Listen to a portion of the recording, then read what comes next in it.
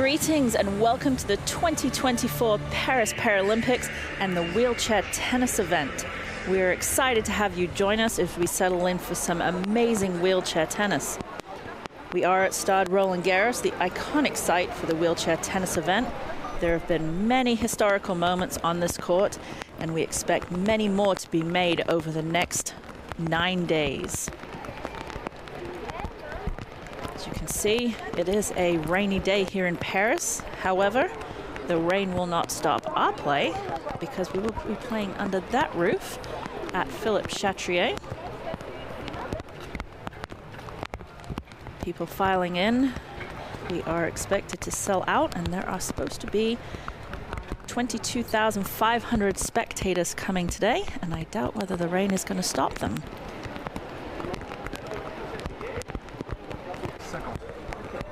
The iconic Rafael Nadal, the king of clay, the king of Roland-Garros. But this week, it's all about wheelchair tennis and the kings and queens that we will see play here, create many memories of their own.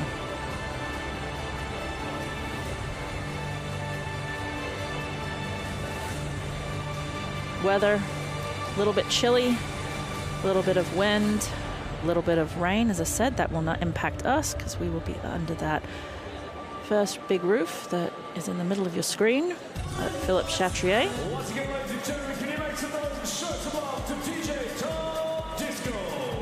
People in the stands are appreciative of the roof.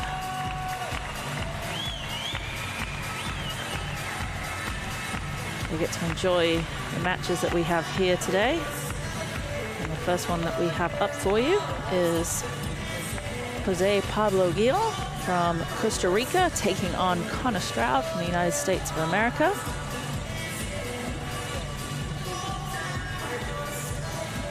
Full schedule of matches on Chatrier today.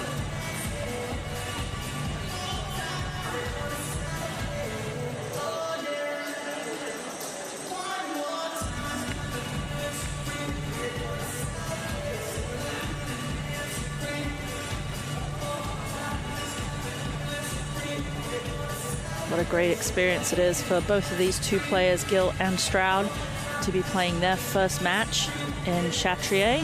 This is their second Paralympics for both of them, their first being in Tokyo in 2021 due to the 2020s being pushed back just a little bit.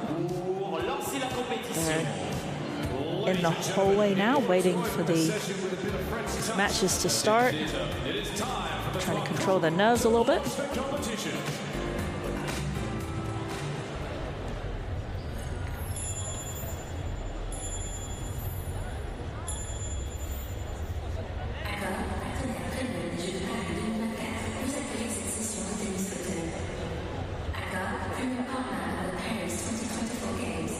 Coup de baton being done by the DE&I director of Accor.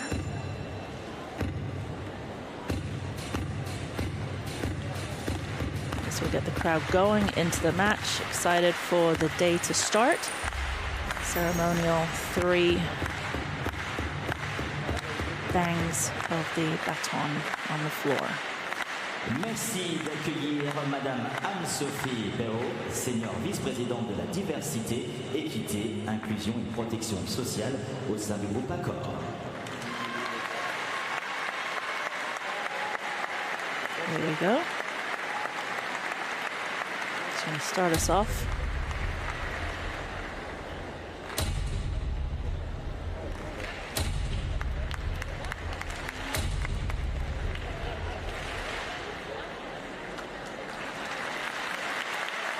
That will get the crowd into it, excited,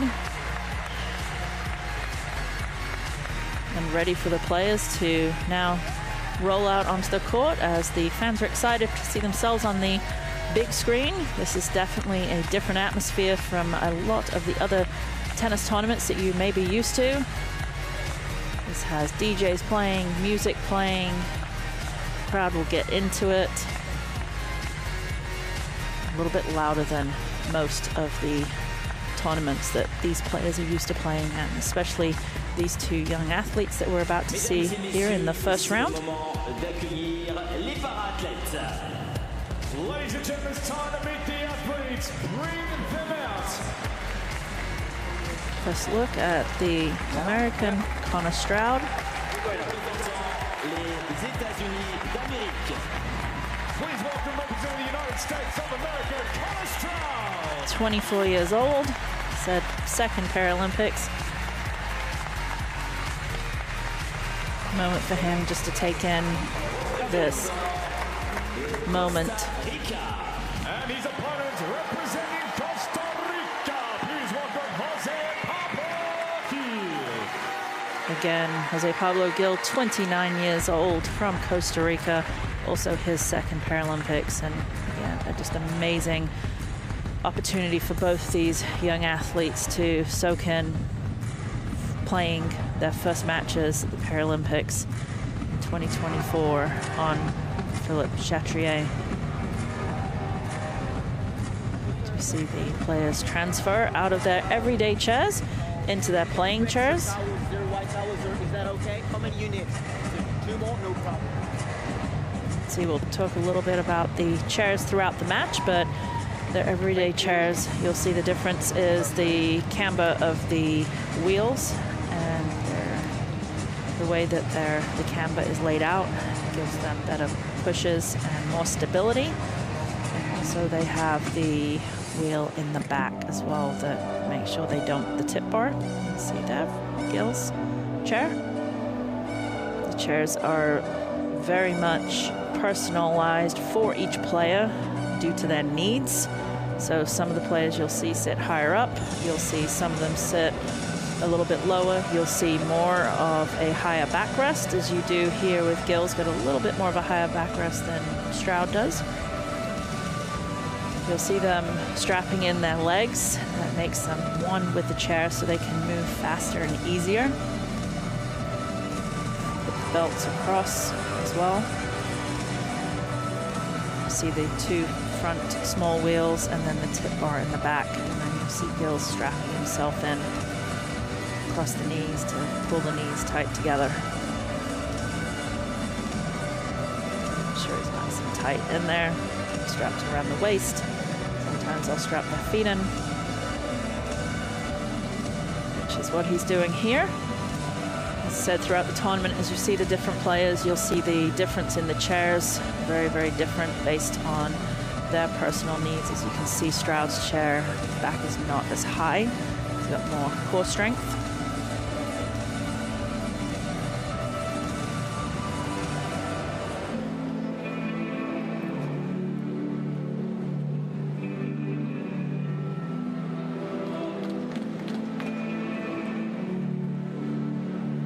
They have just a few minutes, no real time limit for them to get transferred over into their chair, so it's a little bit longer than tennis where they get ready for their matches. Last final preparations before they head to the net to meet with the chair umpire who'll go over the rules for them.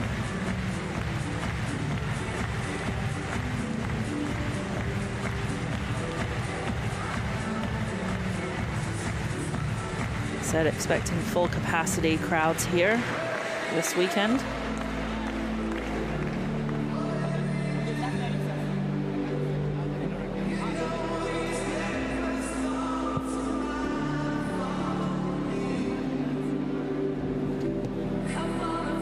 Players just getting their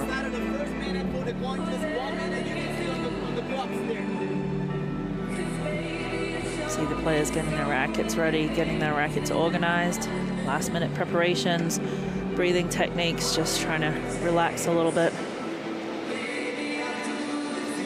Looking around where the coaches are, making sure they know where their coaches are. Can receive coaching. They can't interrupt play, but there'll be a few words spoken here and there. Olympics and Paralympics is all about inspiring the next generation of youth, and this is what these 2 athletes are doing.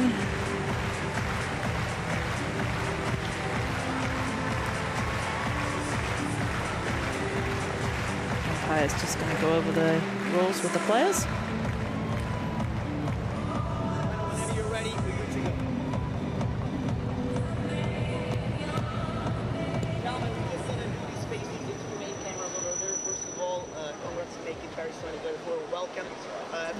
official from Italy, Luca Lugero.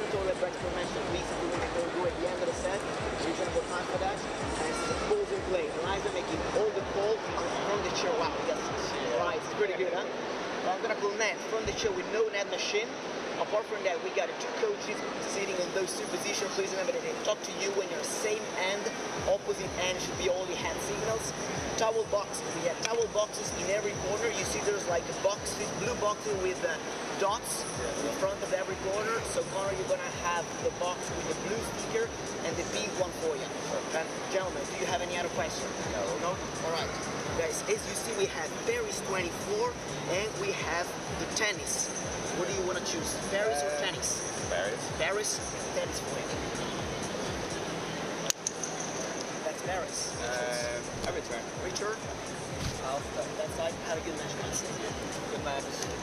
One of the things that you will see the wheelchair players do as well is they always go to each other and either fist bump or high five before their matches. Gilles won the toss and elected to receive. They'll push back to the baseline. Have a short 5-minute warm-up.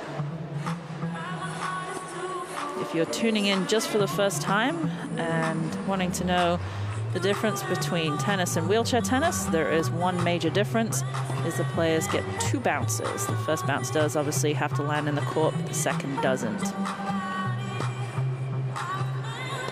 We'll talk through the match about a few of the differences with grips and how the players move and strategy, but the game is played exactly the same. Take a look at Gilles. Now we're taking a look at Stroud. Both players look very, very loose, relaxed, happy, smiling, just warming up here. Looking at Connor Stroud, 24 years old, currently ranked 31 in the world, career high of 23. That was back in August of 23.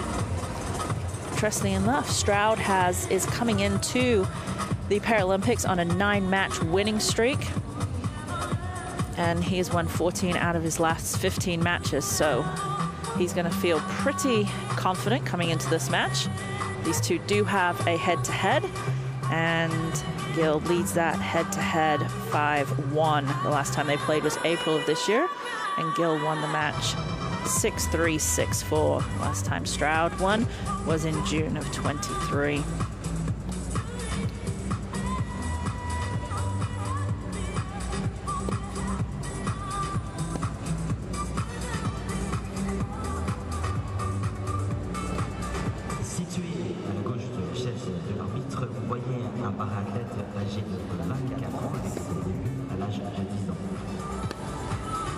Ladies and gentlemen, time to meet the athletes. His first athlete, 24 years of age, born in Roland-Garros, USA, turned pro and started playing at the age of 10 years old.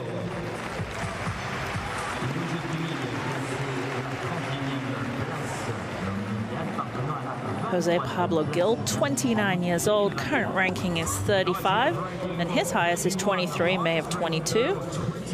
Again, very similar. C'est sa deuxième participation aux Jeux Paralympiques représentant les États-Unis d'Amérique. With 30 career titles to his name, competing here in his second Paralympics, please welcome representing the United States of America, Connor Stroud. Stroud, you hear 28 professional titles, 2 junior titles. And on the other side, Gil has 8 total titles, 1 this year. And Stroud actually has 4 this year. One of those finals, though, was the final where Gil defeated Stroud.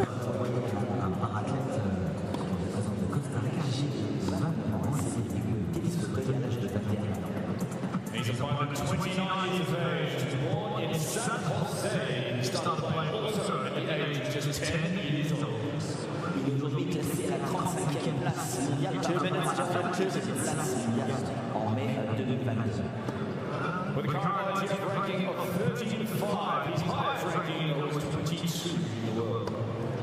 8 titres majeurs en sabre remportés entre 2019 et 2024. Sa deuxième participation aux Jeux Paralympiques représentant le Costa Rica.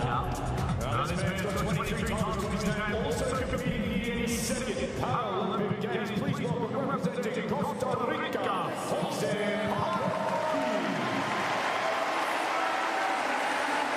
Gil trying to get the crowd on his side right from the beginning, saying, let's hear it for me.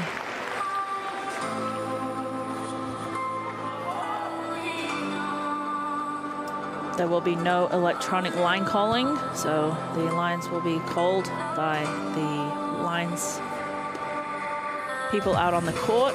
If there are any questionable line calls, then the chair umpire is requested to come out of the chair, and ultimately the chair umpire will decide what is the call. If it is in or out, they can come down as many times as they're requested to come down.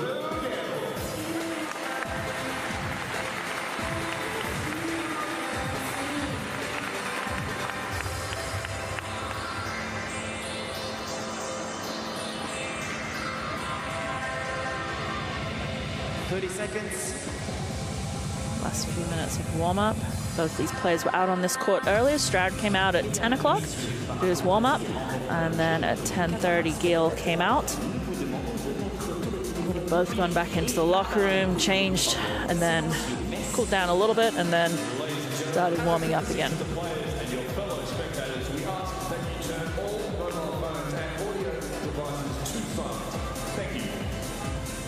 Said this is a little different with the DJ around, and umpire had to wait a second there.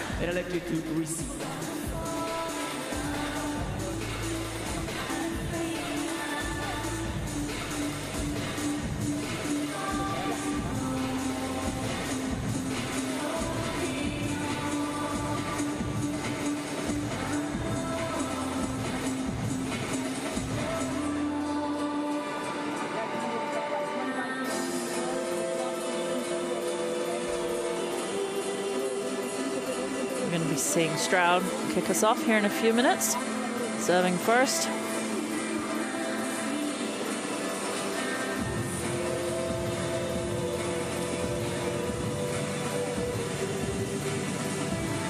Both these players, it would be the most amount of people they've probably ever played in front of. Stroud has played in some Grand Slams before at the US Open, so quite a lot of people go to that and watch that. However, in a stadium this big, probably a first chance as the Costa Rican coach.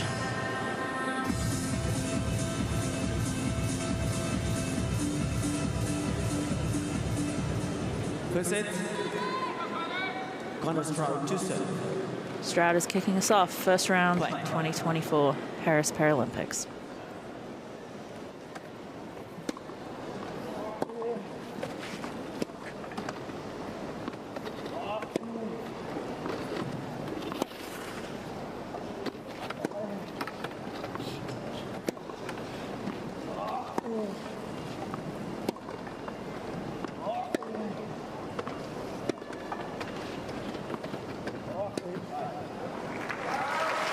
What a great point to start us off. If the match is going to continue like that, we're in for a good one.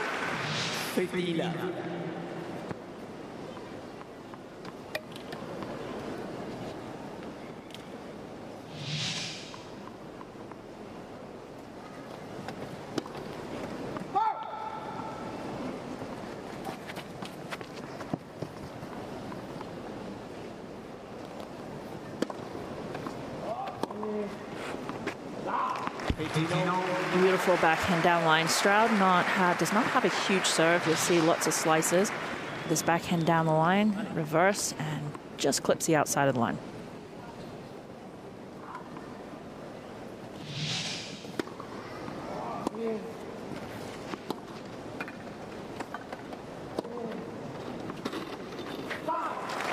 Another big backhand there from Gil. It is a little different with the grips and how they hit the backhand.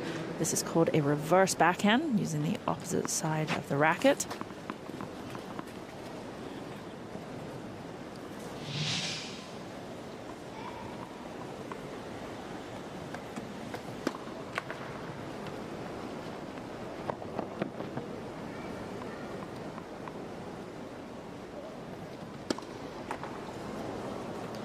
when the players are pushing, they are using a semi-Western grip usually. When they push, their hand is flat, so that semi-Western grip, they're not changing it to the traditional backhand grip. They're actually using the semi-Western, keeping it and hitting the opposite side of the racket, and that's what the reversed or inverted backhand is.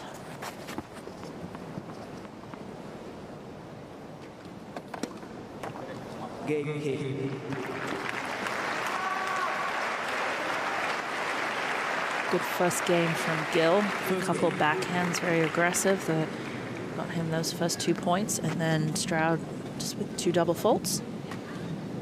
A few nerves there from Stroud.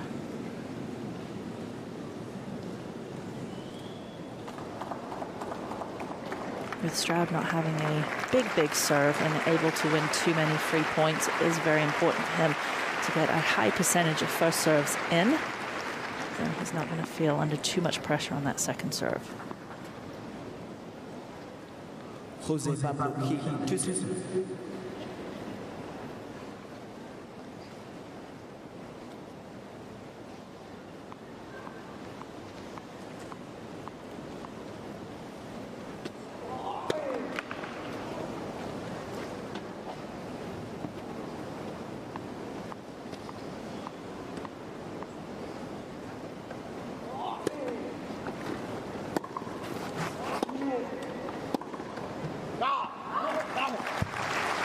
Stroud looking to move in and be a little bit more aggressive in that point. Just catching that ball a little bit late.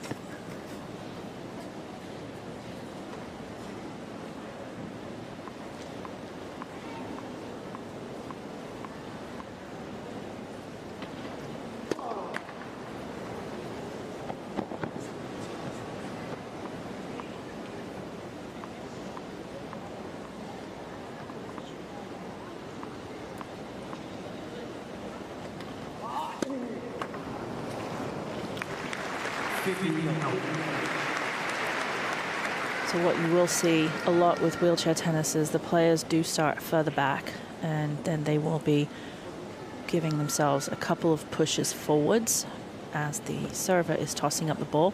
That's no different than tennis, where someone would move forward a couple steps and split step. Obviously, you're not going to see a split step, but it gives them a chance to move forward and get the chair in motion, as we see Stroud. 1 push, 2 pushes.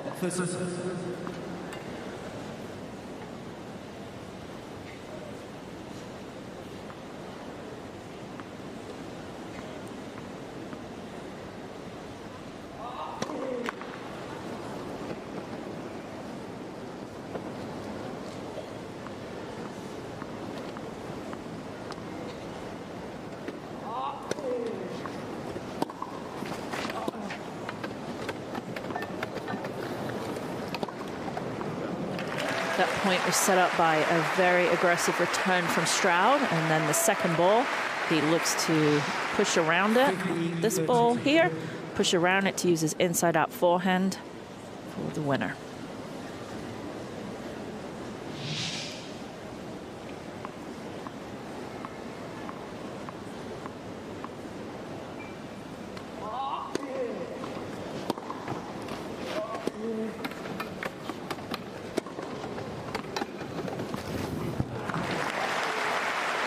Another very good forehand there from Stroud. When Stroud's forehand gets going, definitely his better shot. Uses good height over the net, good spin.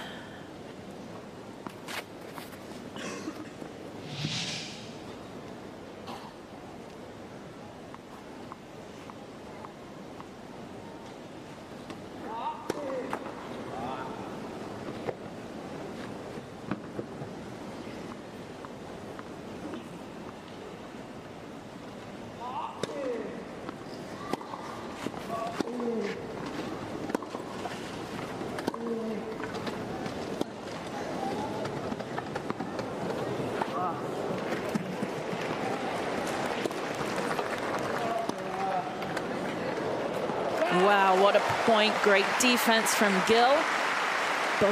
Great point from both players. Stroud getting out of a lot of trouble.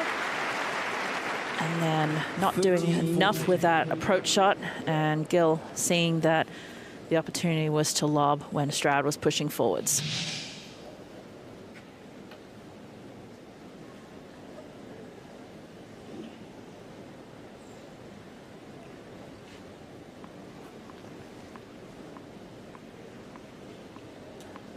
He does a semi-western grip.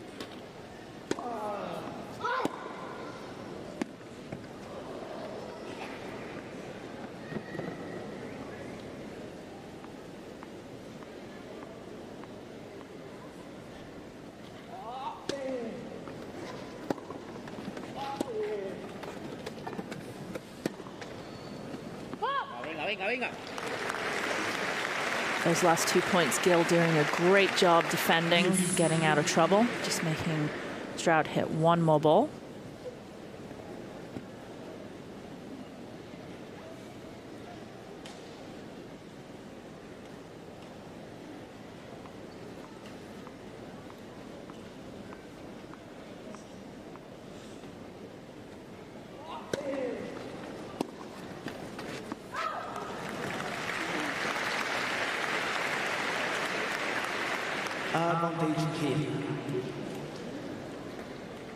You look at the serve of Gil, you will notice after the toss, the left hand will come down and grab the left side of the chair, the wheel. That's to help his balance.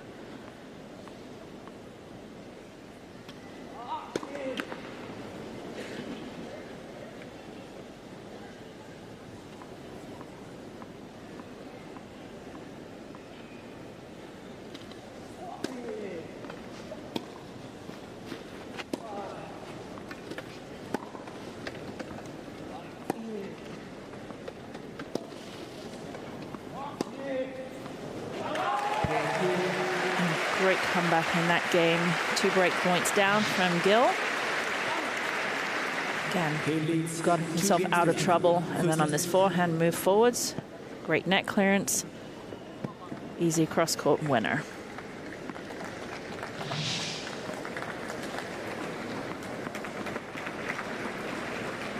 Both these players actually learnt to play tennis standing. Both good juniors, and that was their first introduction to the sport.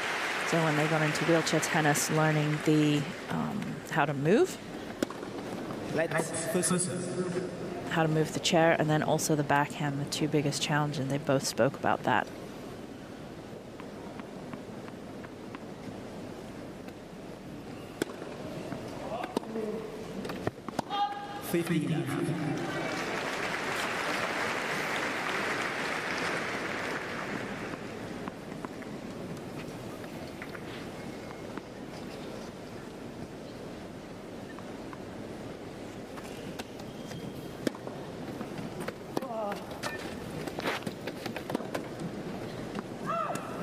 Stroud used the serve really well there. Opened up the court, but just didn't get up to that short ball quick enough. Let it drop a little bit low.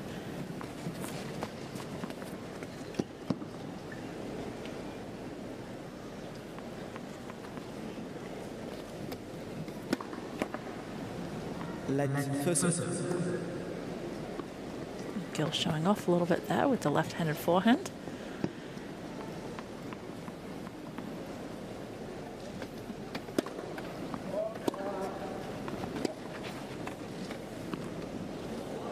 Amazing touch there from Gil, seeing that push Stroud far back, just moved in, didn't have to do too much, but beautiful half volley, lets this ball bounce and just gently taps the ball across the net.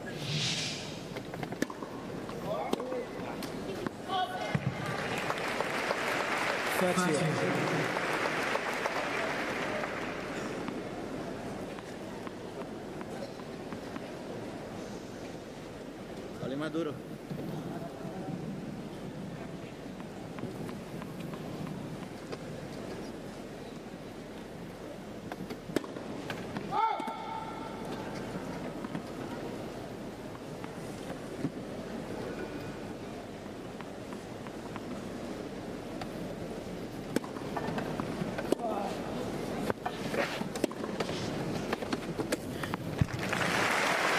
Really good ball from Stroud there. Good net clearance, good height, good arc on the forehand.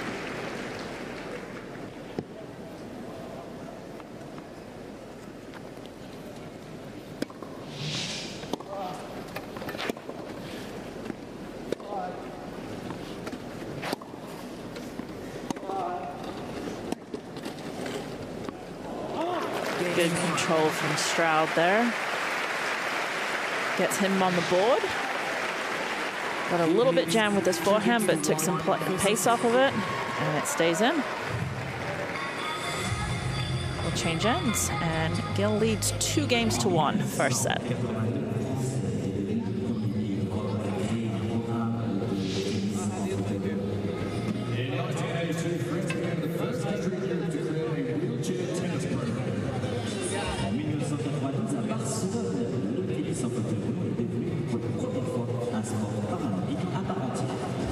And in 1990, when Barcelona wheelchair tennis became a full-fledged Paralympic sport for the first time.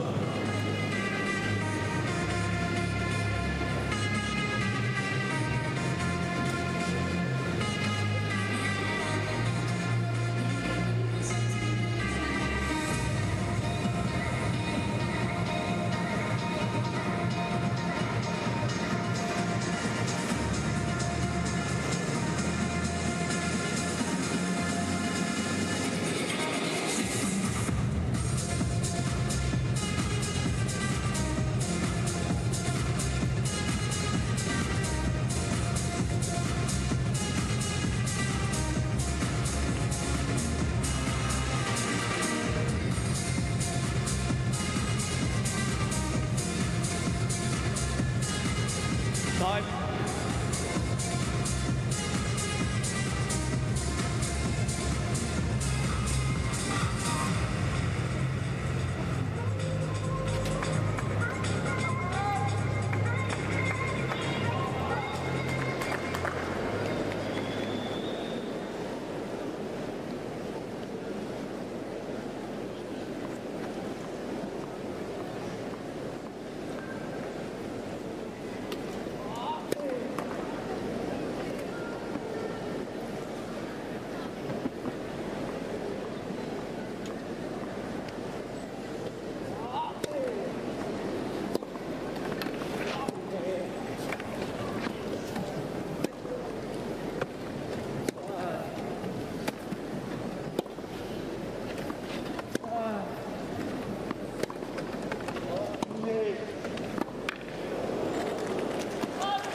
Really good defense so far in the set from Gil.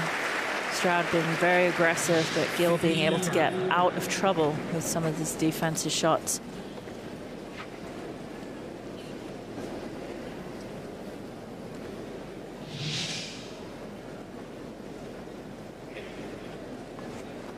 Close up of the front wheels and the tip wheels. See when he tosses the ball up that those tip wheels are very important. Beautiful backhand. It is very hard after you're serving. A lot of times it's actually easier to break the serve than it is to hold, because after you've served, usually you've got to recover, and you've got to usually do a figure eight, and it's very hard to do that. So taking the return early is a good play.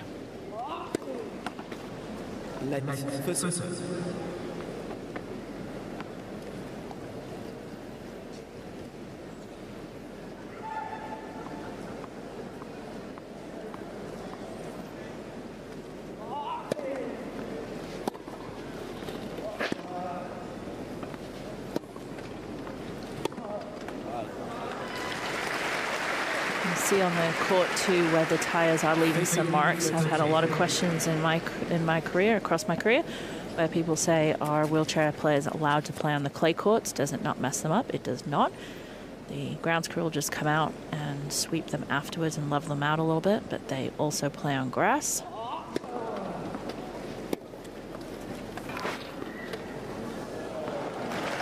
So they play on all surfaces. They play in all the Grand Slams, and the International Tennis Federation has a full tour, over 160 tournaments across the world that include clay, grass, and hard courts.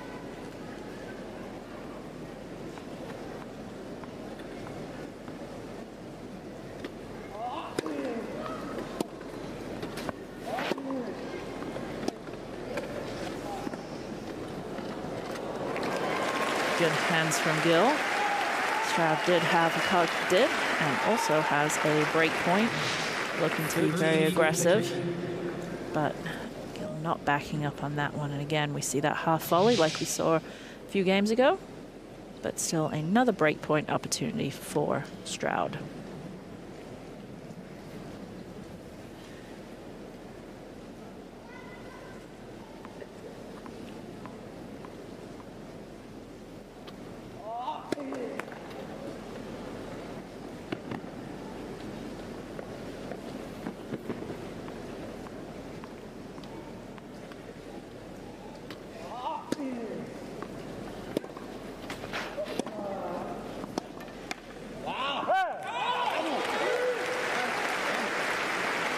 Not a terrible return from Stroud, really pushed forwards, was aggressive with it, but Gill was able to, again, take that ball and counter it back.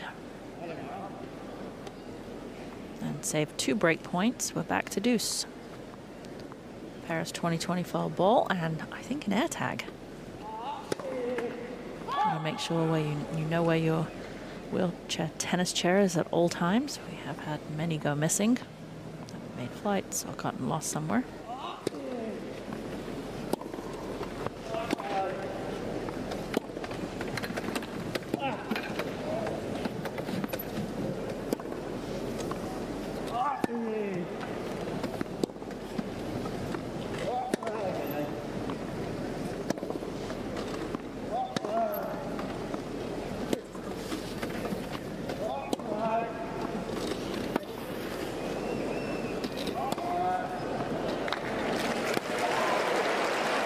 Great point from both players. Again, Gill getting out of trouble defensively and then moving forwards and taking a semi-swinging volley.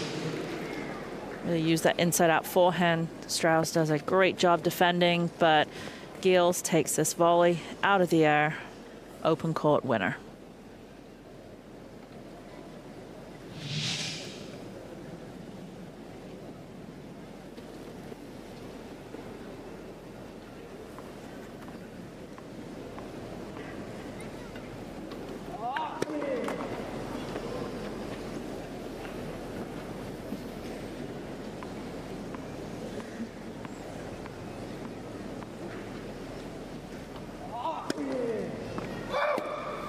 You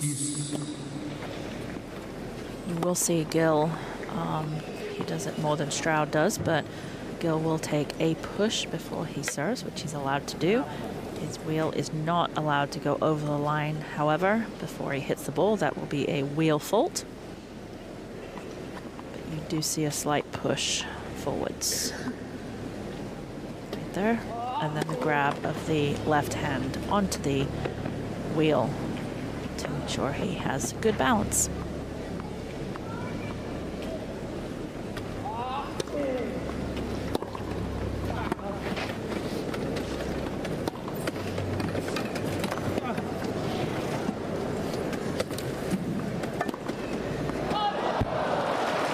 Again, great defense from Gill. That's really keeping him ahead in this match. Stroud had the point right on his racket, but this get right there made Stroud just hit one more ball, and he just misses it.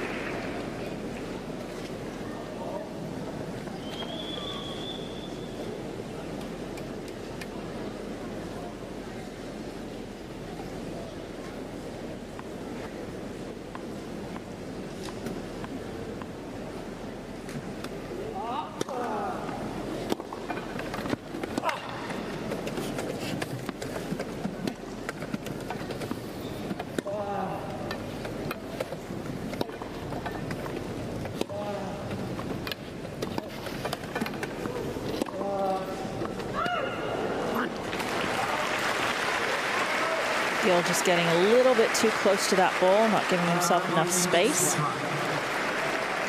And this gives Stroud break point number 3 and an opportunity to tie it back up.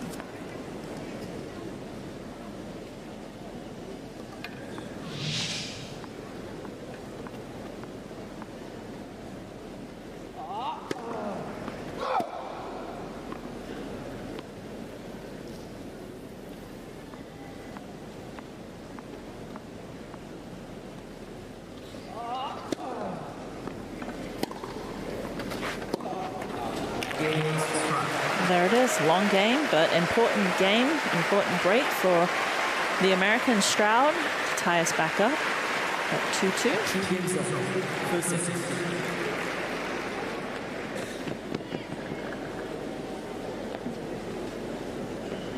Both these players by now would have kind of flushed out their nerves and be a little bit more relaxed.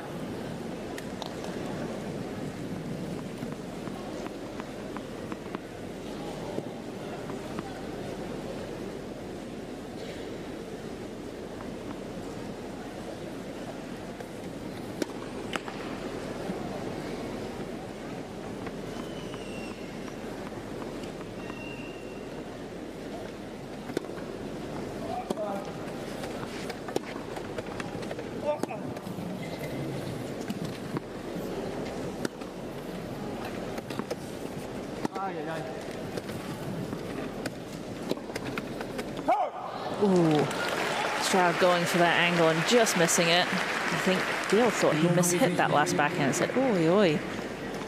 But again, great defensive skills from Gil.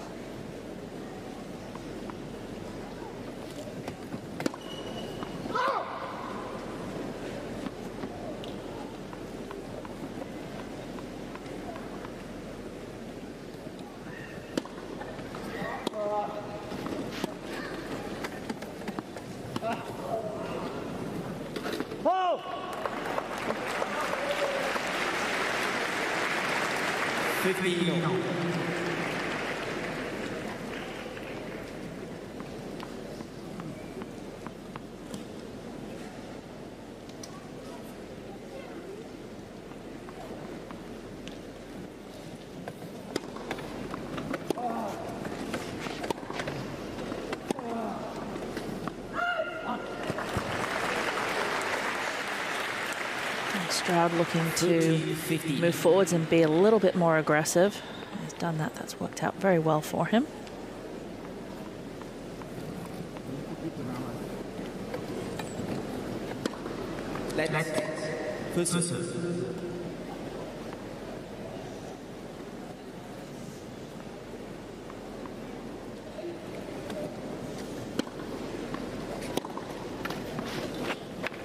Gil there with 3 pushes forward and taking that ball on the rise, and he likes that backhand.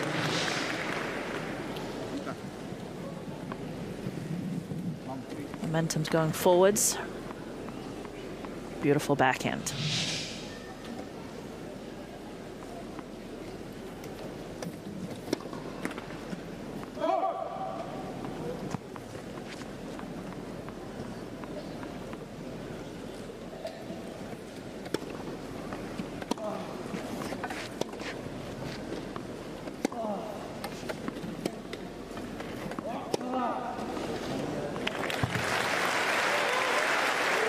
Gil staying on that baseline, not backing up too much, was able to take that ball on the rise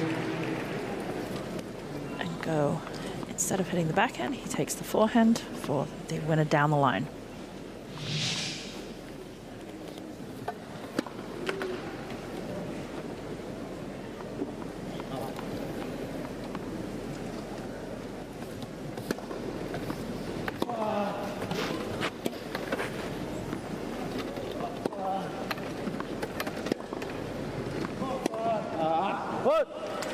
Over-rotated on that forehand. So a little bit of a chuckle.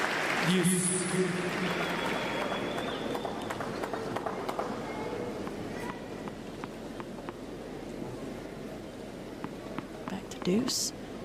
Gil's had 2 breakpoint opportunities. He's 50%.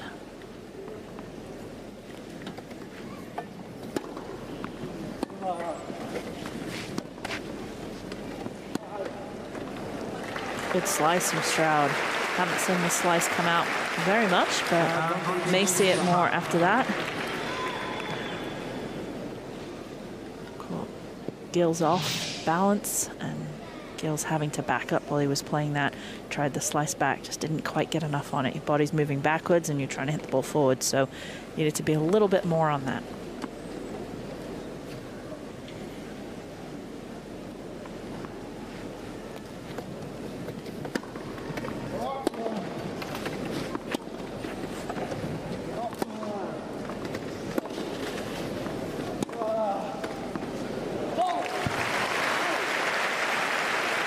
Feels quite comfortable taking that ball on the rise, not backing up on that forehand. This very next one, we'll see him move forwards and hit that inside out beautifully.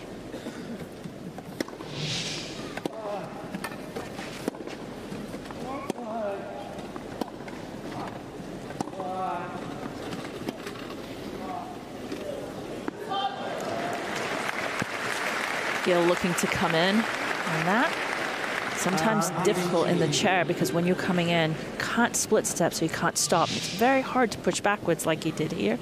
He was hoping that ball went out, and it did. And break point number 2 in this game for Gill.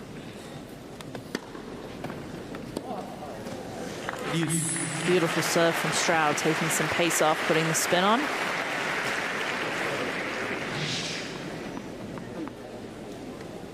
Close up there of the pushing. That's that semi-western, almost western grip there.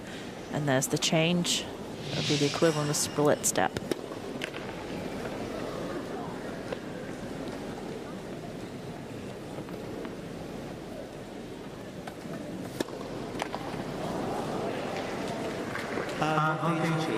Double fault number 3 for Stroud.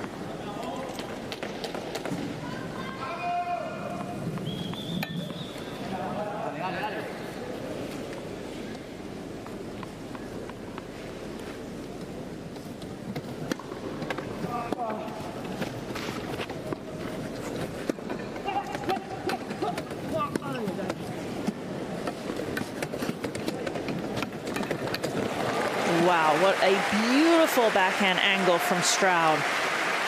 Pulled Gill way off the court, took his time, and was able to just roll that ball and create such a beautiful angle.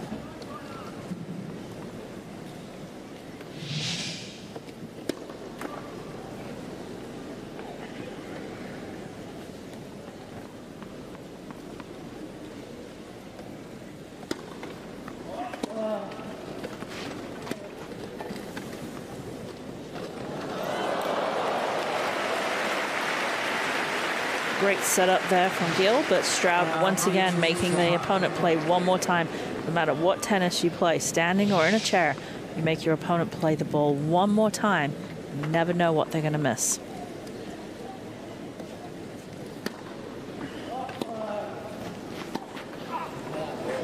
That was a good hold for Stroud. Beautiful serve, took that next backhand on the rise and was able to push it down the line. And Stroud leads 3-2, first set.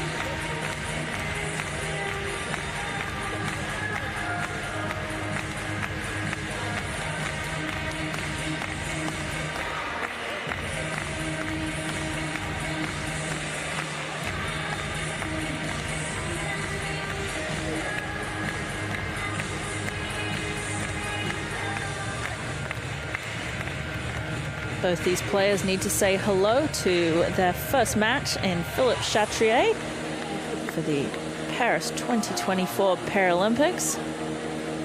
Time. And what a match we've got so far. Jose Pablo Gil from Costa Rica taking on Connor Stroud from the USA. Stroud leading 3-2 first set. They can both talk to their coaches now. They're the same side. So a few words of wisdom. Don't want a lot, just a few.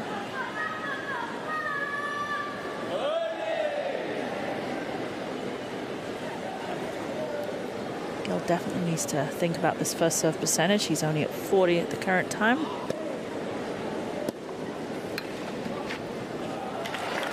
Stroud really looking to move forwards, to push forwards and take the ball on the rise. And that number for Gil is not going to be that great at 43%, and he's only winning 22% of those points. So something he needs to work on for this first set.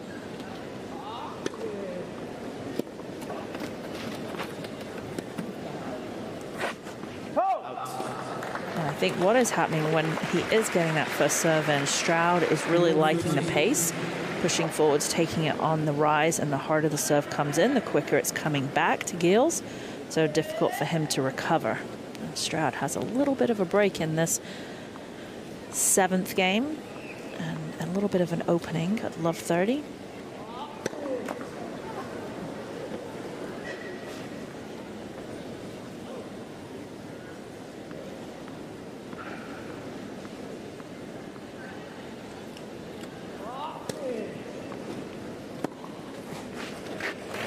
Stroud will take care of that one. Interestingly enough, the points won on second serve is more at 62% for Gil. Obviously that didn't help there, but Gil has done much better with the second serve than he has with the first serve. Stroud has 3 break points.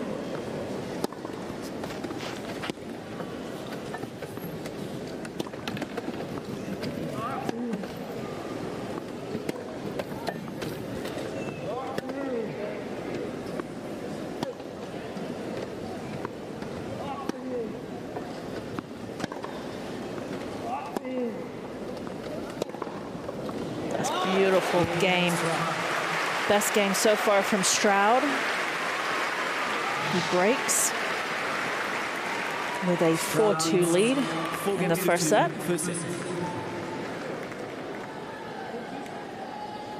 Stroud really finding his rhythm and finding the court too. He's really playing in control of the center of the court. He's got Gil pushing all over the court. He's pushing him way outside even the doubles alley. And then he's moving forwards and taking the ball really early. And when he does, he's still playing very high percentage.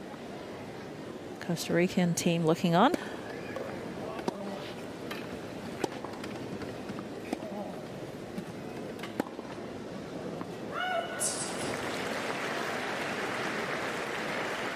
Costa Rican team's going to be trying to tell their player what to do slightly different, what he needs to focus on.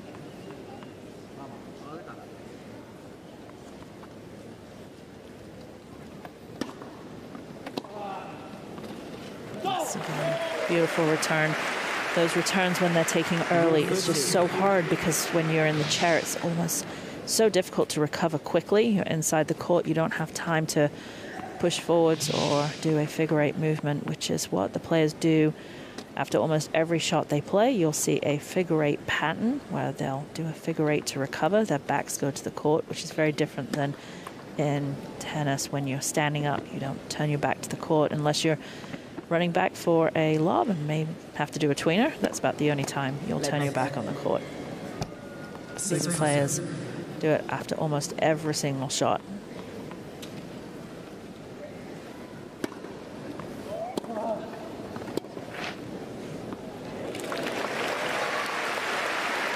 Stroud catching that forehand slightly late, but understanding he's out of his position, out of his strike zone, so taking a little bit of pace off. And the ball comes down for that forehand winner.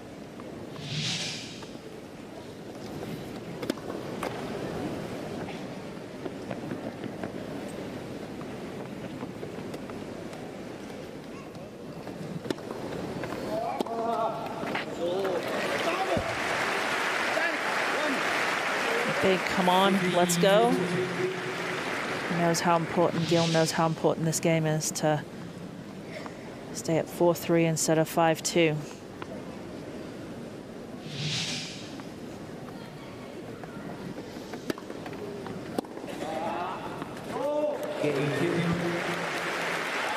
New ball splits. Stroud leads 4 games to 3. He does. He takes that return nice and early again down the line. Backhand winner for a breaker serve, but he still is down 4 games to 3. First set.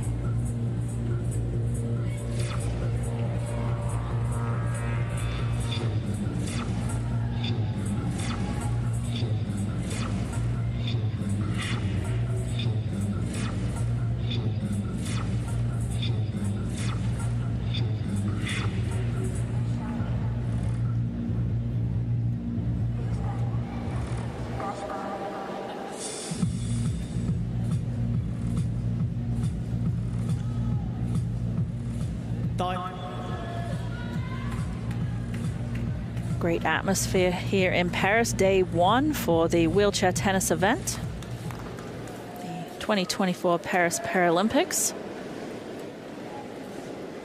Jose Pablo Gil taking on Connor Stroud.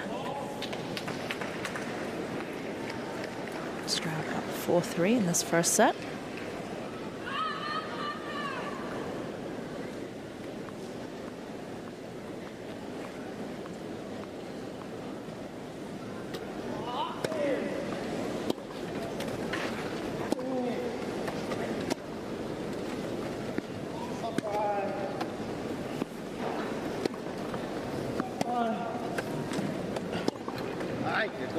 Stroud doing a great job of moving around that backhand for the forehand.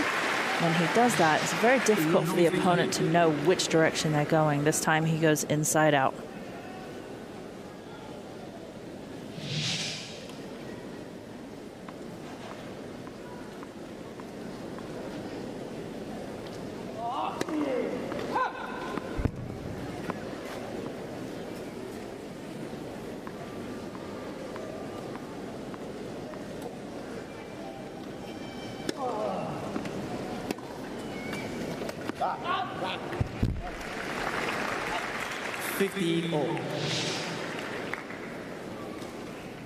Player has to move out of the way of that ball. If the ball did hit the player, then he or she would lose that point. So Gil needed to get out of the way of there to win that point. Ball was out.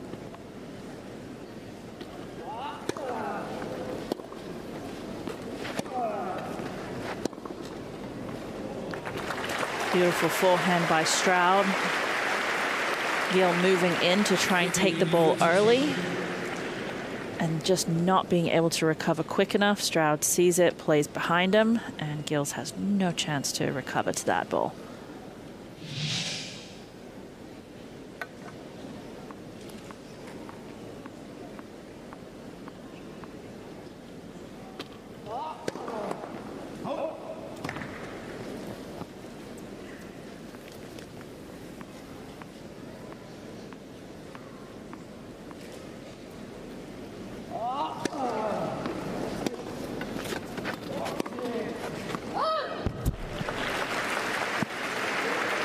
Gil's going for a little too much on that forehand. Again, he needs to look at the serve. The first serve percentage is only 46%, but he's only winning 15% of them when he gets it in. So his second serve, he's winning more points on his second serve than he is on his first serve. So he probably needs to start thinking about the placement and the speed of his first serve. I think Stroud is reading the first serve so well and using it to his full advantage that Gill may need to think about putting in some second serves as first serves.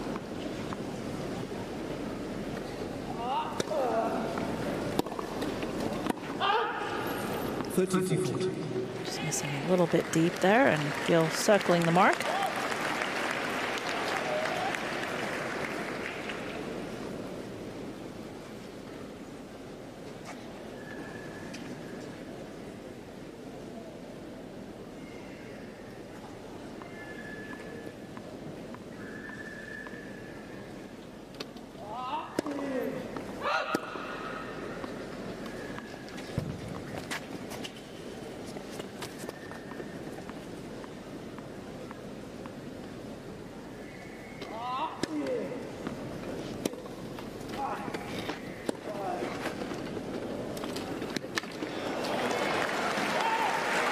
Good backhand from Gill.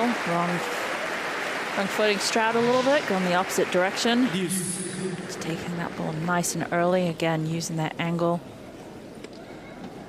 Stroud not able to do anything. I'll get to that second ball. Back to deuce, saves 2 break points.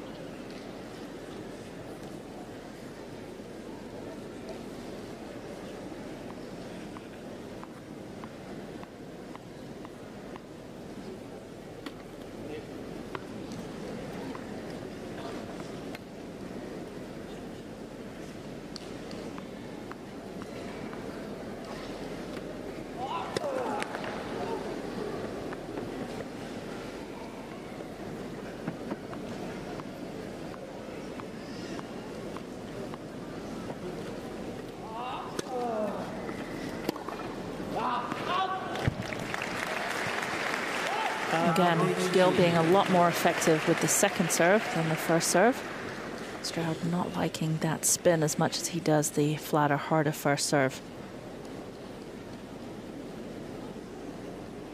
Dewey Stroud on the left, his father and coach, and Kevin Heim, one of the Team USA coaches, sitting next to him. And there's that first serve again that he's not having any luck with so far in this match, but beautiful return from Stroud.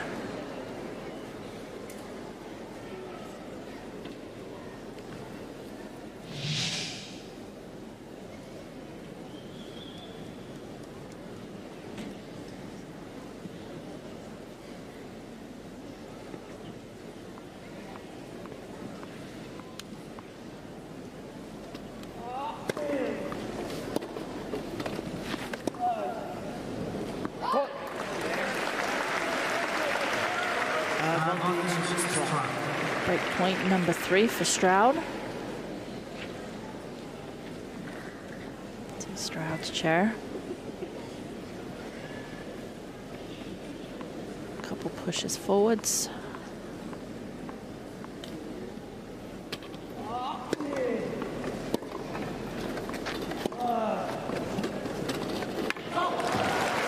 That time the first serve did work. Stroud did push forward. Pretty aggressive, just not doing quite enough with the return.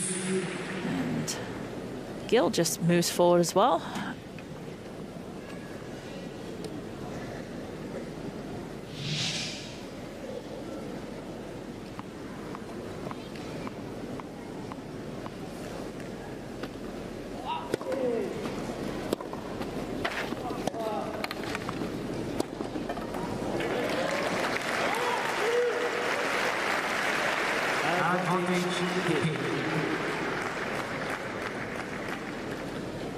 Gill soaking up every second of being out here, just enjoying the experience, but also enjoying the process.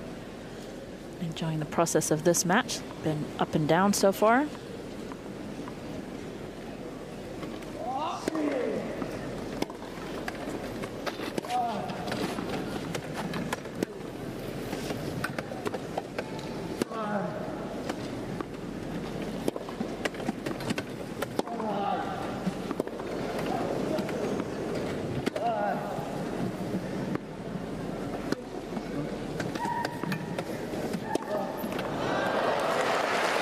Defensive skills of Gill in that point were amazing and got him the ball that he wanted, but Got a little too close to that forehand. He wishes he could have that one back.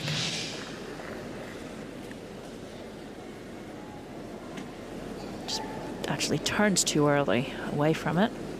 Pulled off that forehand. Back to deuce.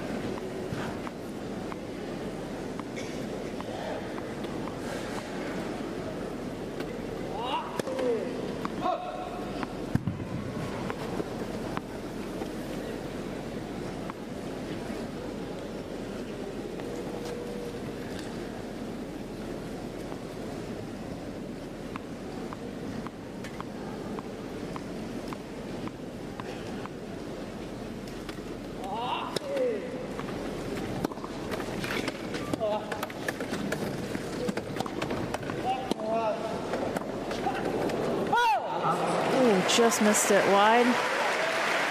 Got jammed, got caught in no man's land. Had to make a very awkward volley. Tried to control it, take the pace off. Again, great defensive skills from Gil. You can see him pushing and turning and fighting for every single one of those pushes.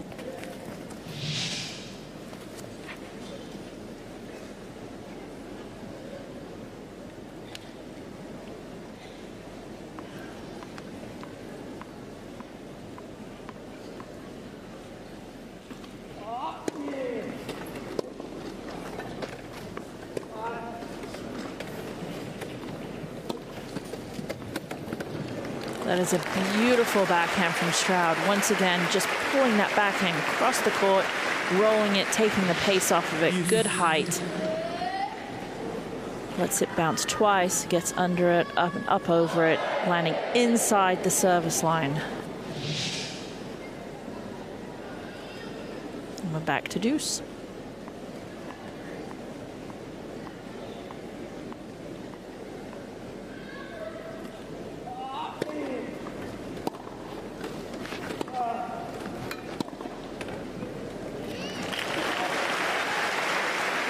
Good forehand by Stroud, pulling in Gil's. Was taking the ball. Gil taking the ball nice and early, and then Stroud, seeing he gets trapped inside the court and uses the angle.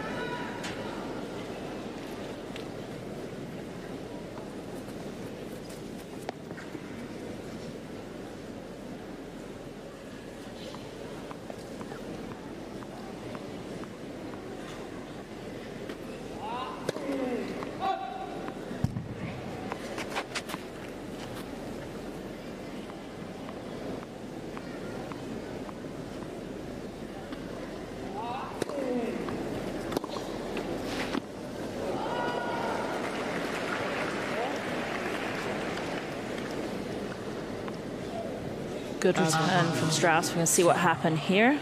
Right up the middle, right at the body. And Gil could not get out of the way. He was trying to, but the ball landed well inside the baseline anyway, but wasn't able to get out of the way of it to even have a play on that. And that gives Stroud his 5th break point opportunity.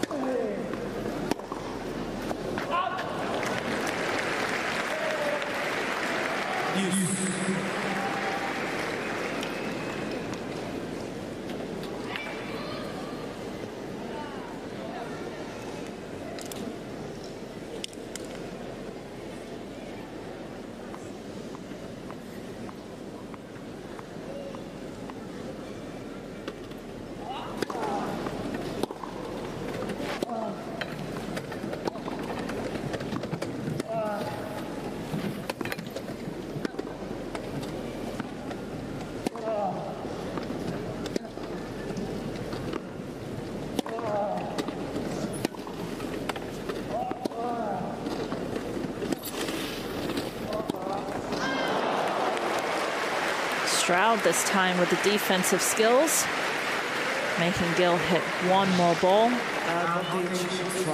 This one, Gil in a good position, just cuts it a little bit too much, comes down on it. And 6 break point opportunity.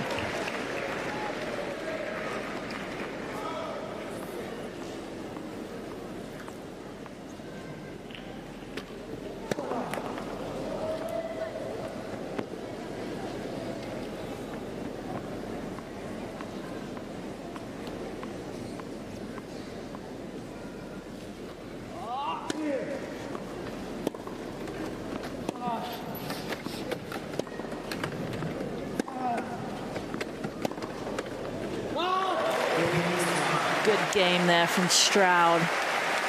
Not wanting to back up, take that ball early on the rise. Both the players inside the baseline. If you notice, Stroud did not have to go too wide for that, but just catching Gil out of position, not being able to recover.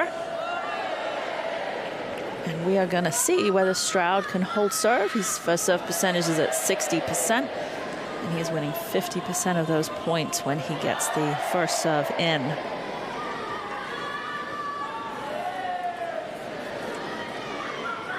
Merci.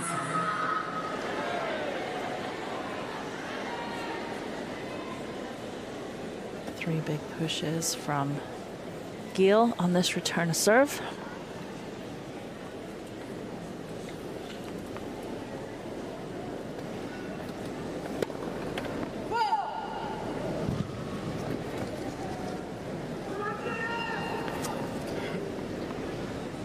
Moves in a little closer for the second.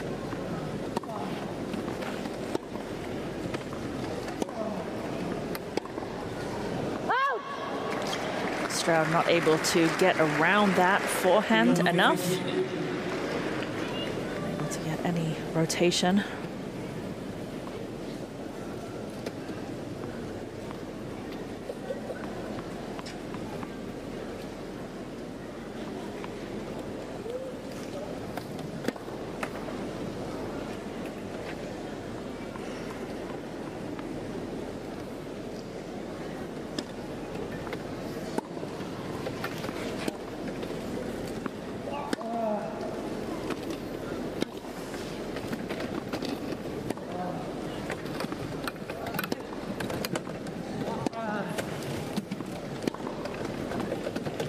Yeah, beautifully set up point. Again, that backhand cross-court angle really setting up Stroud very well, setting up the point.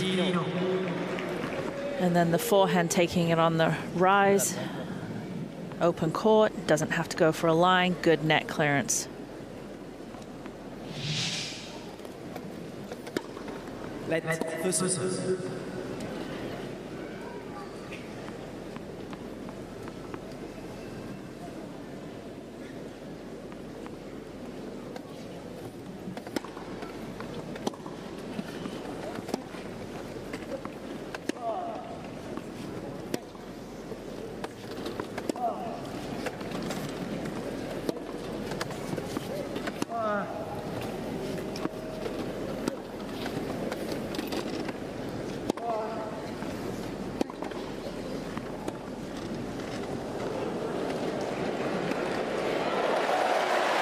Great push from Stroud, able to get up there nice and quickly. Was able to have the choice of where he was going to put that forehand. Took his time, waited to the last minute, and then the forehand cross court.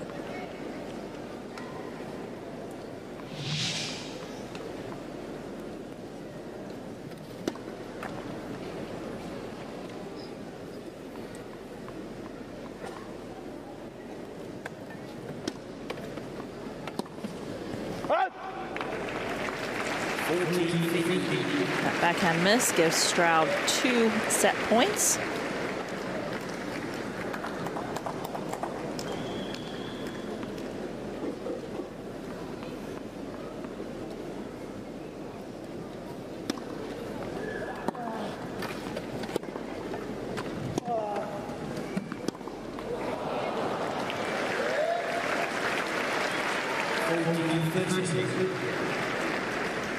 Still another set point for Stroud.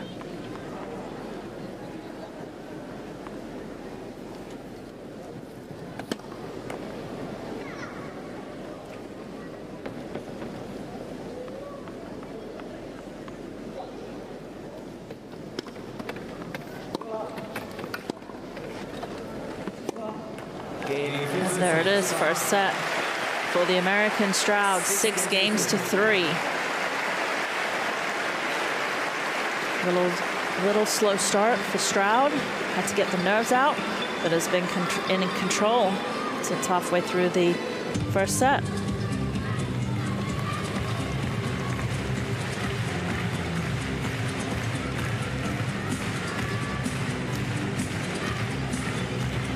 Look at the match stats. First serve percentage actually went up. The unforced errors from Gill, 17, and total winners, 13. And there's the story right there. The Connor Stroud's unforced errors, 14, but 20 winners. You have that, more than likely you're going to be in a good position to win the match. Always want more winners than unforced errors.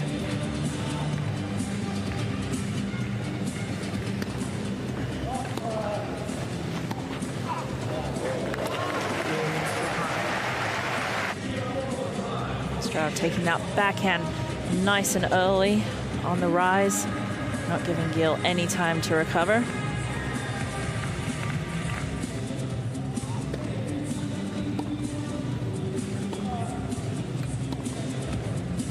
Does that forehand angle, really using the singles line well, hitting through the singles line, opening up the courts.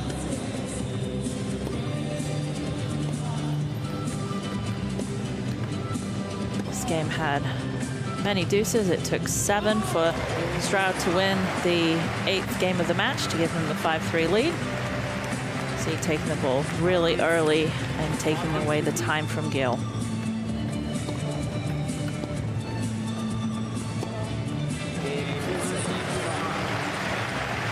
That gave Stroud the first set, 6-3.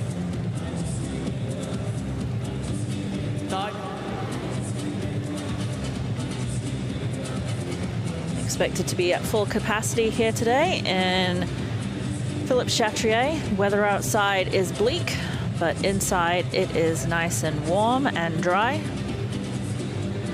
We love our DJs. Crowd loves them. I'm sure the players like it too.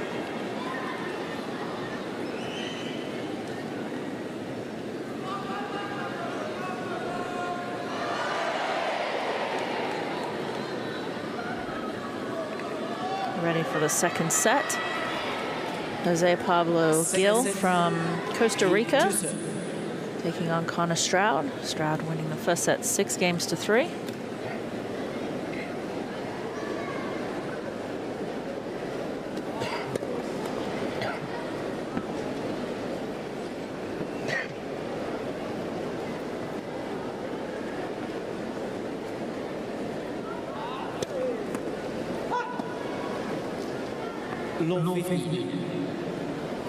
See what Gil is going to do in the second set, see if he's going to do anything different. Just going to change his strategy somewhat. Still think the first serve percentage and points won on first serve is something to think about.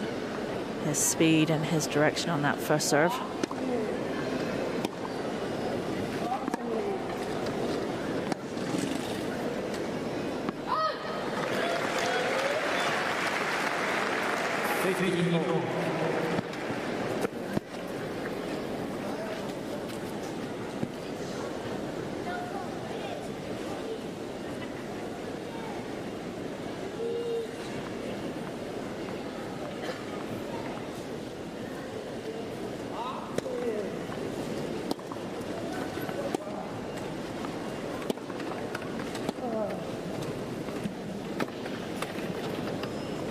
Definitely saw that backhand coming.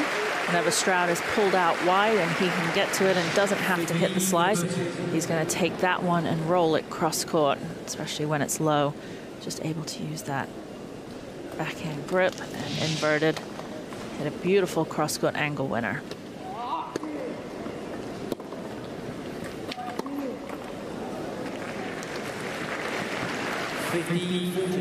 And Stroud off to a quick start in the second set with 2 breakpoint opportunities.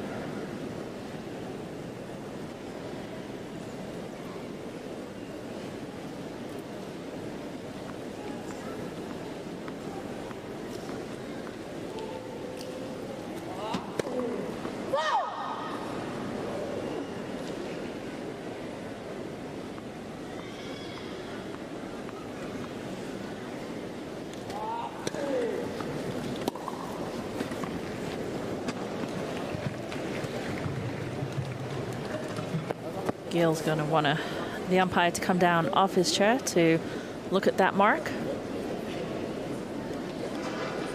Sometimes it is difficult if the chair's in the way for the linesperson to call it.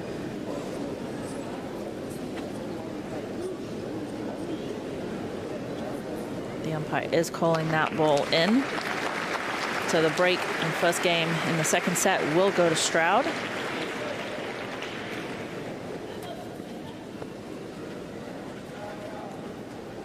Stroud. First game, second set. Stroud does have tennis all across his family. His parents own a tennis club in North Carolina. They both worked as tennis coaches. And his sister played college tennis, so.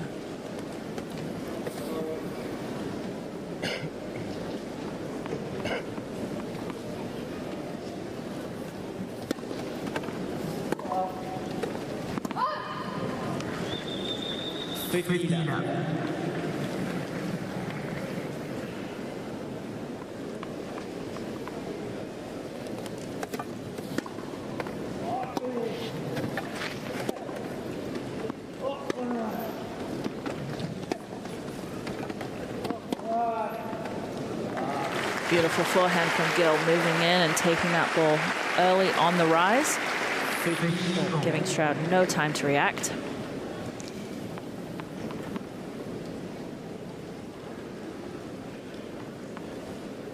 Great pushing through that forehand.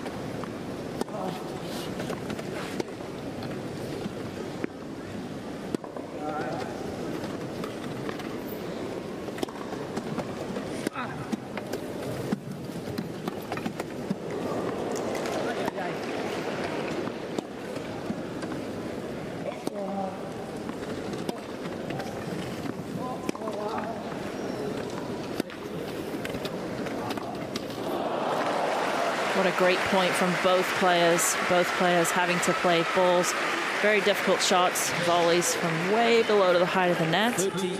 Stroud just being able to control that point a little bit better than Gill did.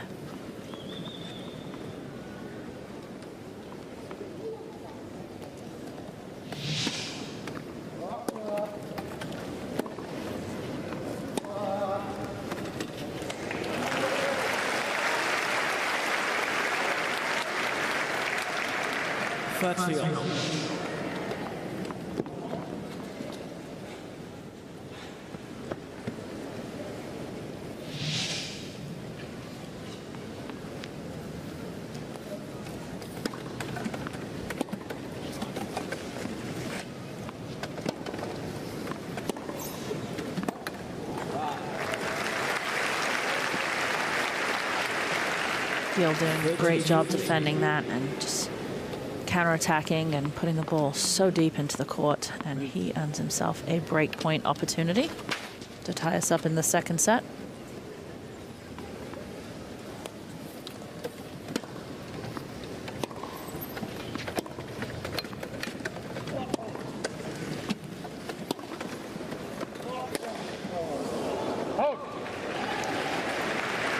Slight mishit on that forehand. Gill does pull off to his left really quickly when he hits that forehand, so a lot of the unforced errors on his forehand are coming when he does that. Obviously, when you're standing and playing, you can pull off the ball, but the same in the chair, you can pull the chair around too quickly. See his body almost facing off to the left side before he even hits the ball.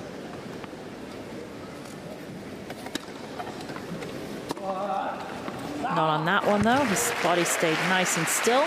Didn't over-rotate. And second break point opportunity for Gill.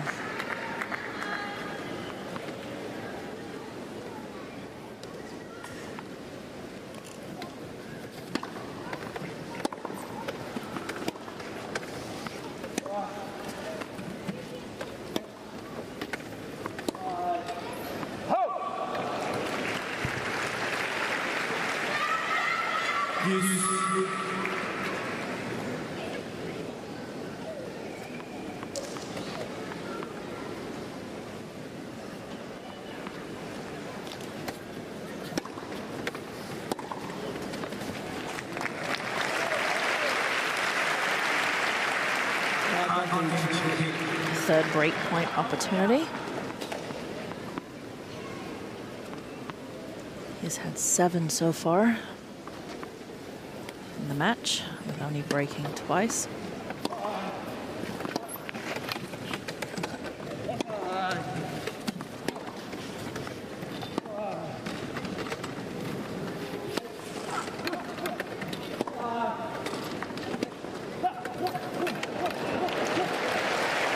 Oh, Gil almost got there.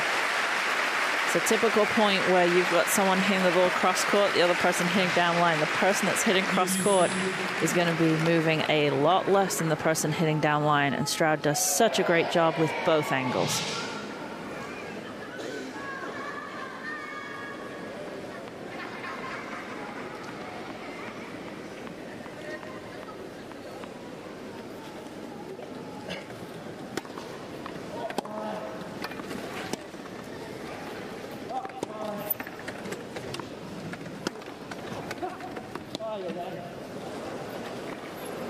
Gil taking a chance there, hit the ball short but pushed forwards, and Stroud saw he was out of position, was able just to get it behind him.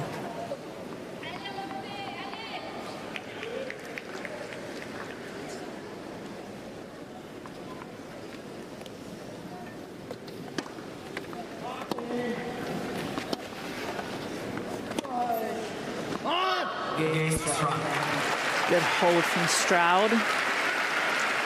He's going to be pretty confident. We did talk about him coming in on a 9-match streak, and then 14 out of the last 15 matches, and the only one that he lost was in the French Riviera to Kita Oda,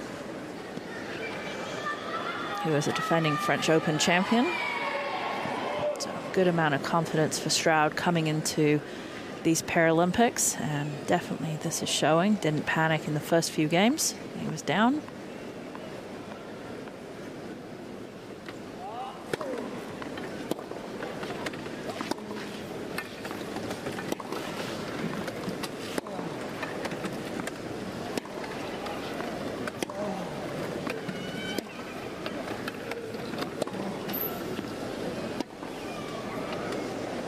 That's such a perfect lob by Stroud. The awareness of where his opponent is on the court. Gil looking to come forwards. Very, very difficult to come forwards when you're in the chair. There's no way to really stop yourself, and then impossible to get back for that lob.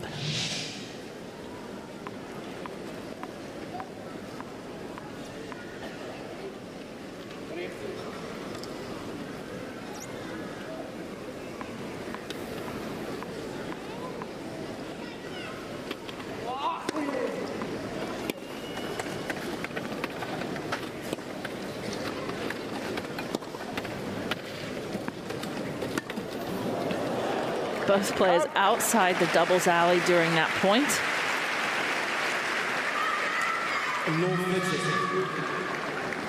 Way outside the doubles alley, and Gil's having to hit a ball way above his head with his back to the court, near impossible to execute.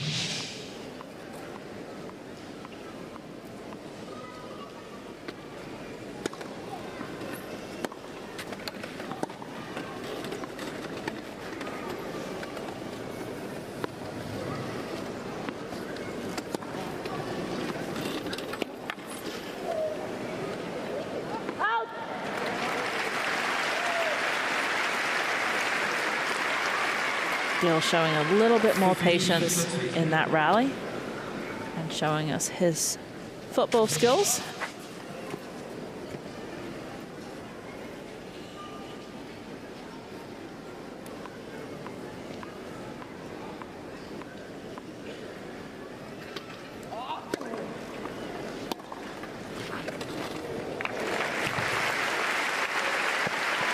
Stroud pushing forwards, taking that backhand down the line that we've seen a couple times, taking the pace, staying nice and sideways.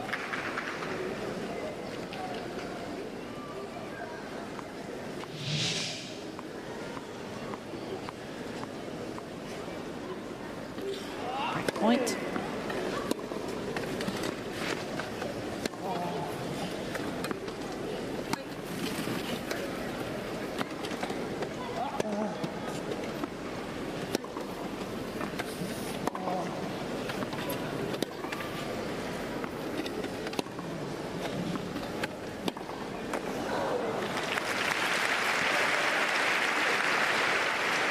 Saves one break point. Very important for Gil to try and get on the board as quick as he can in the second set. Don't want your opponent to feel so much confidence, and a set in 3-0 would be feeling pretty confident.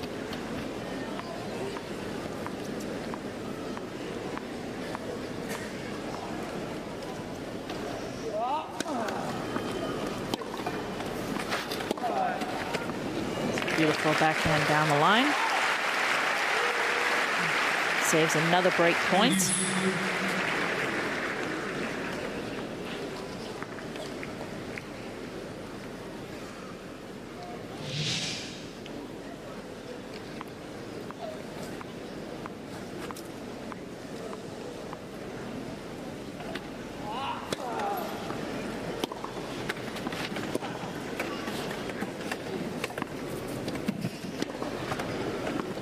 That's beautiful play from Stroud.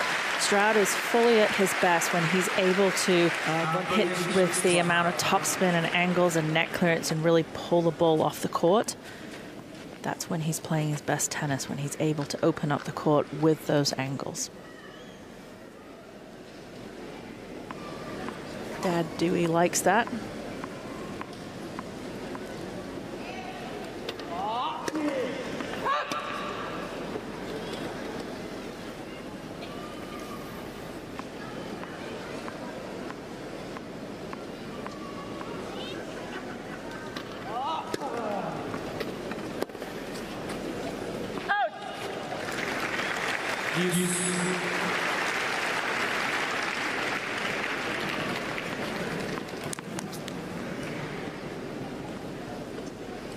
Both these young gentlemen learned to play tennis standing, and so they've talked about the importance of their chair movement and then the inverted backhand, because those are the two most difficult things when you're playing in a chair.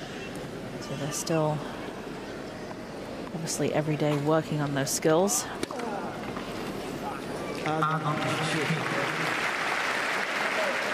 That is ace number 1, and at a great time for Gil.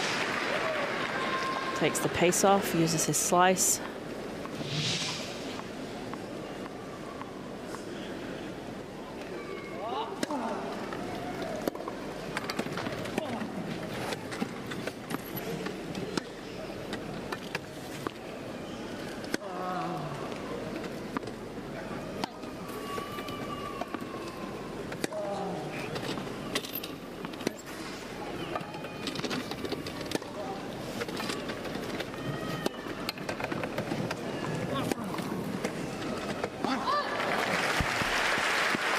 Good defense from Stroud in that rally. Having to throw the ball up just to give himself time to get back into the rally, which he did beautifully. As you will see, the players put the balls in their spokes.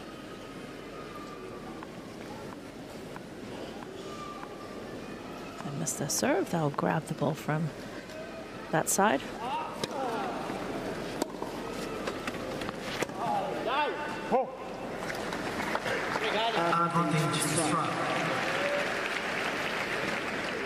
Fourth break point opportunity for Stroud in this game.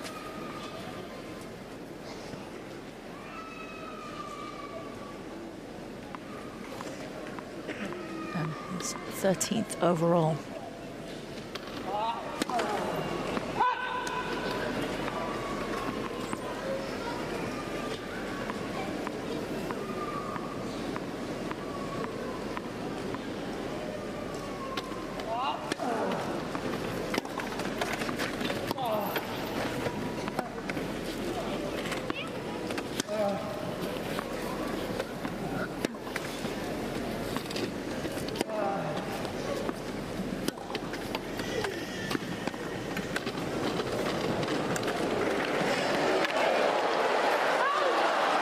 Good pushing from Stroud. Just couldn't quite get there to do anything. You saw him pushing and then changing the grip to go get the racket out way in front of him to try and get that ball before it bounced for the third time. Just couldn't control it when it got there.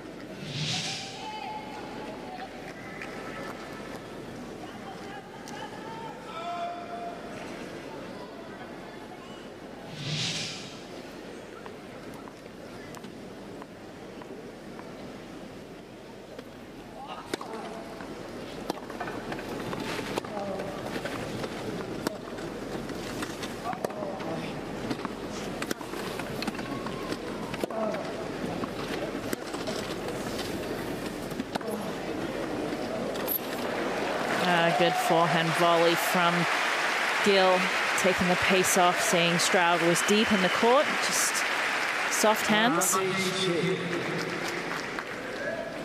Good underspin, so when it hit the ground as well, stays nice and low.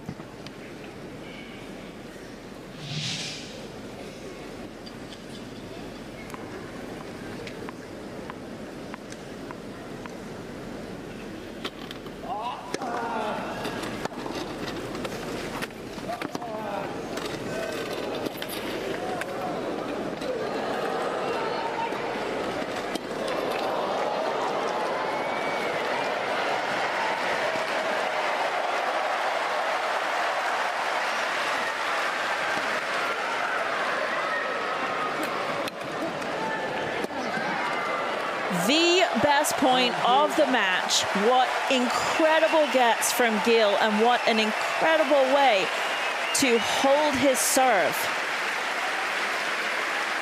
Best point of the match.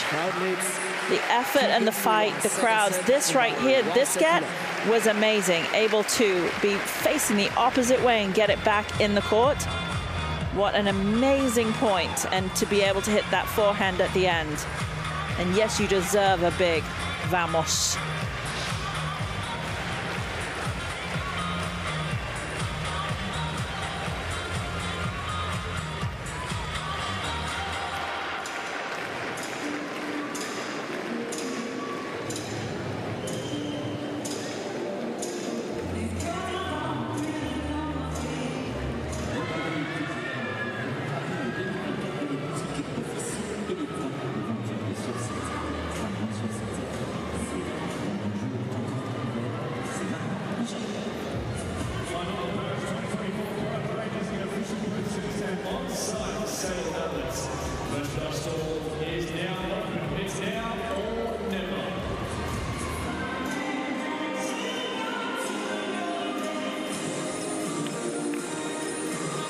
Lots of people out here expecting a sold-out crowd for these next 9 days.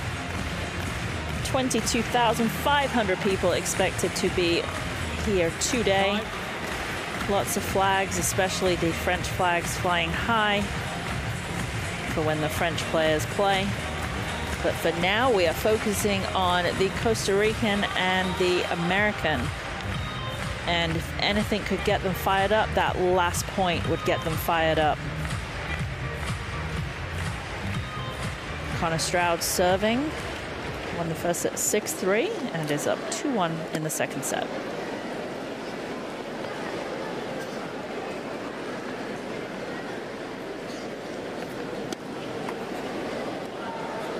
No 50.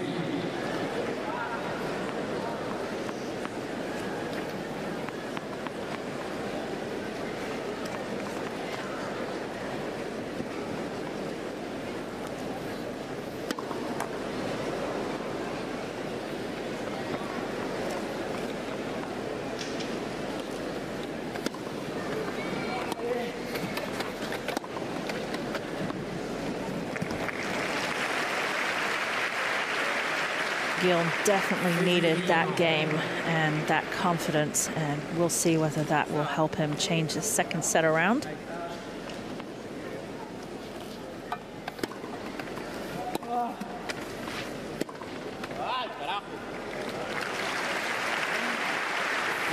Gil moving to take that ball early and just not being able to do enough with it, and Stroud just able to go back behind Gil.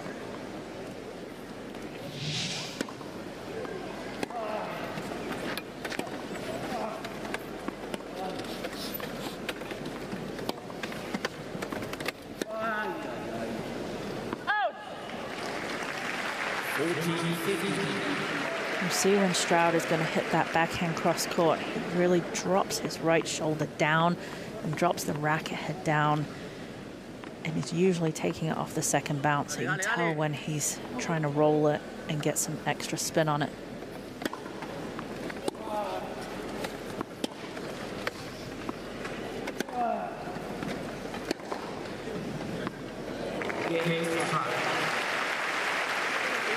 Nice Easy hold for Stroud, feeling confident. 3 games to 1 second set.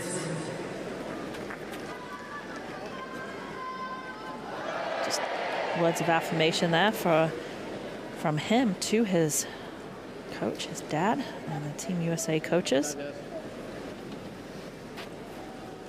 Wouldn't be telling him too much right now, except keep doing what you're doing because it's working very well.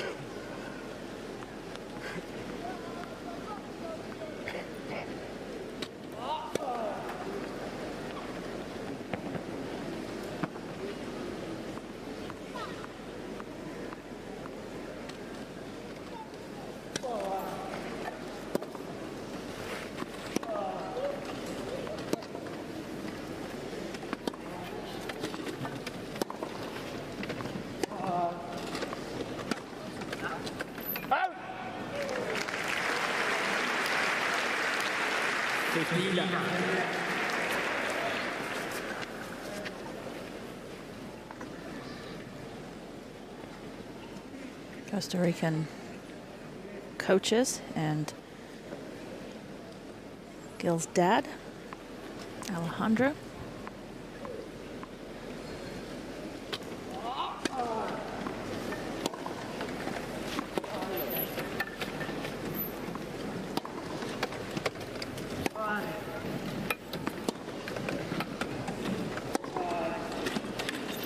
Yeah, beautiful shot from Gil taking the ball on the rise.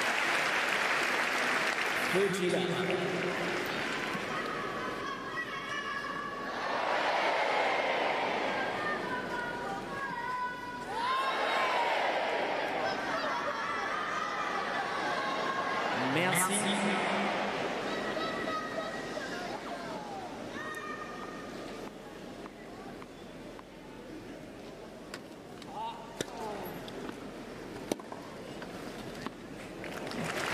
Beautiful forehand from Stroud. Just does so well with that nice arc and good consistency and not going for too much. Really high percentage.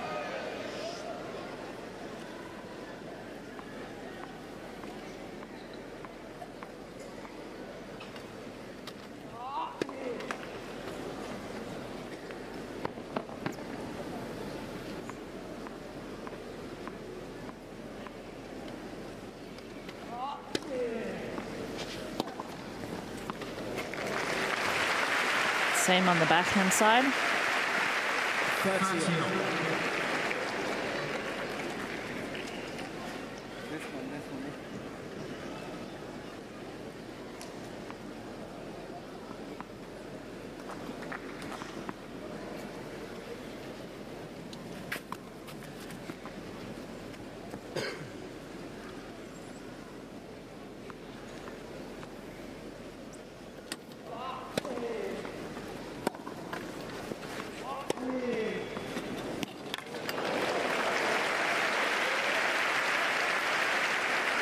Gil not going away. Coach Dad likes that, saying, yep, let's do that one again.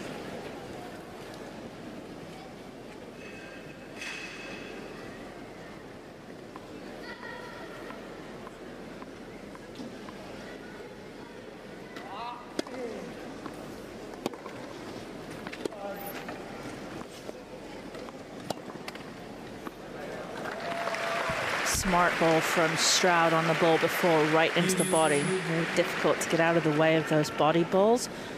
Got the short ball he wanted, and then was able to use the forehand inside out.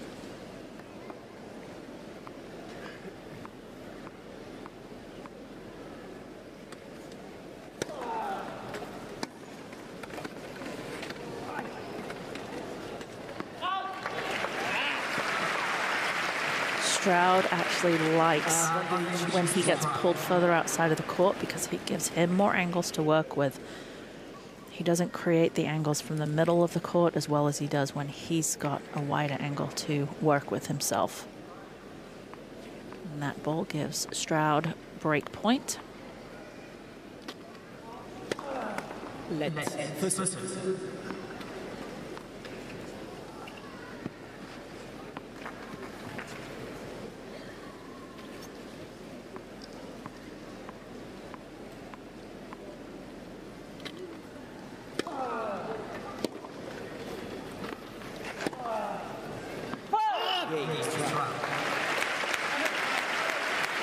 Dad likes that. So does Stroud.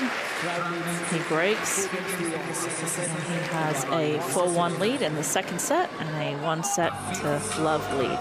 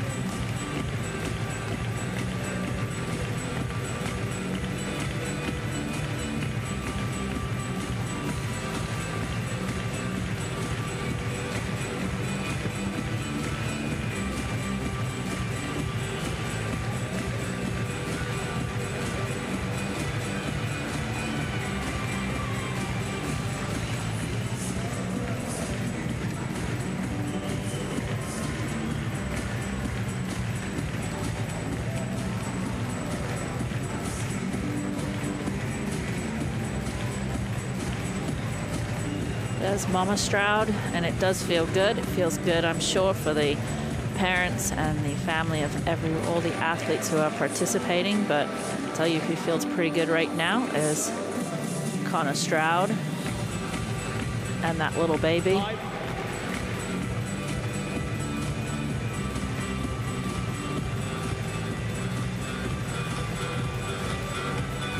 Great atmosphere here in Philippe-Chatrier. Wet and damp outside, warm and dry inside. They're getting treated to a wonderful match here for our first match of the Paris 2024 Paralympics.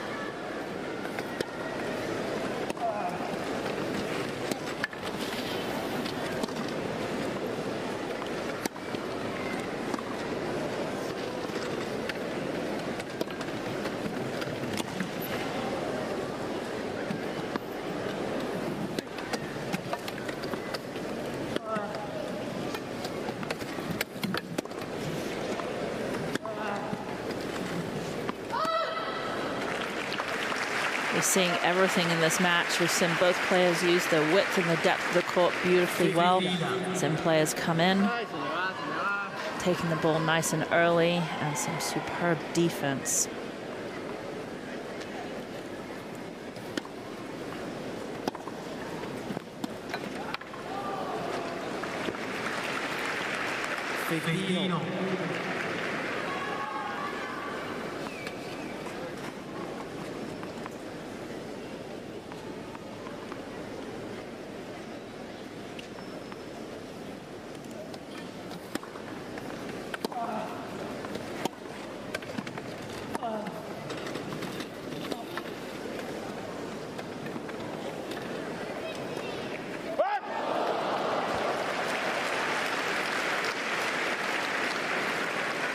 Stroud is very thankful for that.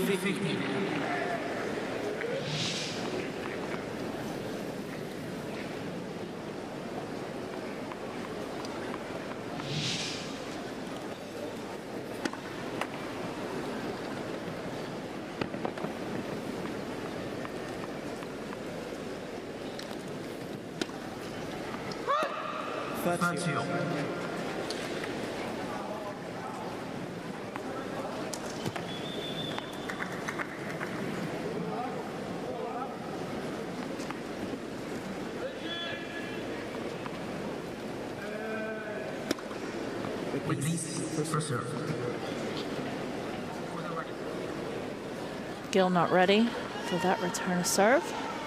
He'll play the point.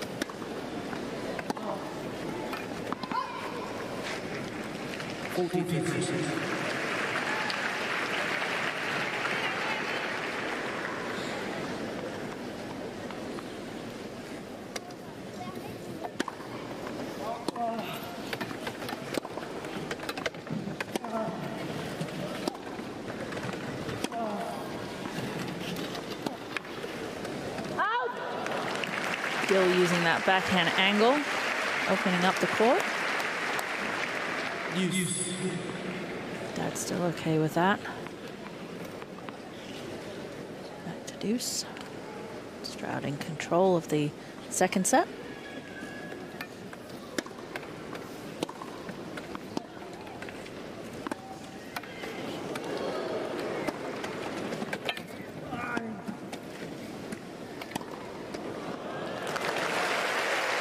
Beautiful forehand set up that, just pushing Gil way outside the doubles alley and creating an easy forehand volley. But look at that backhand from Gil to stay in the point.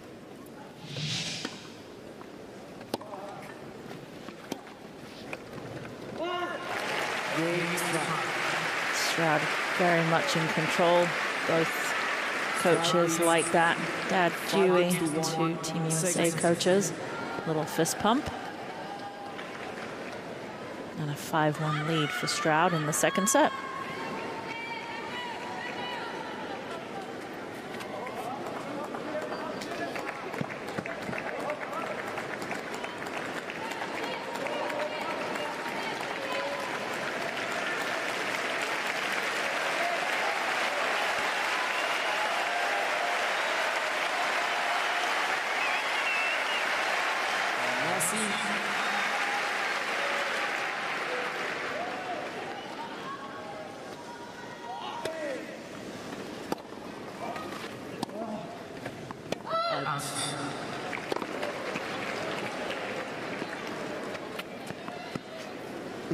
Getting a little bit frustrated, probably about to change his racket.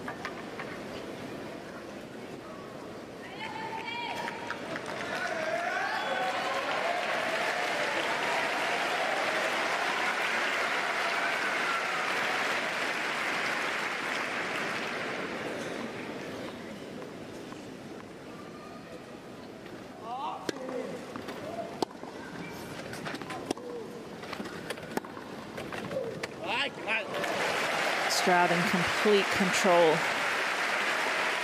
Gil cannot do too much. And Stroud is 2 points away from a victory in Paris in his first round.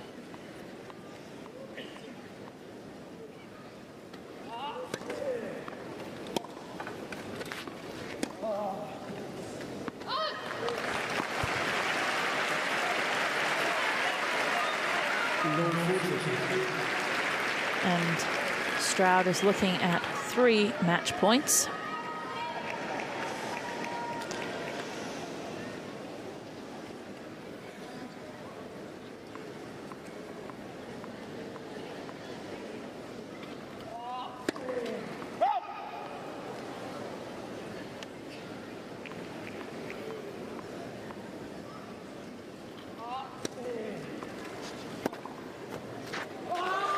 And how fitting for that to be the end of the match. Backhand winner down the line for Connor Stroud from the United States.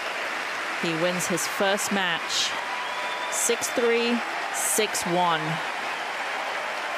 Sigh of relief for the American. And yes, you have the right to clap and wave to everyone. This is an amazing time for him to be on this court on Chateau and win that first round match in front of this many people, almost a sellout crowd here in Paris. Looking over at his team, that scoreline 6-3, 6-1, thumbs up and a wave to everybody at home, everybody that's watching, and he's gonna take a sigh of relief. And this is match point that we're looking at, beautifully taken. Return a serve down the line. And yes, 2 hands in the air. Ladies and gentlemen, as we speak, Connor Stroud has now signed 3 official Paris 2024 tennis balls, and we will hit them into the crowd. You gotta make some noise, get his attention, and catch a memory from this match. And Connor Stroud is going to be taking 3 balls and hitting them into the crowd. But first, he will go over and talk to his team. Tough match for Jose Pablo Gil. Can't wait to see and read more about him and through his career. He has a bright future ahead of him. The other Team USA players, Dana Matheson, Maylee Phelps, giving hugs, Dad Dewey. And the French fans are loving it, love the music. Love watching some incredible athletes play out here.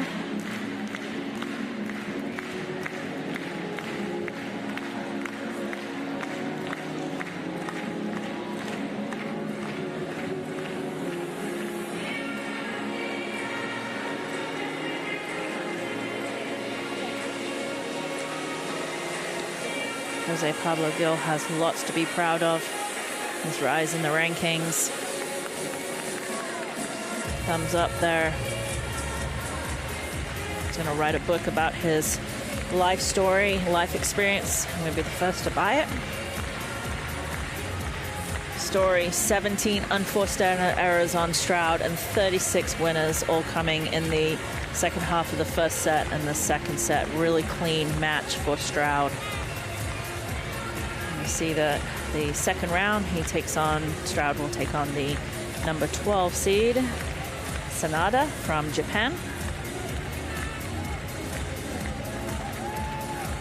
He will push back over, he'll hit some balls into the court.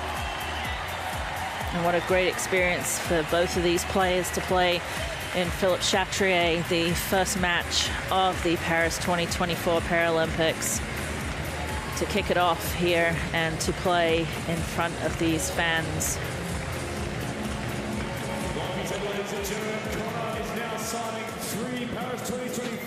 Selfies galore.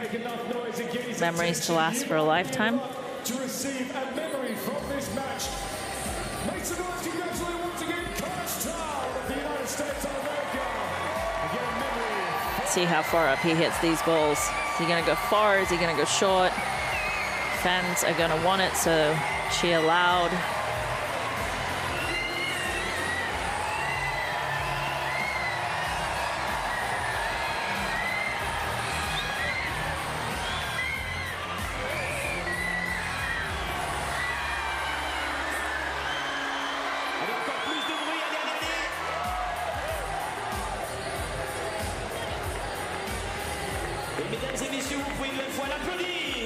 Roof was closed today due to the weather for this match. Please congratulate on a fantastic performance. This wonderful athlete representing Costa Rica, Jose Pablo Gil. And a goodbye for now to Jose Pablo Gil from Costa Rica, saying his thank you and appreciation to the crowds. Soaking in those last few minutes.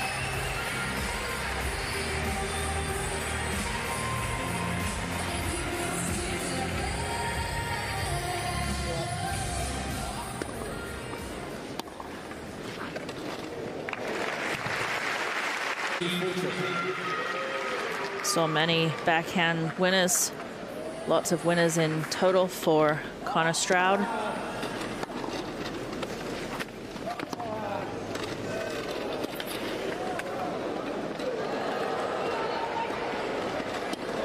This was the point of the match.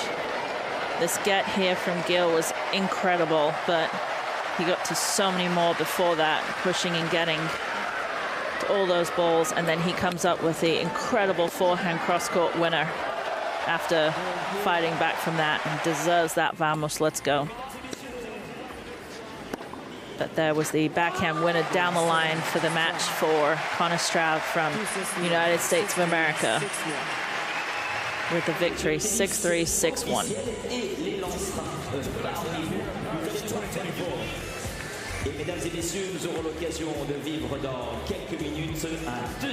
Stroud signing autographs for the fans here. We will see the Netherlands taking on Signing balls, taking selfies.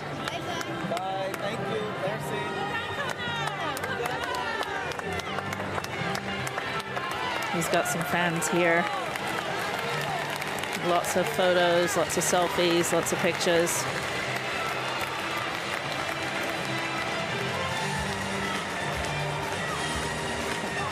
Very special for all these players to experience this. A lot of these players don't get to play in all the Grand Slams. due to the size limit. So being in this and playing in this, very special experience. And for Stroud to win the first match, 6-3, 6-1, very confident and happy, saying his last goodbyes to this crowd.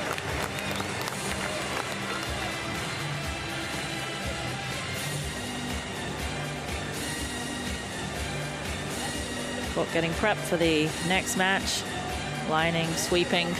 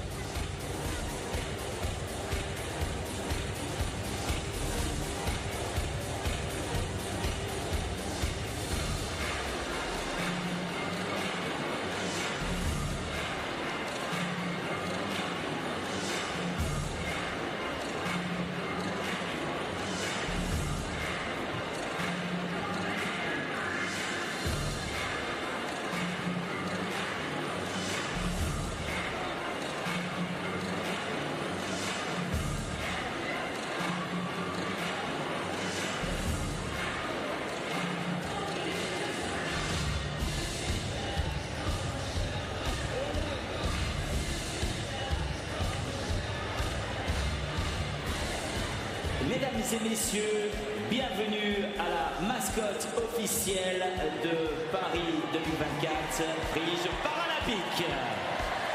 Ladies and gentlemen, make him welcome the official mascot of Paris 2024 Paralympic Games, Friche.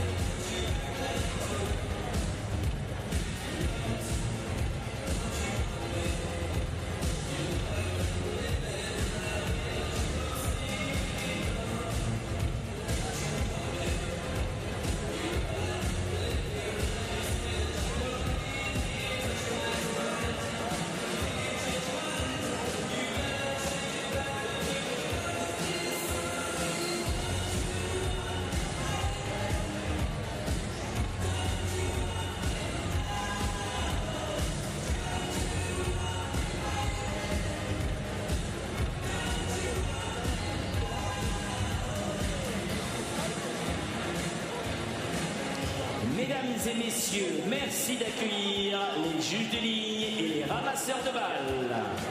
Ladies and gentlemen, please welcome to the court our umpires and ball kids for this match.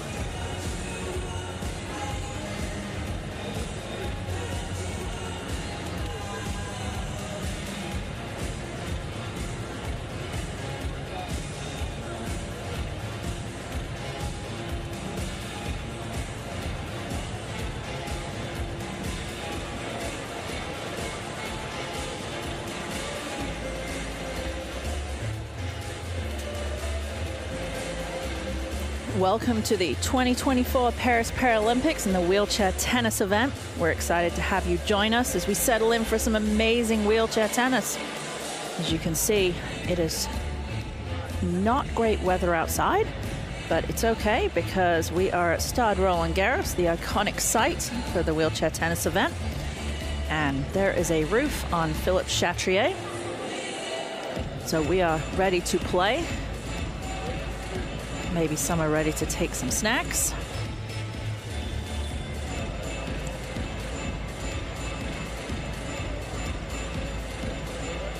In this matchup, we have from the Netherlands, Martin ter Hooft, and from France, Frédéric Catagno.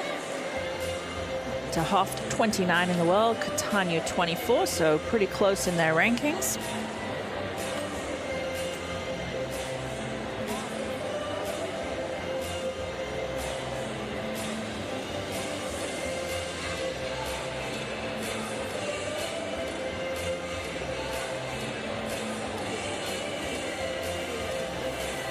First time we'll see a French player, but this one may look familiar to you, may not. Yannick Noah, a former professional tennis player, singer, drummer. He is part of the French wheelchair team as the captain. So he will be sitting in, helping, obviously, the French player, Frédéric Catagno.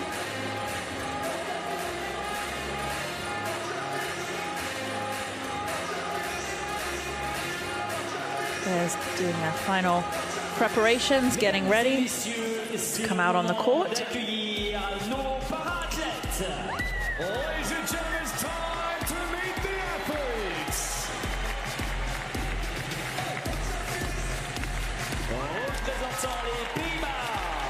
Please welcome this first athlete representing Netherlands, Martin ter Hooft. See Martin ter Hooft coming out, age 20 years old. Making his Paralympic debut. And his opponent representing France.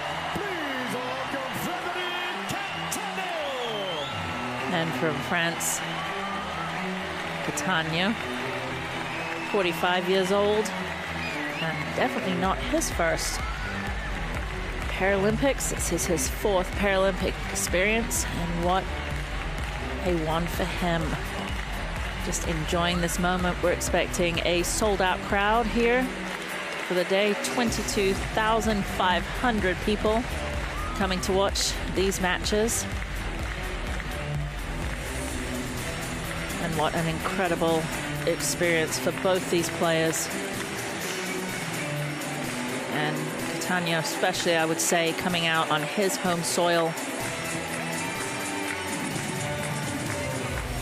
for his 5th Paralympics. Does have a medal. In London 2012, double silver medalist, and all those French flags flying high. And lots of them, definitely going to have the crowd on his side.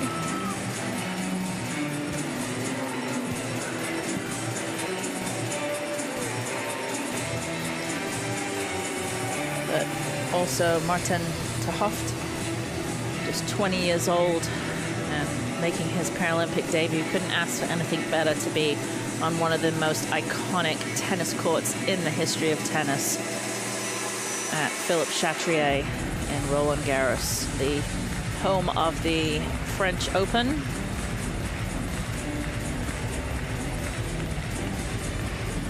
Many, many historical matches and moments have been played on this court, and we're looking to make many more historical moments and magic happen over the next 9 days of the wheelchair tennis event here in Paris at the 2024 Paralympics. Players transferred from their everyday chairs out into their wheelchairs, their playing chairs. See, each chair is designed specifically for each player and their needs. Yes, players will join the official at the net from Germany, Thea Fink, explaining the rules about where to put the towels. She'll also tell them that there's no electronic line calling, that if they want to have a line call checked, they will ask her to come down from the court, from the chair rather, onto the court.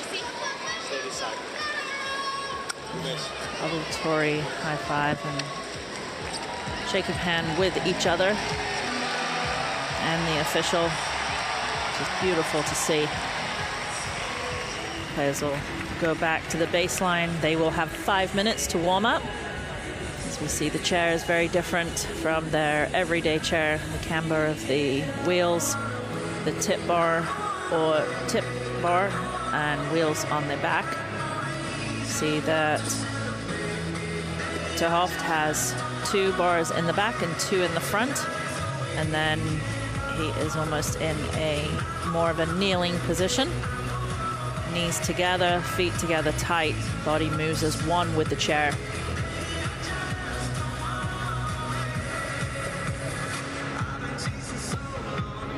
And then looking at Catano from France, he's got 1 tip bar in the back, 2 up front, and again, specifically designed for his needs.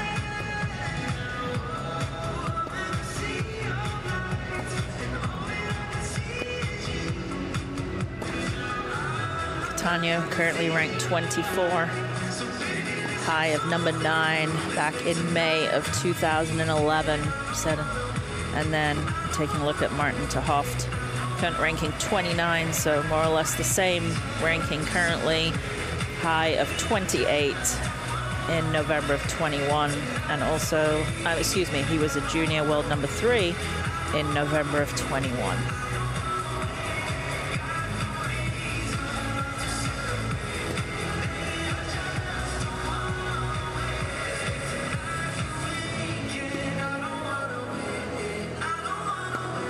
Only rule difference in tennis to wheelchair tennis is that the players will get 2 bounces.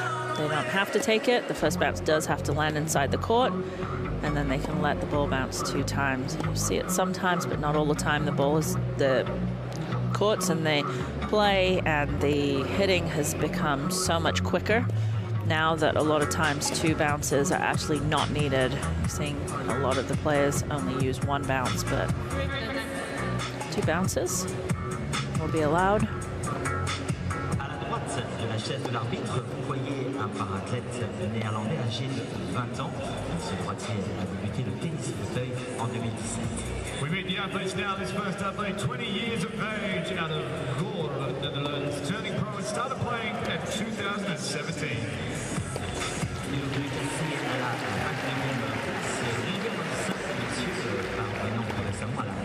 28e place mondiale. For the current ITF ranking of 29, his highest rank of 28. À ce jour, 10 titres à son actif en simple, dont 5 titres cette année et 3 fois champion des Pays-Bas juniors.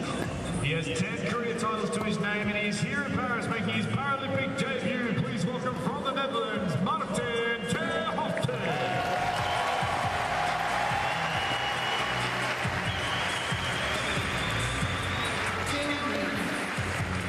À la gauche de la chaise de l'arbitre, vous voyez un para-athlète français âgé de 45 ans.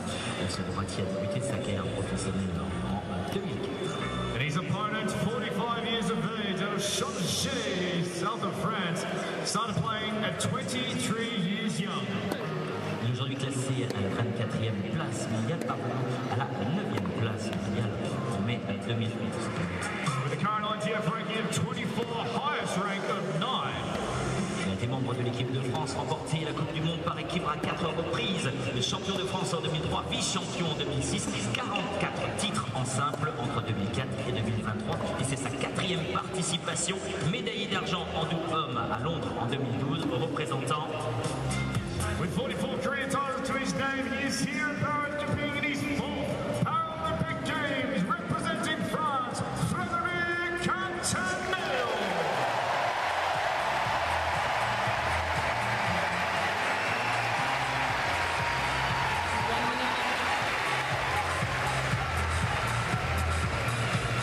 Great introduction for the players. Again, looking at Team France and the captain, Yannick Noah. Ladies and gentlemen, please welcome our fantastic chair umpire for this match from Germany, Tia Finke.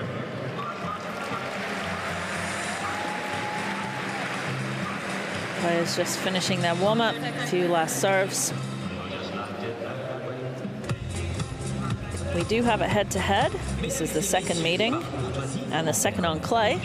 Previous meeting came in the final at Turkey, which is an ITF Series 3 this year, and ter Hoften won 6-3, 6-1. Could be a little different atmosphere this year than at a ITF Series in Turkey. Definitely the crowd is going to have a big influence, I think, on the match and on Cataneo. Really, they're going to have a lot of support for him, obviously, here at his home, in his home country, his homeland, and see whether that can give him a little bit of confidence.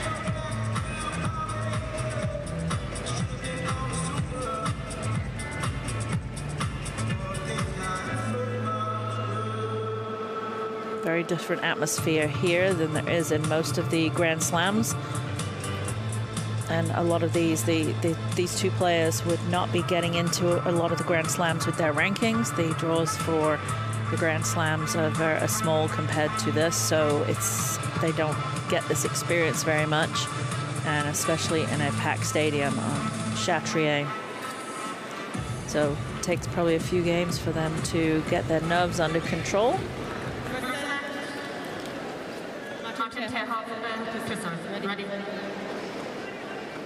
And ter Hoften is starting us off.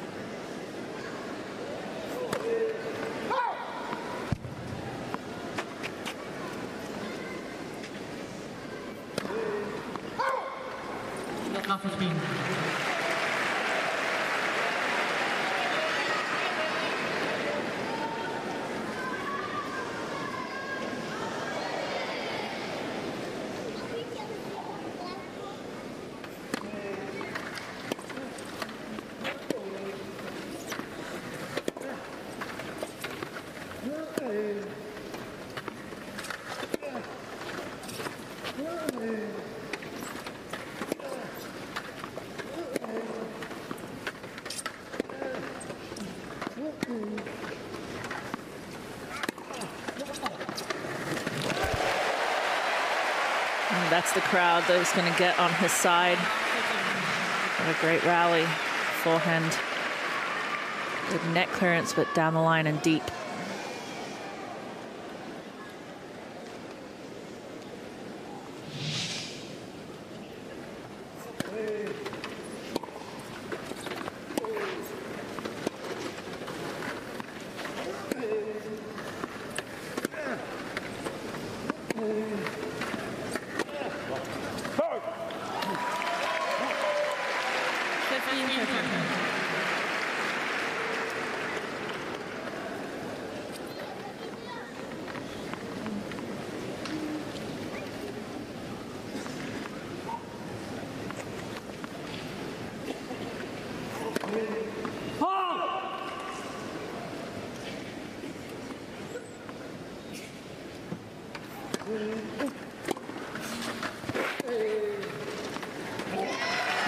Beautiful backhand. Cataneo just not quick enough to recover for that backhand down the line.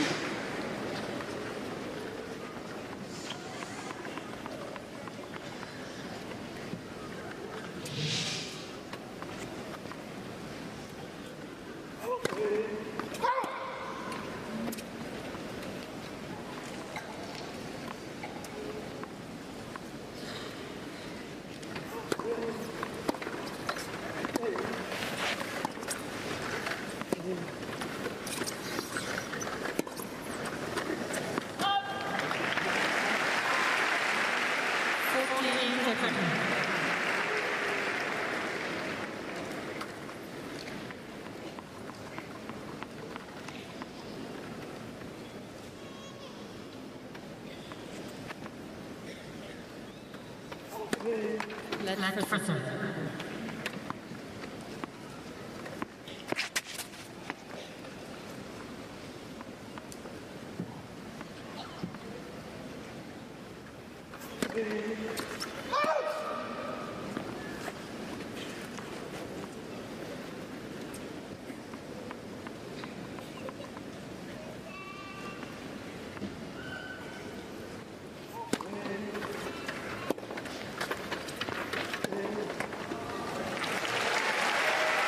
Both players just trying to relax a little bit and get their nerves settled. Said it takes a couple of games to just get out the nerves and just get to playing. And once you get through probably 3 or 4 games, then you're totally in the match and not worried about your nerves anymore.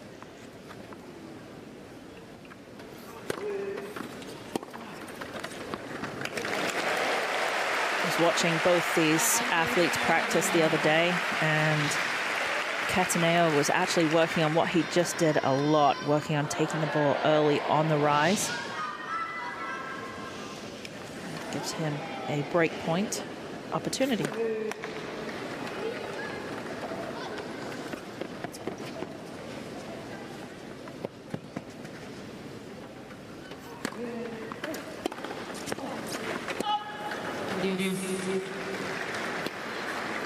Problem is when you push in and take the ball that early, you've got to do a lot with it because it's very difficult to recover back. You see one of the differences with the wheelchair athletes is that they are, when they recover, they obviously don't recover backwards. They're doing a figure 8 movement, and so they have to have time to do that.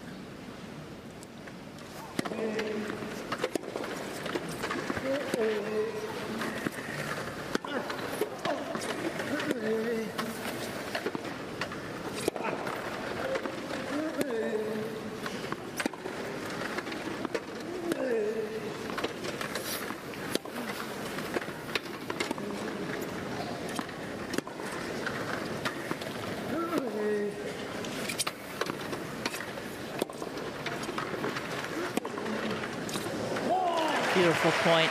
Cataneo getting the shorter ball, but just not doing enough with it that gave De Hooft an opportunity to move forward, push forwards, and then very high percentage forehand to the open court.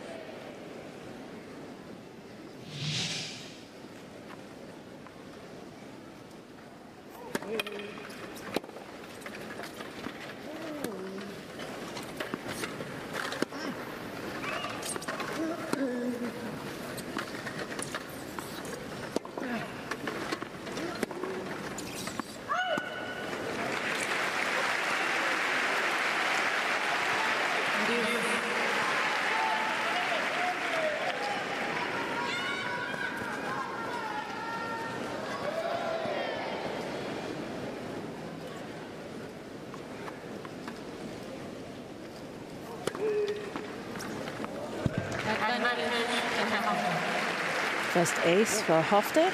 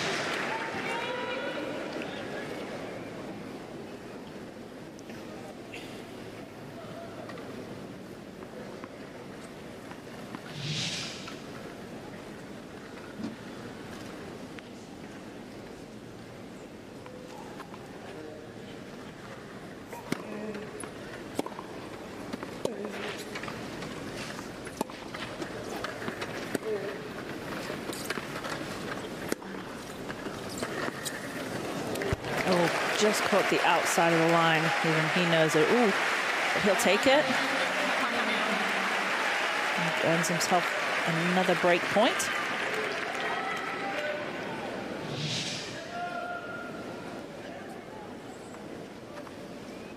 Dutch team, Dutch coaches.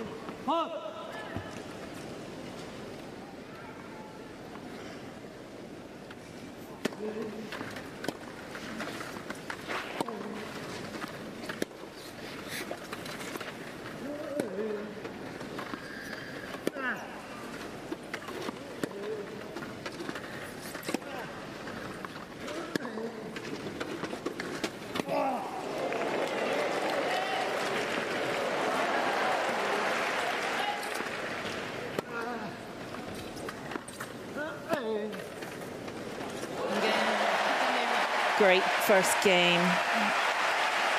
Cataneo there using his defensive skills to stay in that point and force the unforced error.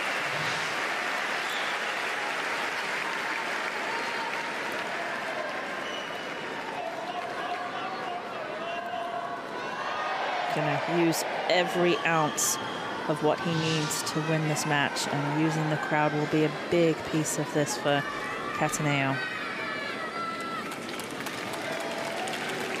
They are allowed coaching. When they're the same side, they can stop and talk to the players, just as long as it doesn't interrupt play. The opposite end of the court, they can give signals. So the coaching teams are opposite ends right now.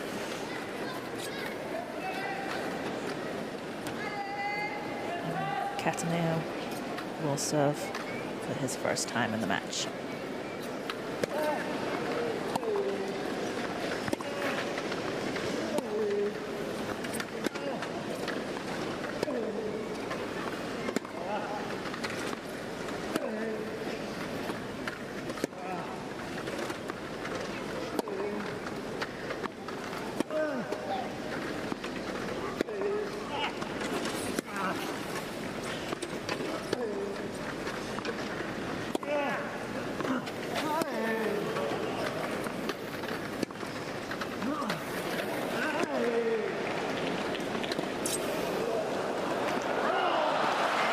Cataneo picking on that backhand side of Tahoft.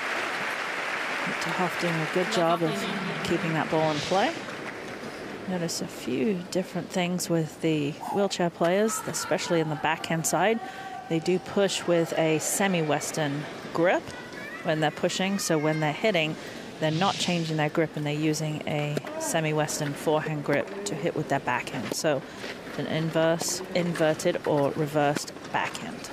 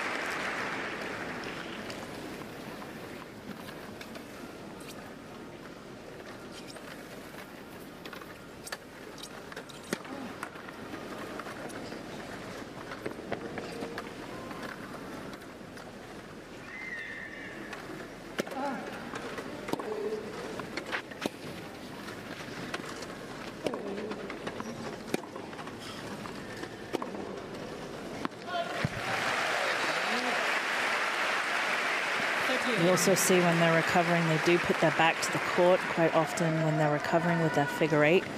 And that's something you don't do when you're standing playing tennis, except if you're running back for a lob. So they're completely turning their back to the court. So they do look over their shoulders a lot when they're turning. You see there a great visual of the chair, and totally for Tahoft's needs and designed for his needs. Beautiful forehand from Cataneo, moving in, taking the ball nice and early. On the rise, but still with good arc.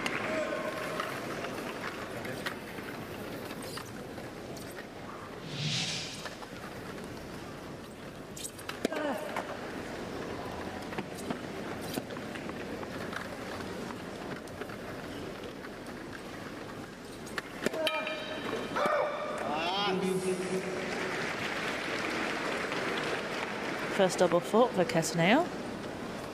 Brings us back to deuce.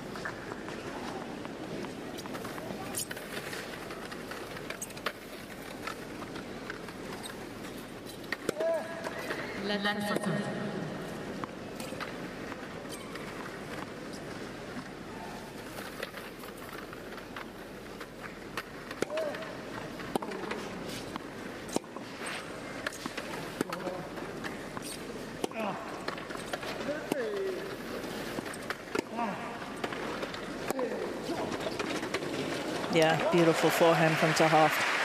Able to generate such a beautiful angle off the side of the court. There was no way, whether it was 2 bounces or not, that Cataneo was going to be able to get this. It's hitting that ball on the first line. It goes through as a singles line.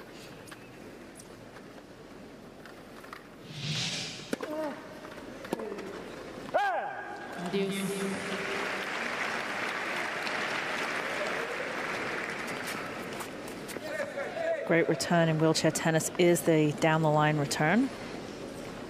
You've got less time as a server to recover. You don't have time to back up, so down the line's a great return.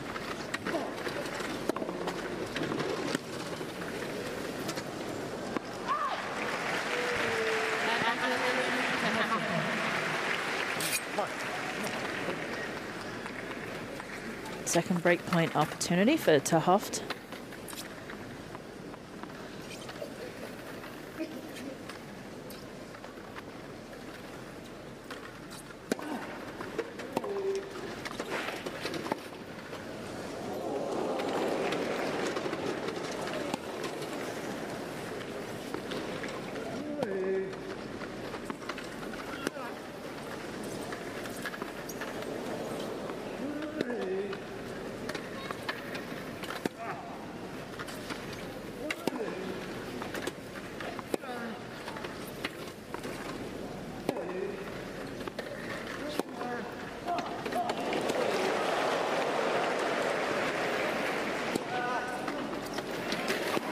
The crowd is going to go wild for that. What an incredible point of the match so far.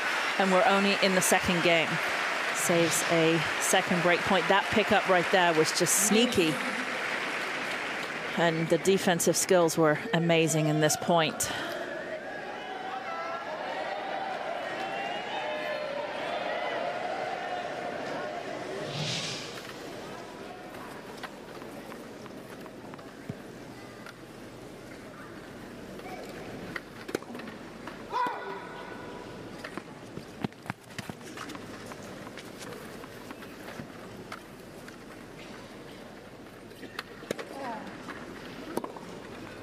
Yeah, beautiful return down the line.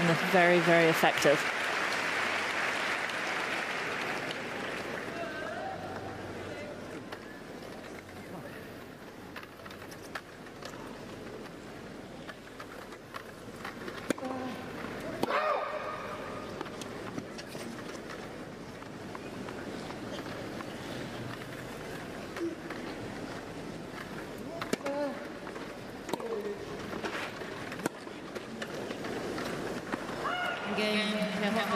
There's the breaky serve.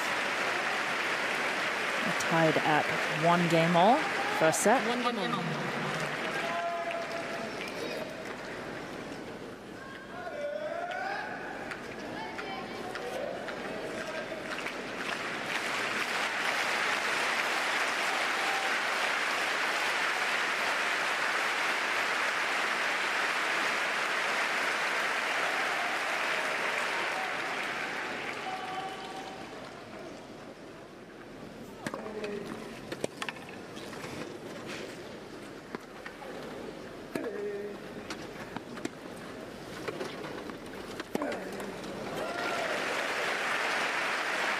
You see Tahoft taking lots of backhands well above his head.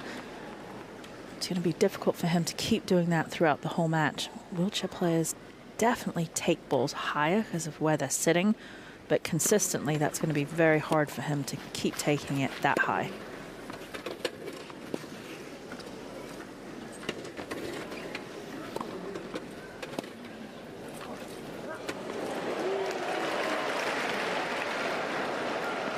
Wow. Cataneo trying to get the crowd on his side. Great defense, great lob here. And the fact that Hoff was able to get back to that and hit the backhand from behind himself. He's like, come on, let's go. I need to hear more of it. He's trying to get that crowd involved, and he certainly should.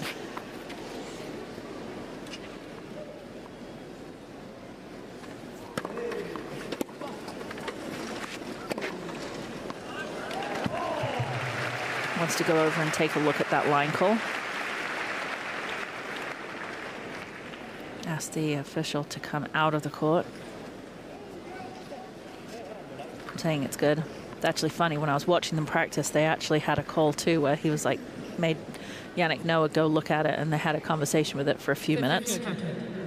I was on the line, it was actually in. He was trying to call it out, but beside the point.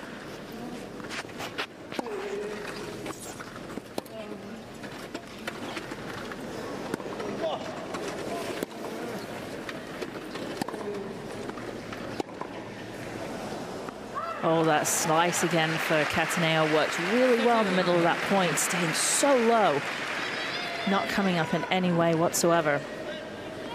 But Hoff was able to handle it.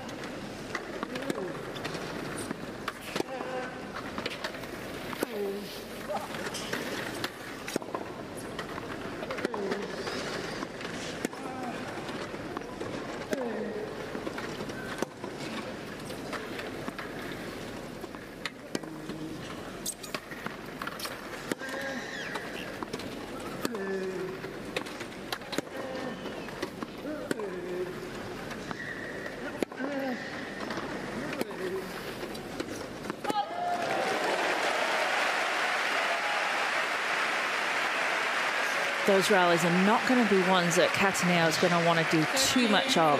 Just long rallies are not going to suit him, I don't think, in the long game. And I think using some of those slices as well. His slice has been really, really good.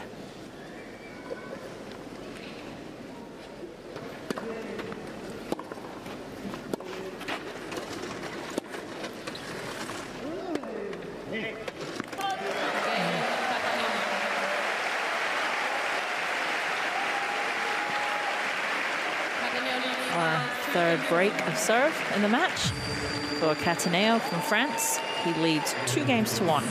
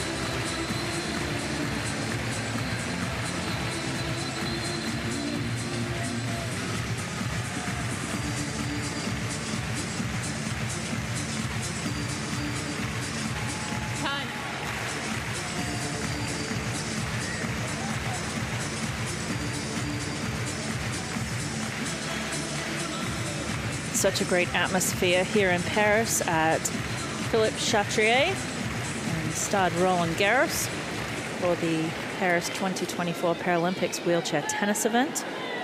Expecting a full crowd today, 22,500 spectators expected.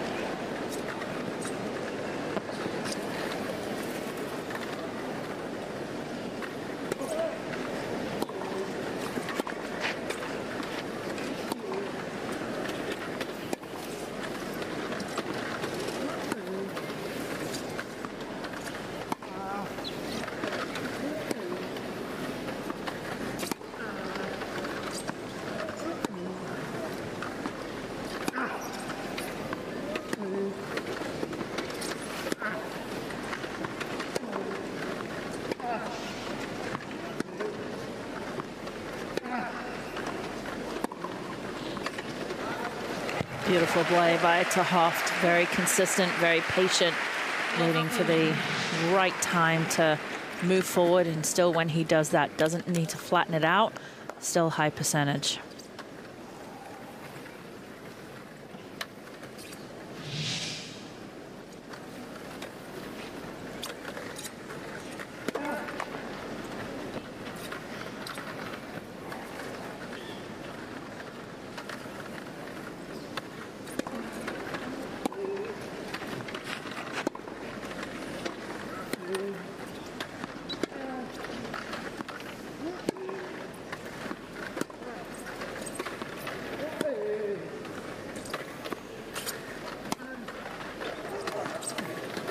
Wow, what a ball from way back behind the baseline. Inside out forehand, great net clearance, great arc, and a clear winner from probably 8 feet behind that baseline.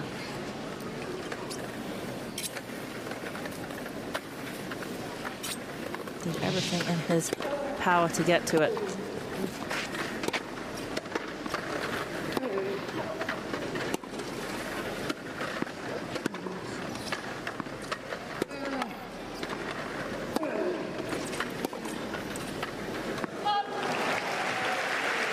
Tahoft putting a little bit of pressure on Cataneo by moving forwards, making Cataneo come up with a shot. He probably didn't need to go for too much, just needed to roll it to towards the feet of Tahoft.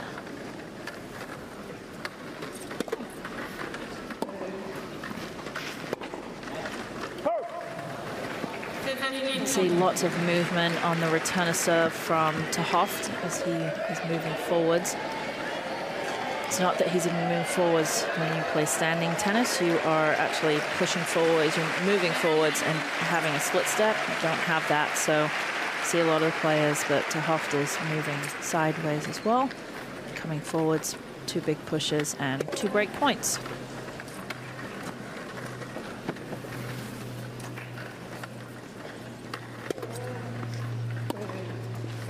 That's beautiful, that down the line return to serve. Again, lots of pushing and movement going on before he's hitting the ball, but he's able to hit it, strike, and then recover from it. And that down the line return is very tough to play against.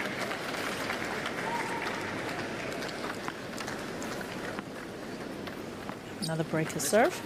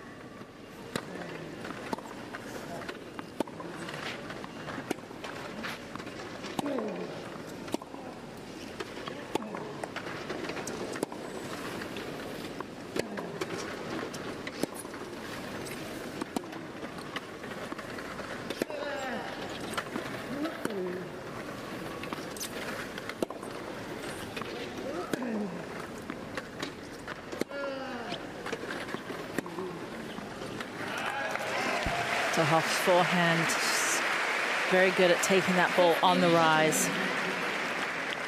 Cataneo doing a good job so far, staying away from it, and that's the reason why.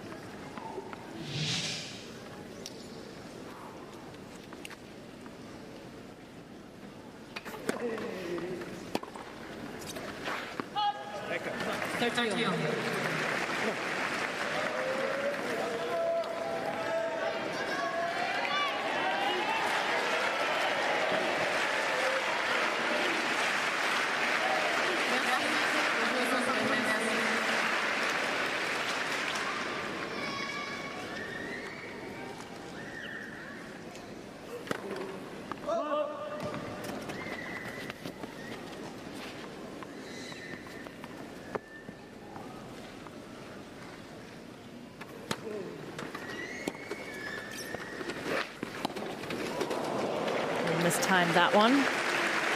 It is very difficult to take the ball on the rise as it's still coming up off the ground. Your timing has to be perfect. It's very difficult to do it on the clay with the different bounces too, that you're not sure that you're going to get a true bounce. Just mistimed that and gives Cataneo a break point opportunity.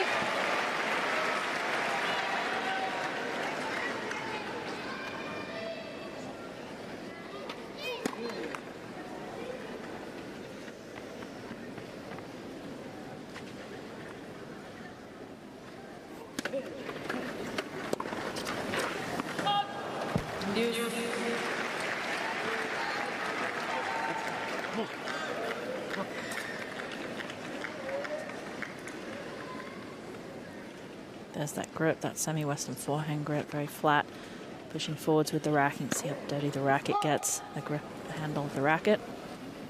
Constantly having to change it.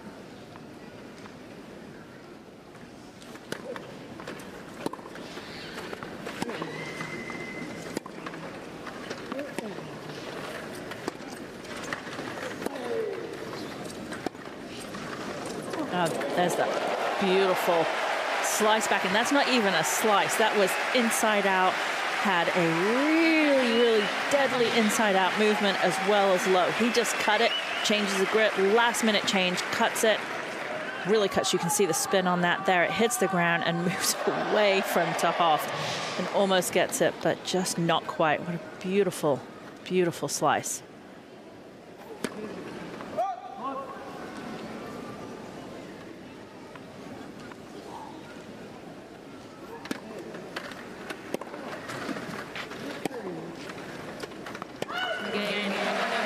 That's a good hole for Cataneo there.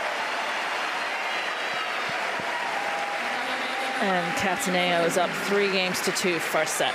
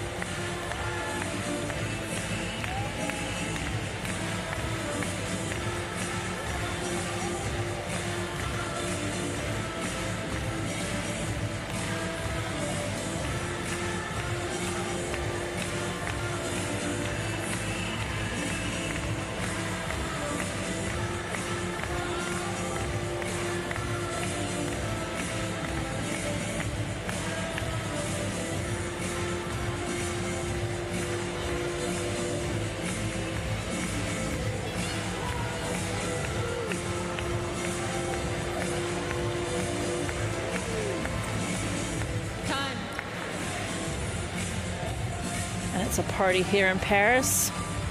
Definitely a different atmosphere than these two players are used to, and it's a beautiful atmosphere. Taking in every second. Cataneo serving 3-2.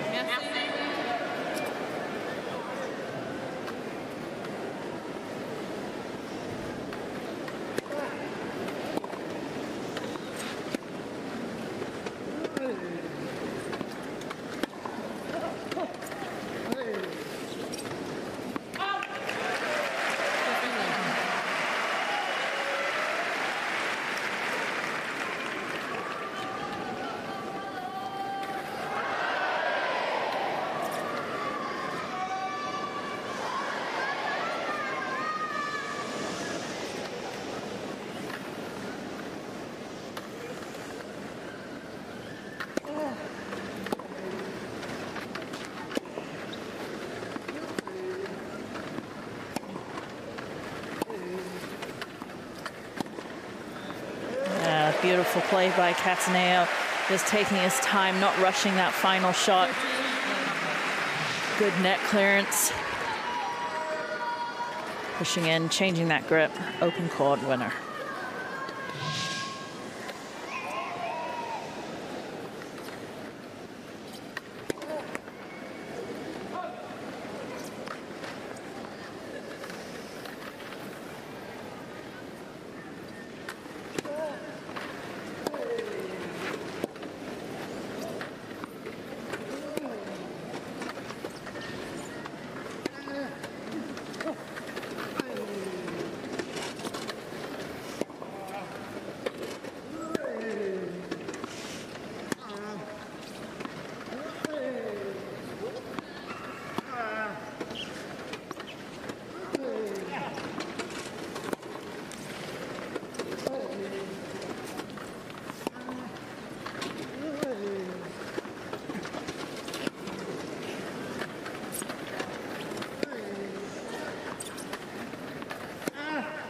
Yeah, beautiful play by Cataneo.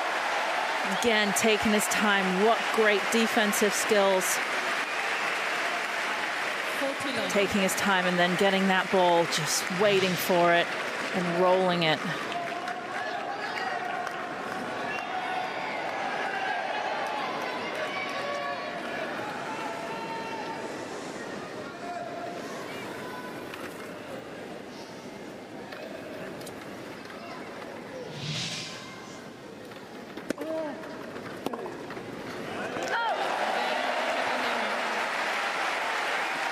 Good hole for Cataneo.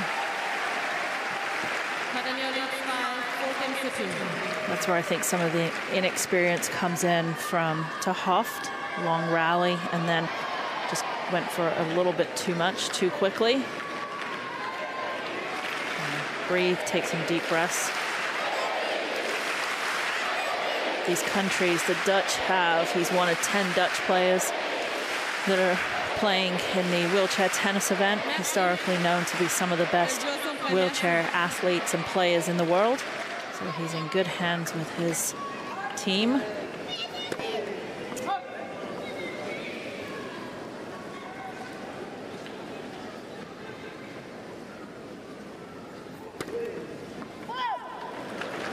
We're also seeing some of the other countries. The British are very strong, obviously, after having London Games, and then the Japanese, the French now with Yannick Noah helping.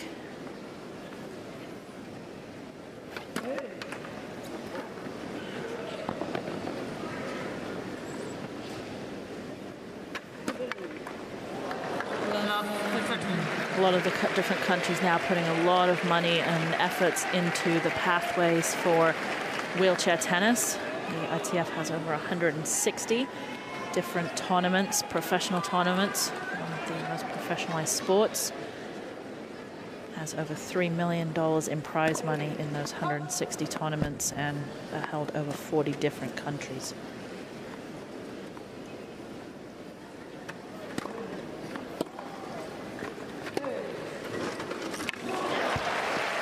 Couple double faults from Hoft to start off this game, but then a beautiful backhand cross-court winner.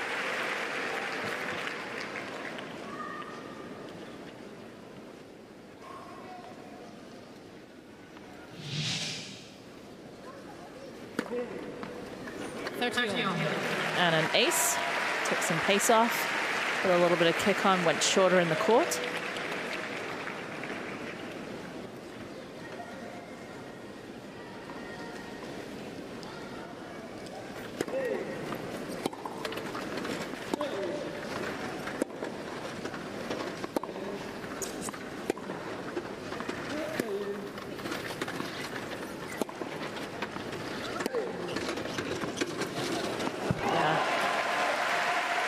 Those angles work so well for the players when they can get to them, when they can get to hit it, get in the right position to hit it. Great net clearance, great arc on the ball, and great spin. You can see the rotation of the ball.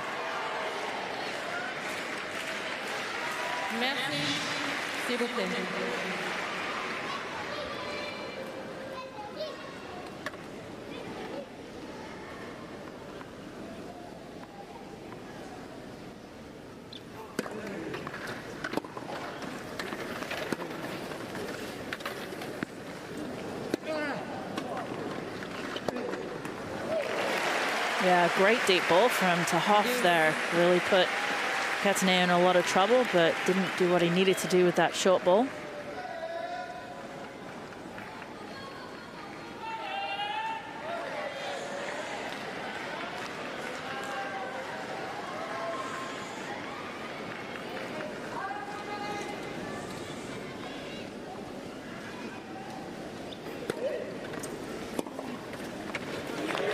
Down the line forehand. Such a good shot. And it gives Cataneo a breakpoint opportunity.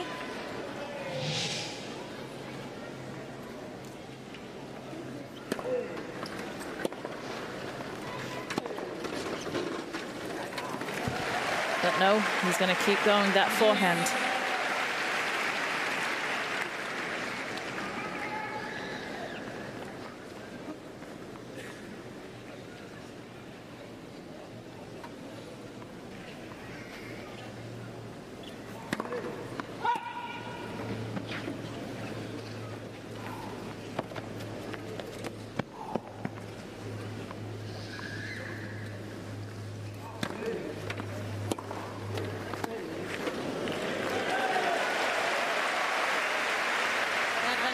Second break point for Cataneo.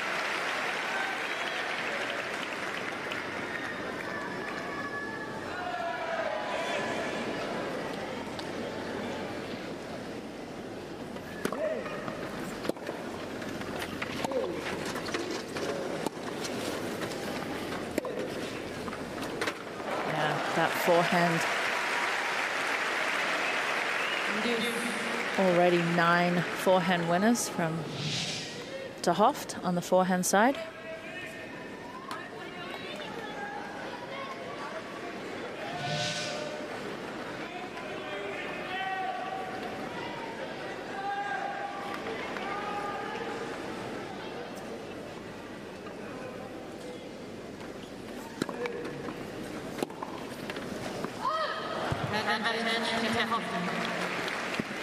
Very important game here for both players, the 7th game.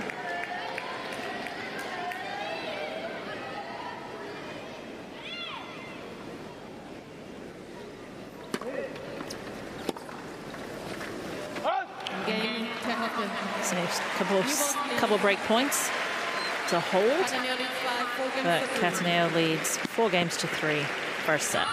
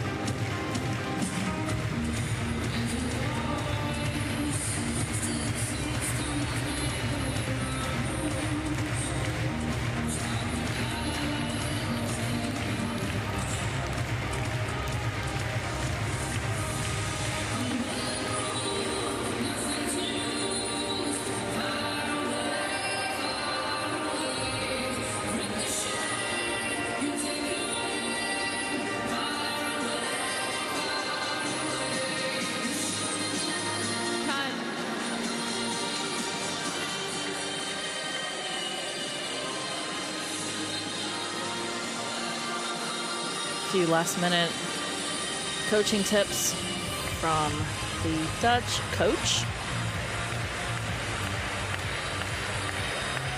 for Tahoff, and also some from the French team captain Yannick Noah.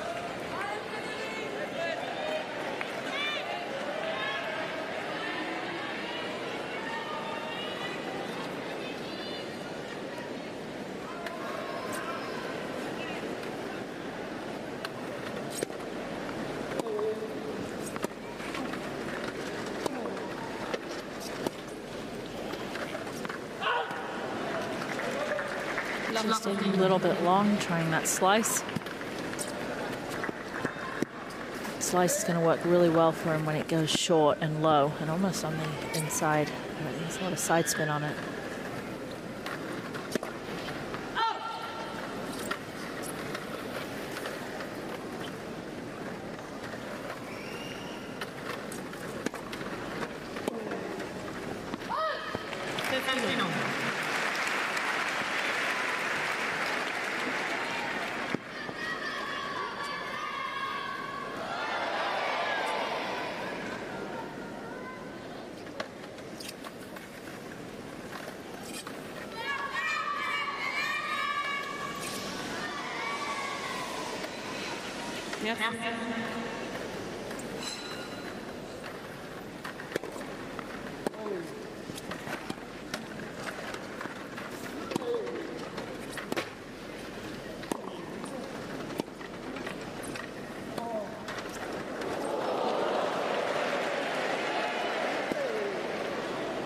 Yeah, beautiful ball there. Got caught and jammed on that volley, really jammed, but was able to just not do too much with it. Soft hands, and right there, just beautifully soft hands. But knew that if he went behind him, he wasn't going to be able to get to that next one.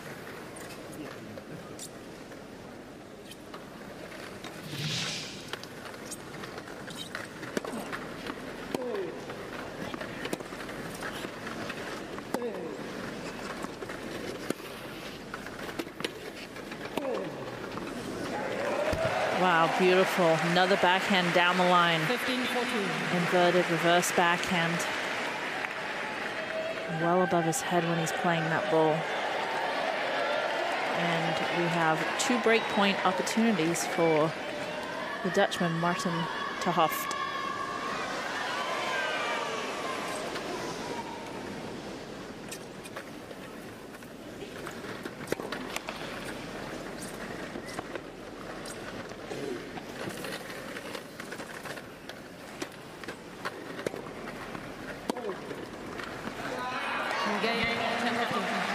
Ter Hooft, good game from him. 4 games all. He ties it up at 4 games all.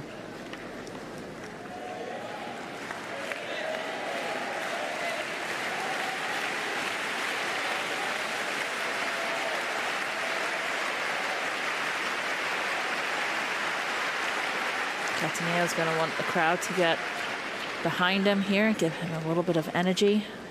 Very important part of the match.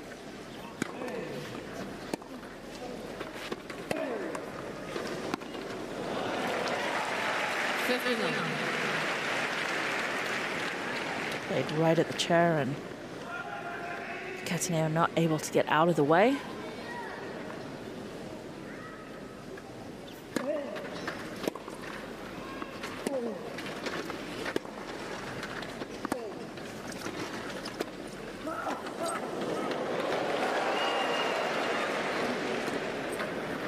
Wow, sneaky backhand again. That's a backhand that's so sneaky. Works really well for him.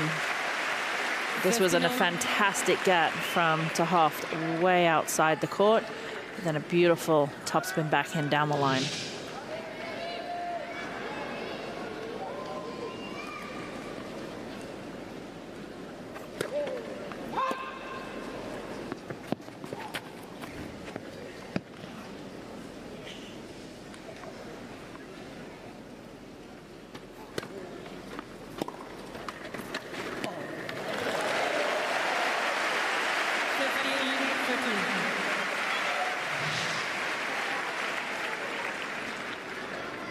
Couple pushes through on that return. ter Hooft not able to do anything with it.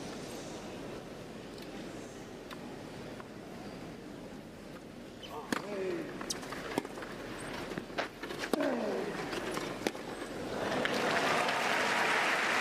Hooft started to become a little bit more aggressive on that backhand side,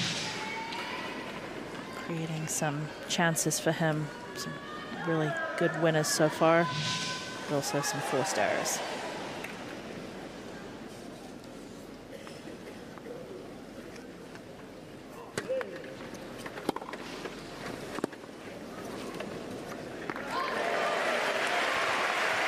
Half wanting that ball to be just out, but called in. And now a break point opportunity for Cataneo. Yep, right inside the line. Took a good look at it, though, while he was hitting that backhand.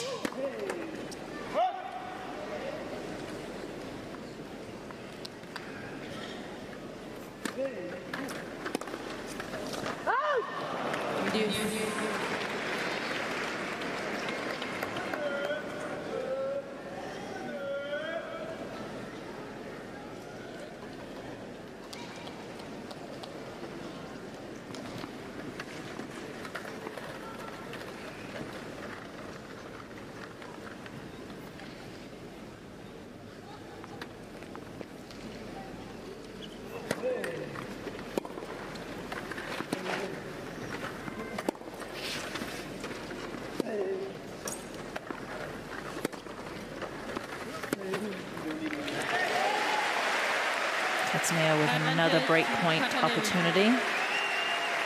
De Hoff just pulling off that forehand and rotating ever so quickly, pulling it into the net.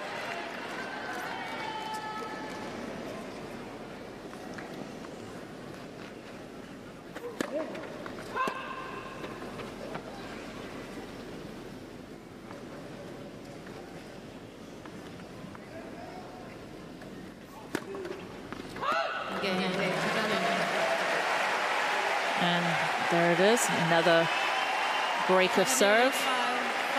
And Cataneo leads 5-4, first set.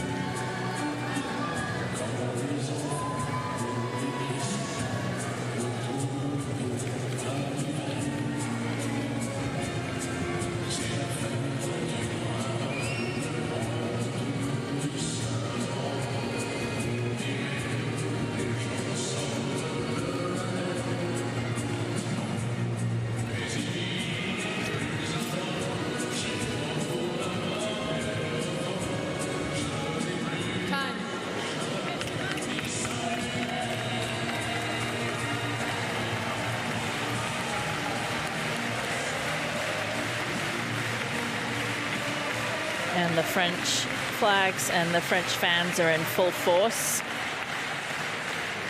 as they support their player, Frédéric Cataneo, who is serving for the first set.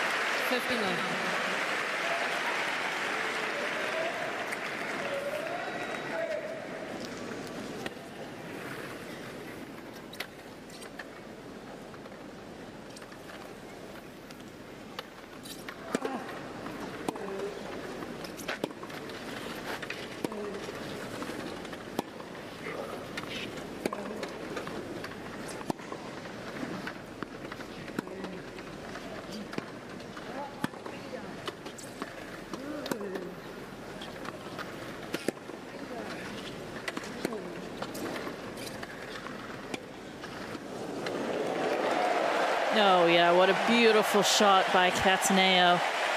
That slice forehand, last minute, disguised it really, really well, got under it. 30-11. Changed last minute right there. Chopped it, and the ball absolutely died.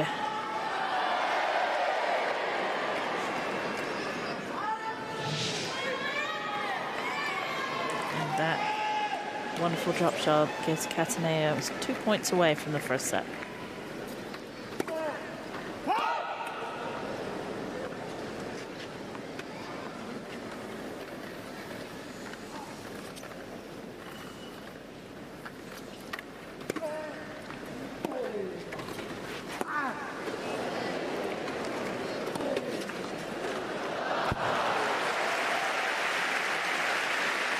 Gasting just couldn't quite get there.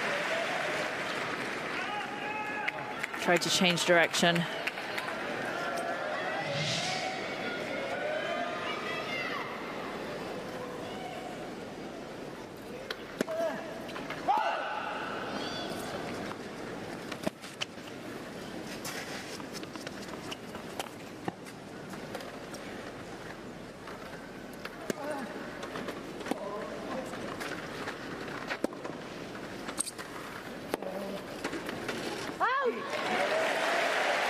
That mishit gives the Frenchman a, let's say, 2 set points for the first set.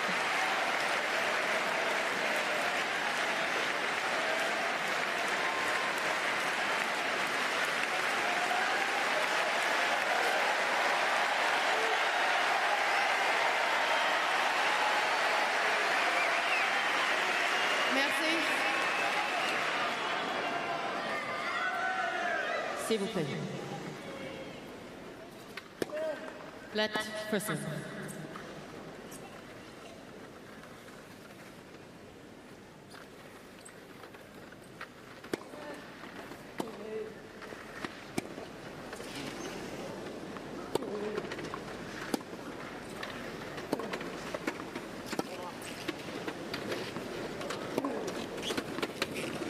Beautiful backhand, just dropped the right shoulder and the racket head below the height of the ball and got up over it.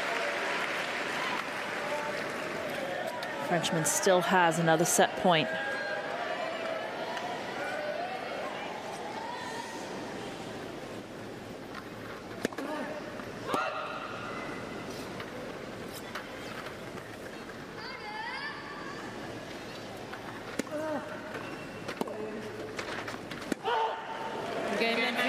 Called out, and there's the first set to the Frenchman, Frédéric Cataneo, 6 games to 4.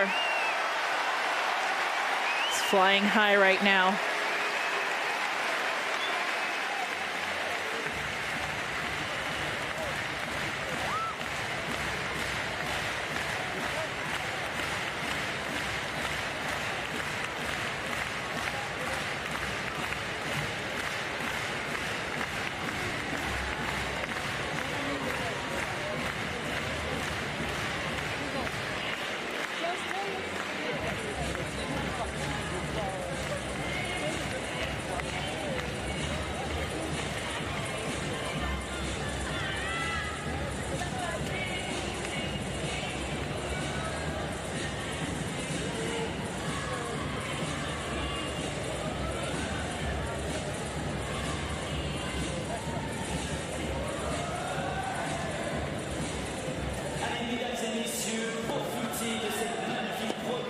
See a few of the highlights here. That really was the story of the lack of unforced errors from Cataneo in this match, in this first set, excuse me. He had 12 winners to 7 unforced errors. And with that, you're going to win most matches. Slice came in handy a couple different times. On the outside, so much movement on that ball.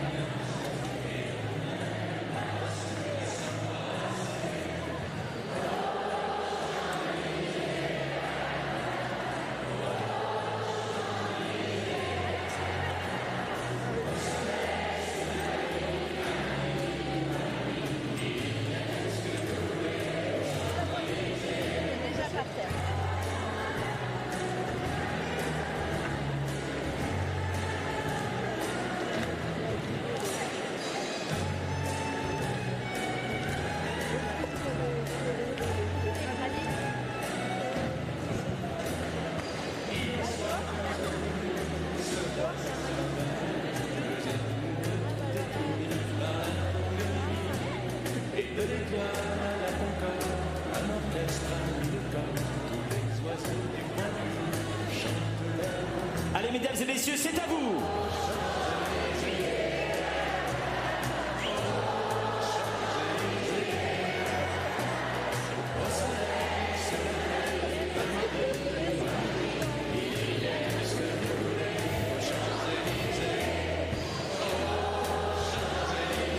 Allez, plus fort.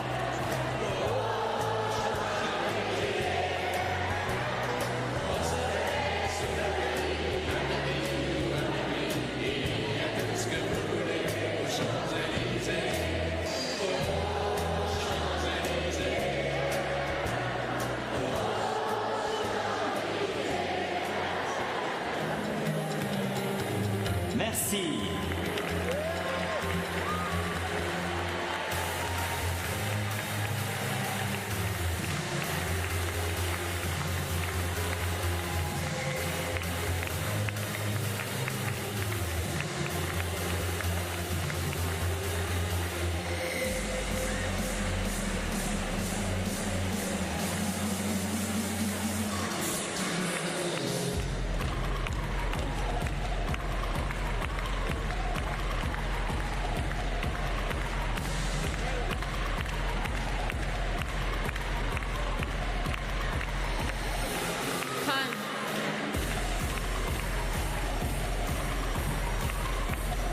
An incredible atmosphere here in Paris for the wheelchair tennis event at the 2024 Paris Paralympics. And this match we're bringing you is Martin ter Hooft from Netherlands against Frédéric Cataneo from France. Cataneo winning the first set, 6-4.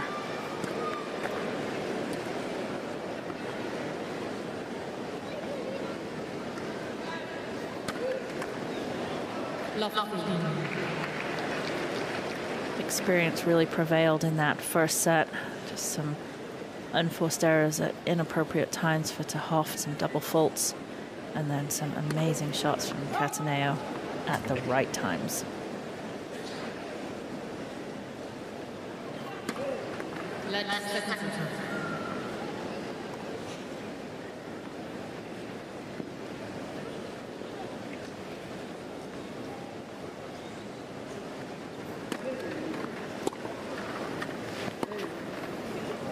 Yeah. And he thought that was a good shot. That was beautiful. It deserved it. Ooh, yes.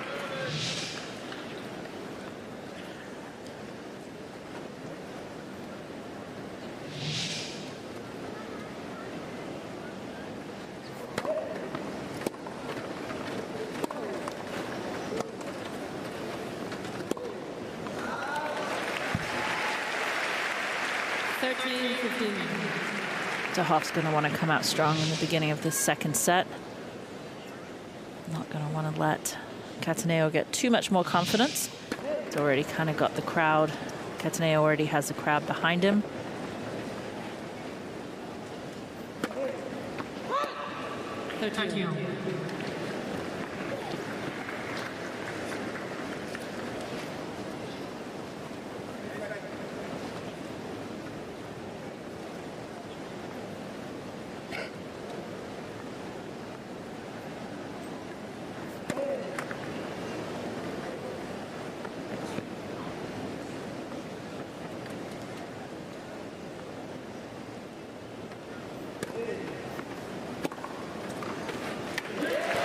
Cataneo pushing forward early to that, taking that return early down the line. Just not giving ter Hooft any time to recover. And break point number 1 of the second set.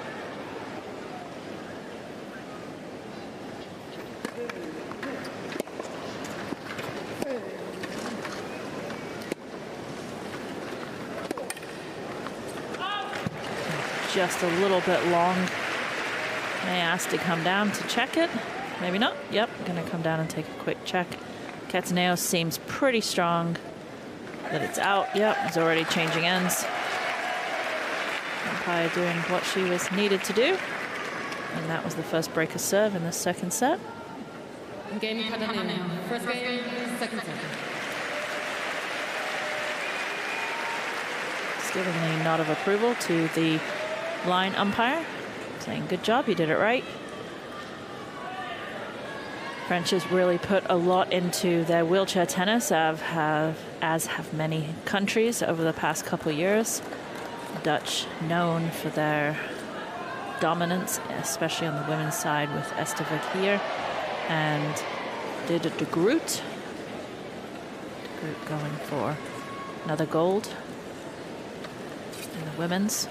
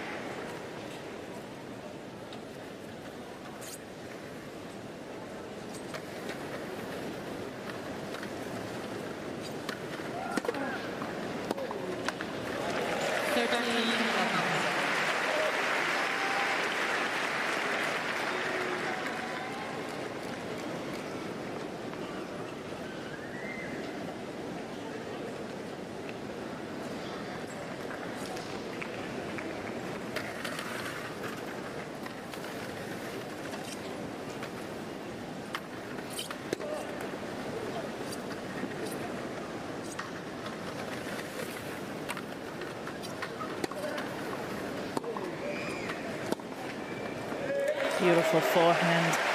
Just feels as if Cataneo now has all the confidence in the world. And Tahoff just struggling with figuring out how to find a way to win.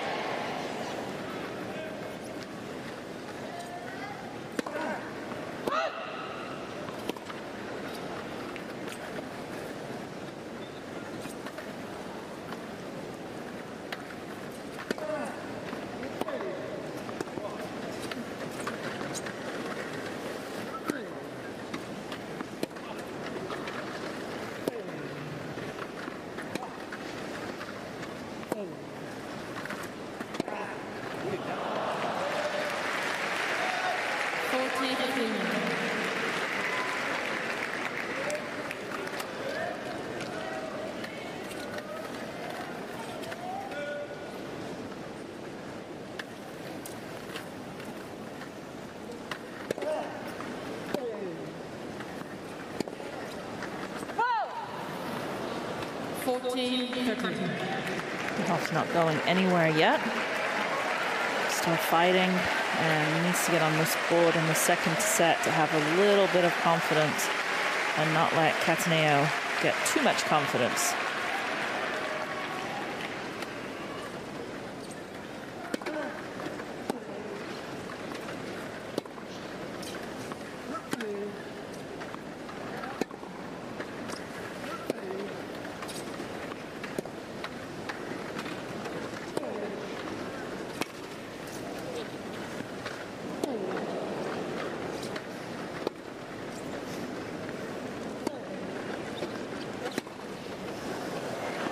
Oh, good pickups there by the Dutchman. Cataneo trying to be tricky again with that backhand slice 2 times. Almost got Tahoff off balance the first time, but he was ready for the second one.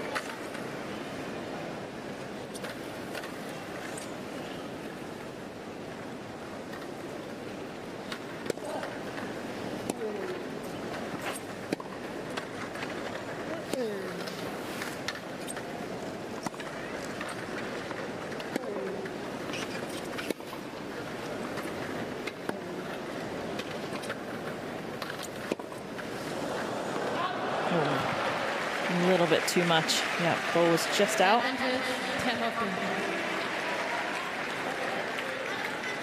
Break point opportunity for Tahoff.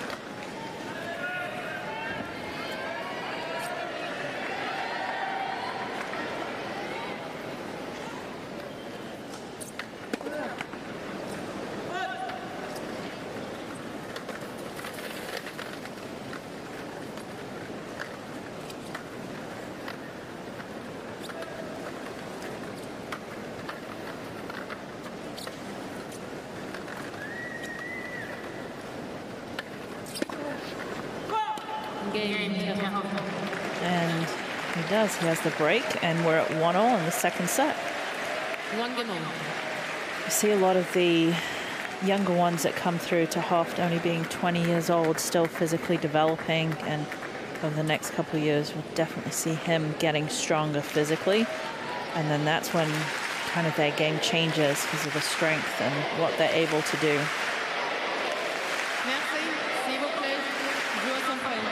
This is where the French crowd will come in to help here for the Frenchmen.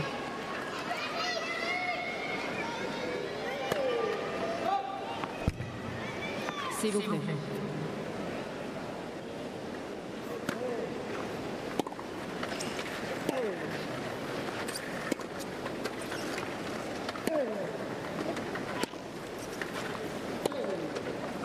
Yeah, very nice, calm by the Dutchman. So the short ball got up there quickly. Used his cross-court angle.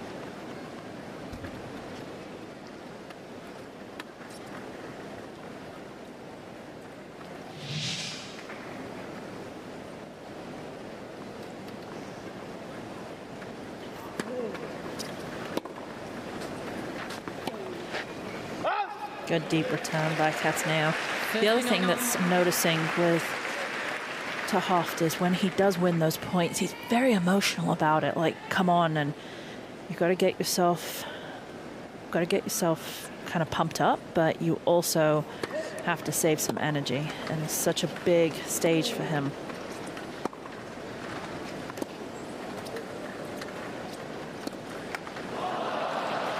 Excitement for being out here and his first Paralympics and first time at Roland-Garros playing. You've just got to learn to control those emotions.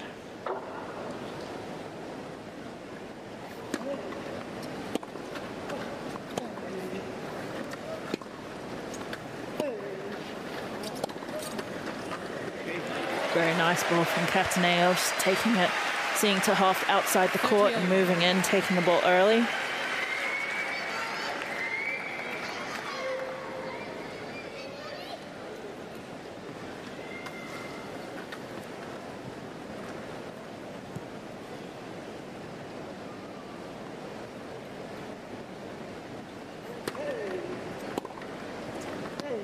Great return. Once again, taking that forehand very, very early. Couple pushes forwards and then continuing to go through as he hits the ball.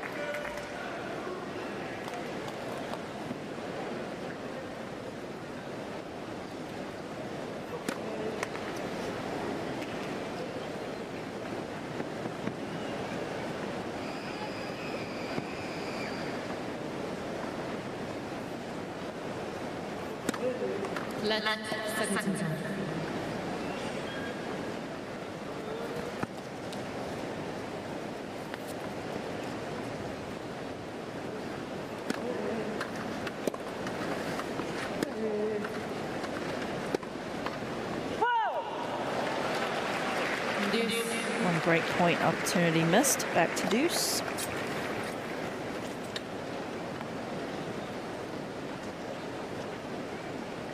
Cataneo's had 9 break point opportunities. He's at 44% of converting them. Yeah. Beautifully guided down the line. Second break point.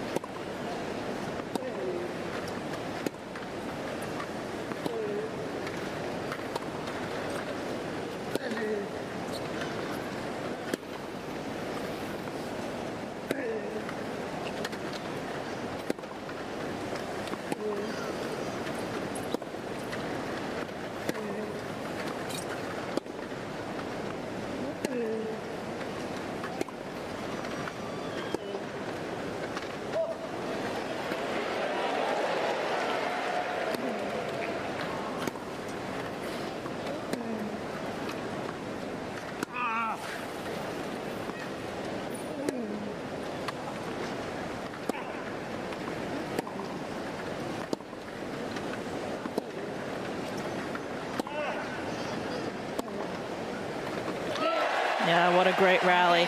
Cataneo using that forehand in the middle of that rally to get him out of some trouble. And he breaks. Cataneo leads by 2 games to 1. Cataneo leads 2 games to 1.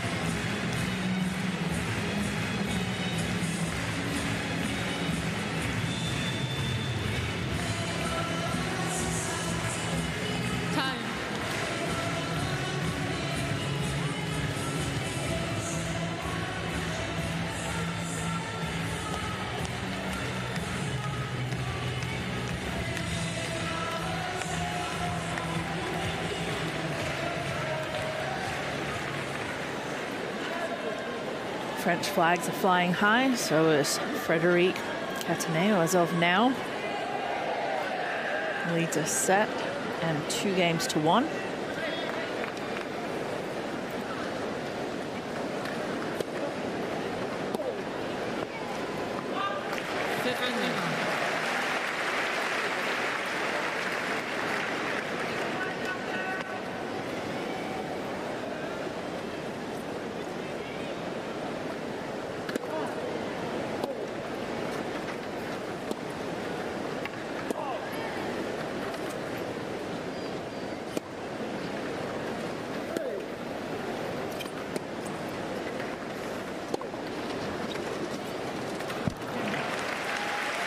Trying to fight really hard to stay in this match. Not an easy situation for the Dutch player. Obviously his first Paralympics. Just not so much experience as Cataneo.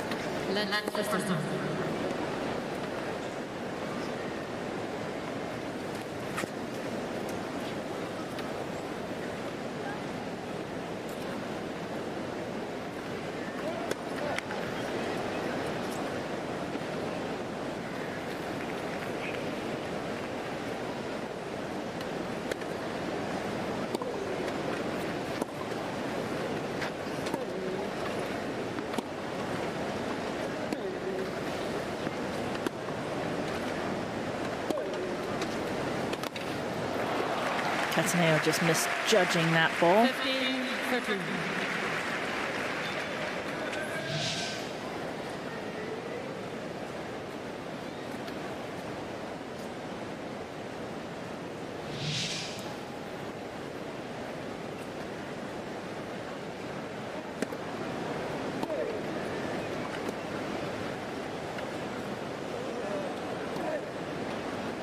Oh, he handled that very, very nicely. Got up to it with plenty of time, dropped that shoulder, dropped that racket head, and ripped that angle.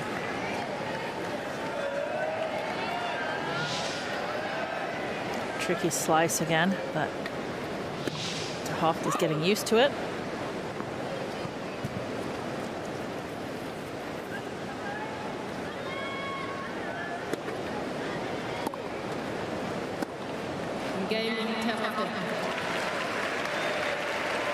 Easy breaker serve there for De Hooft. Ties us up at 2-all.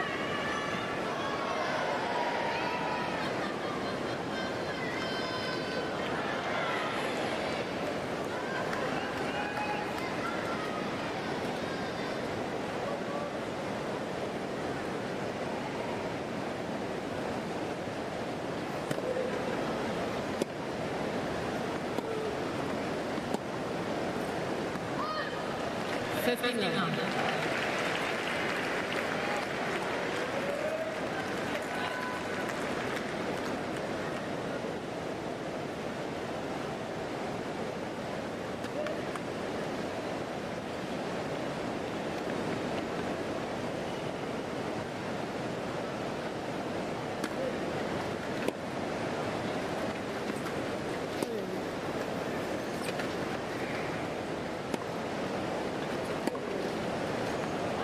Oh, the half that had that, lined it up, just missed it slightly deep. He's going to want that one back.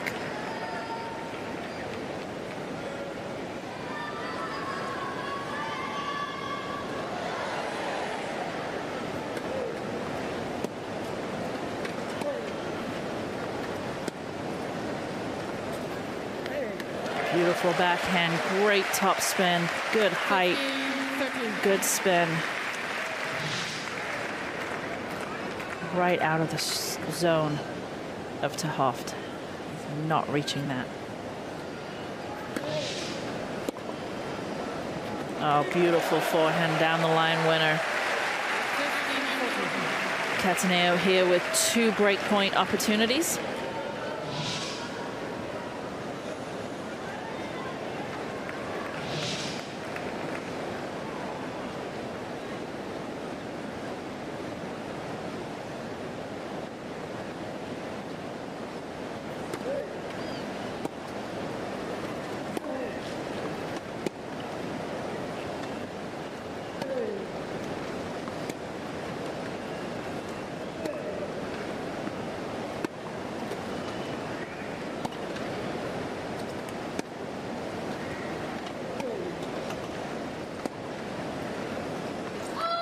Ooh, just a little bit long that time. Trying to use that nasty slice again.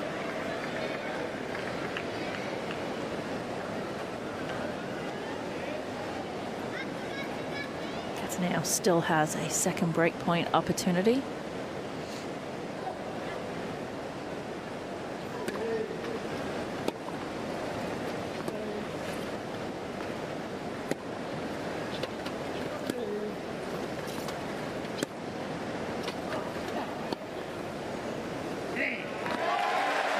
There it is, there's another breaker serve for the Frenchman. Cattaneo leads 3-2, second set. Cattaneo leads by 3 games to 2.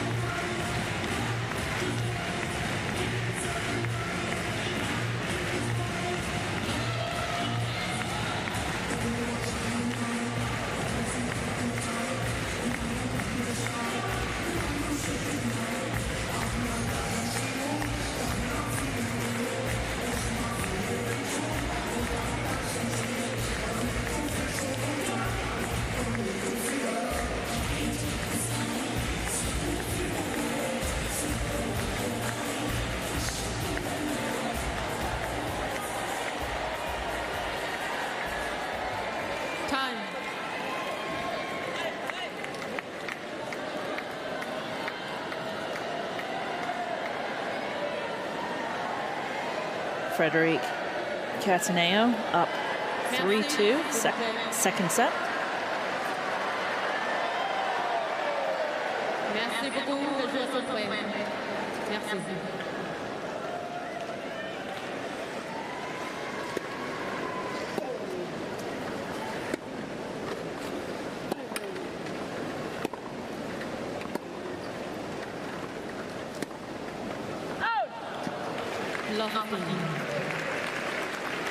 French crowd went a little quiet in those last 2 games. Cattaneo's going to want to give him something to get excited about, to get them behind him.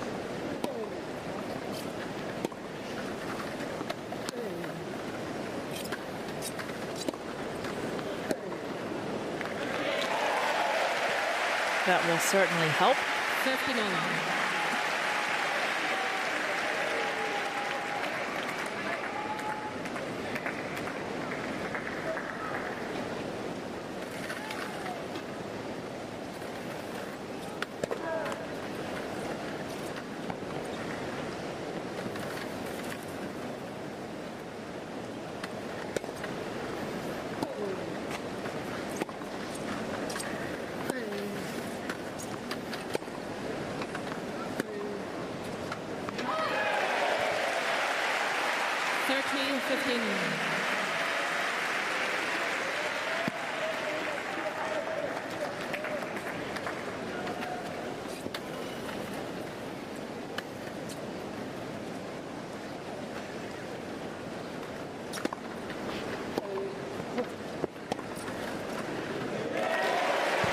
Cataneo, beautiful ball again. Stop doing that for a little bit. Taking that ball on the rise. Just did that on that forehand beautifully.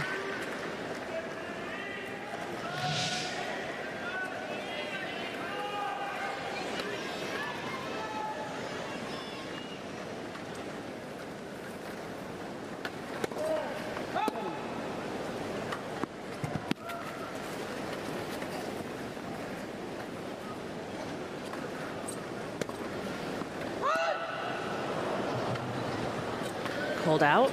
Chair umpire was coming down there. I'm not sure whether she's still coming down. Yeah, just coming down, just to confirm that it's a little bit wide. 40-13.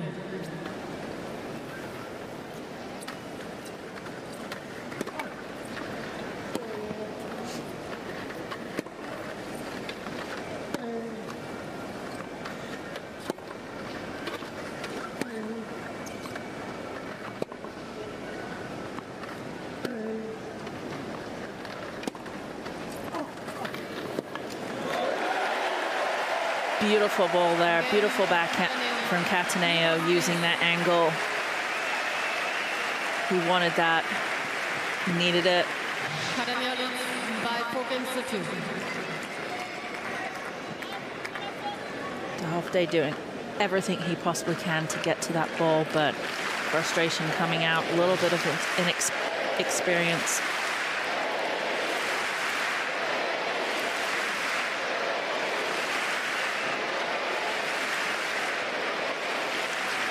Merci beaucoup, s'il vous plaît.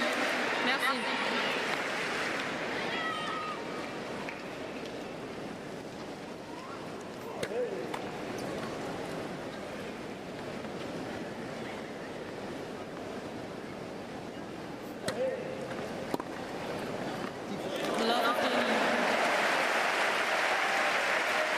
Love that smile, love that forehand down the line.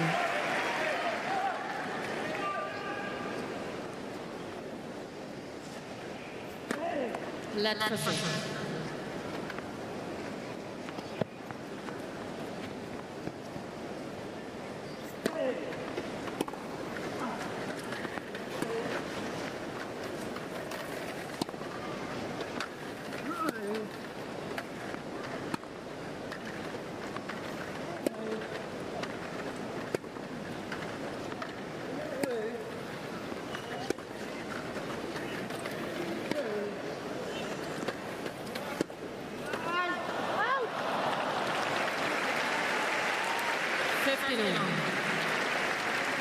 Cataneo way behind the baseline there, trying to go for a little too much. Not able to get around the ball in any way. Frustrated with himself after that shot. 13-15. Ace number 2 for Ter Hofft.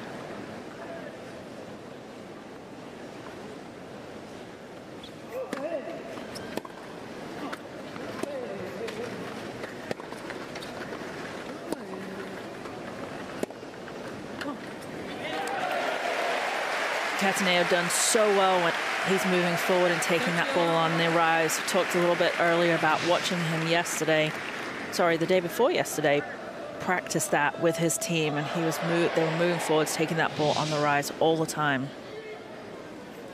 Really paying dividends for him in this match.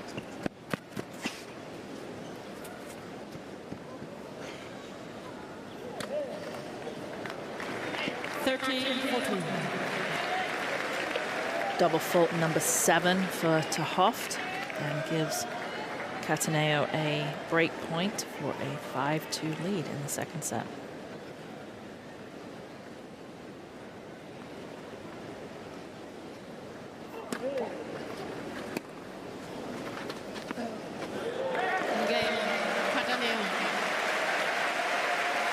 Ter Hooft just totally misjudging that ball, and Cataneo with the break. And he will go into the changeover with a 5-2 lead in the second set, and up by 1-0.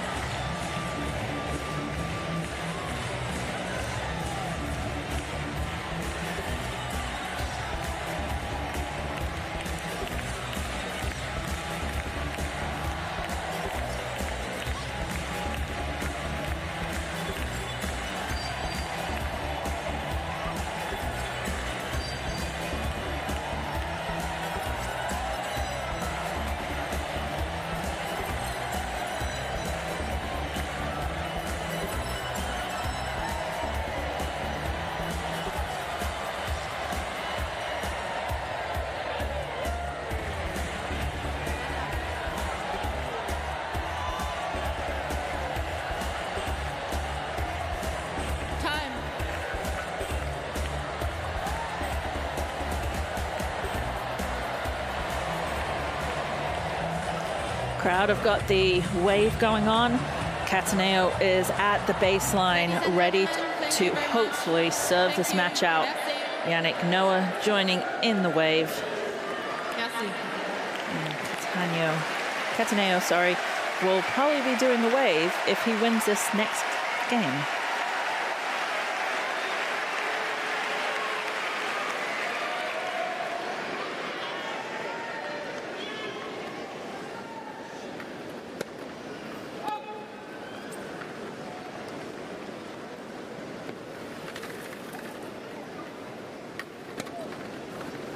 Love 15.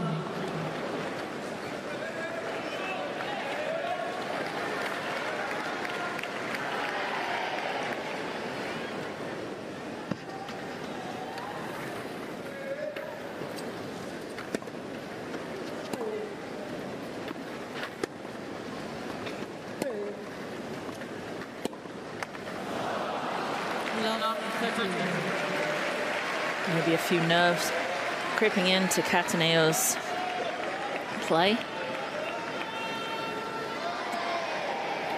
Having to close out the match on your serve. Definitely needs to stay being aggressive on that forehand side.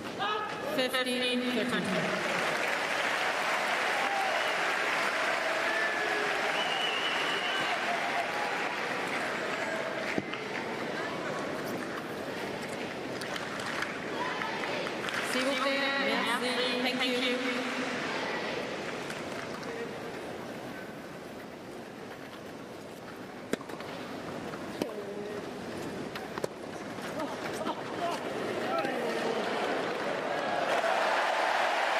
Very, very difficult shot there from Cataneo that he pulled off on the rise, but off the baseline.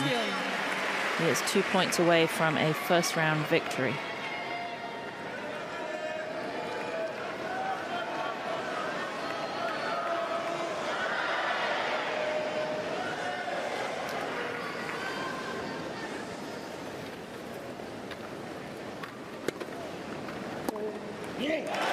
And there it is.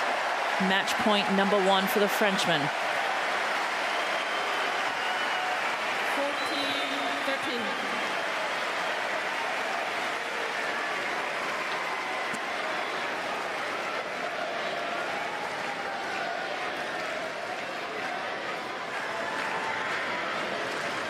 Thank you.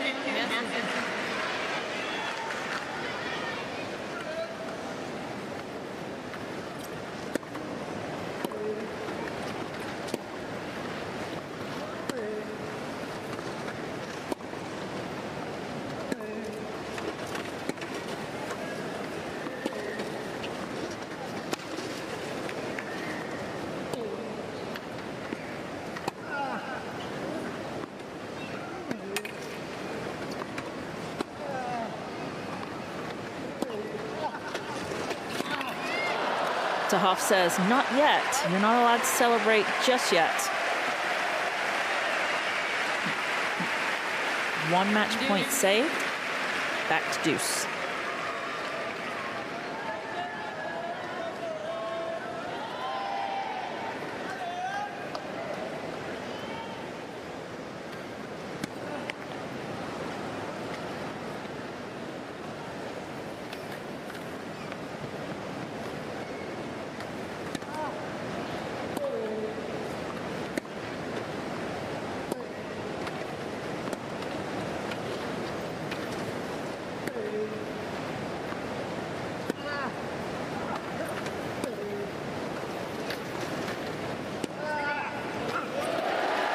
Yes, that sets up match point number 2. He likes that. He's trying to get the crowd all excited for him. Advantage, Cattaneo.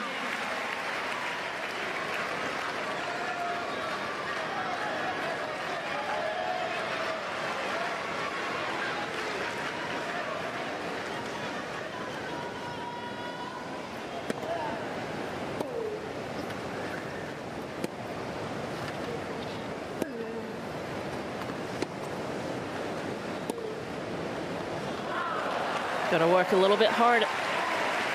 Tahoff coming up with big forehand when he needs it. We are back to deuce.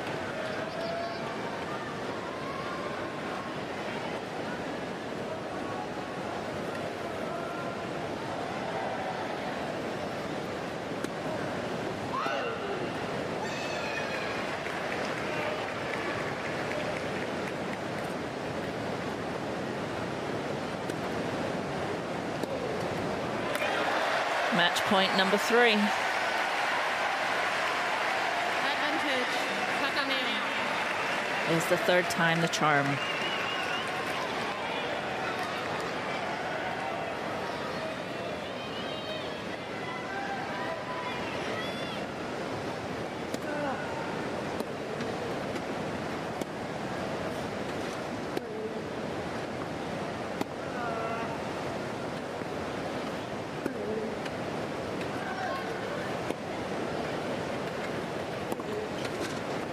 There it is. Game, set, and match to the Frenchman, Frédéric Cattaneo. 6-4, 6-2. Team France is happy, and so is Frédéric. Great exposure, great match for the young Dutchman. We will see more of him in years to come. But there's the score, 6-4, 6-2. And the French flags, the French fans were in full force today as they cheered on their Frenchman, Frédéric, as he comes out victorious, 6-4, 6-2. He deserves all of that. This environment, this stadium, beautiful to play on, almost at capacity. 22,500 spectators here, and big percentage of those probably French fans. Yes, thumbs up. Congratulations to Frédéric Cattaneo.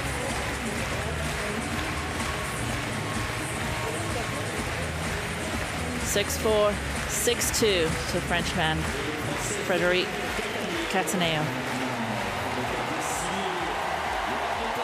Yannick Noah, French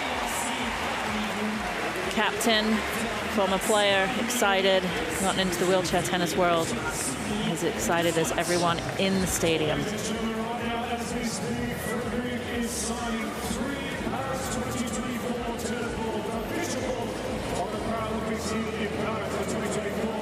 Frenchman Frédéric Cattaneo signing the balls that is going to go into the crowd, and 3 lucky people will receive those balls. And what a great gift it is for them. See how high he's going to go, where he's going to go. Got to be loud to get the balls if they want them.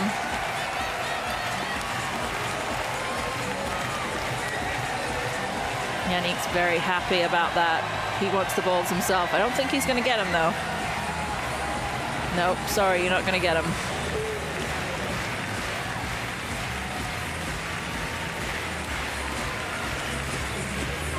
Very relieved to win this match in front of his home crowd. Played a very, very good match. Very solid.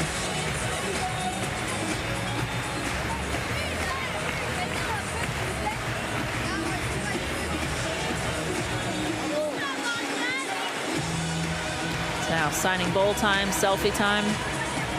Oh, there's a big face there as well of him. French fans are happy. Pen's not working though.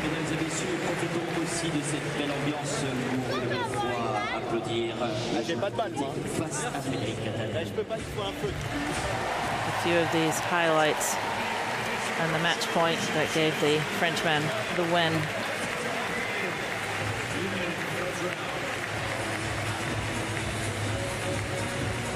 He's happy about that. Thumbs up, let's go. Match stats here. Again, the total winners of the 24 with the unforced errors, 20. If you have more winners than unforced errors in the tennis world, you're usually going to win. And that was the story of the match here. Just over an hour and 30 minutes. Next match, he has a tough match. He will take on the number 4 seed, Gustavo Fernandez, in the second round. But for now, he's soaking up every second he has on this court to be able to play on Chatrier.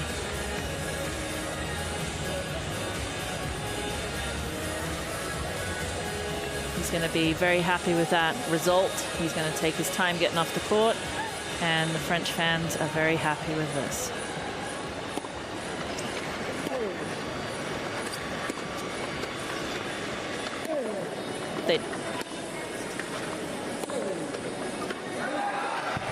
Yeah, here the Dutch boy, Dutch man, had such a good first set, played really well, looked into it, but a little bit of lack of experience. And Cataneo coming out of this with some really good shots. That cheeky slice forehand and slice backhand he used at some points, and then the forehand that saw him practice the other day, moving in, taking it early, really was a game changer in this match for him.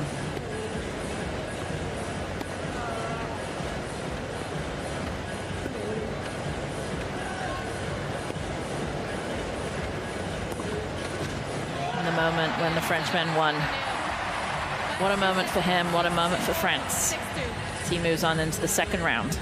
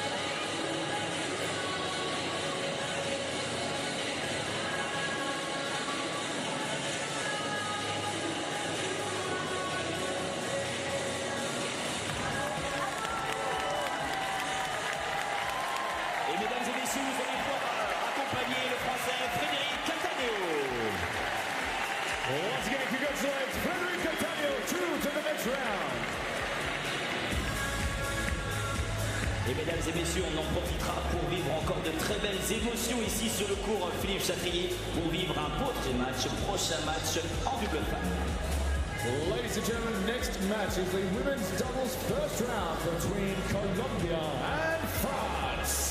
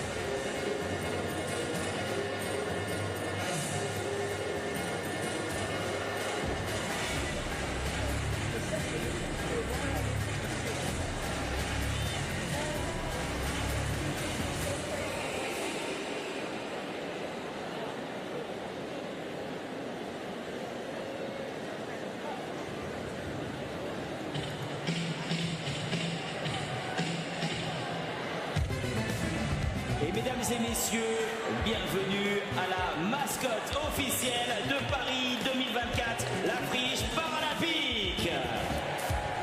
Ladies and gentlemen, please welcome the official Paralympic mascot, Friche, here to Roland-Garros.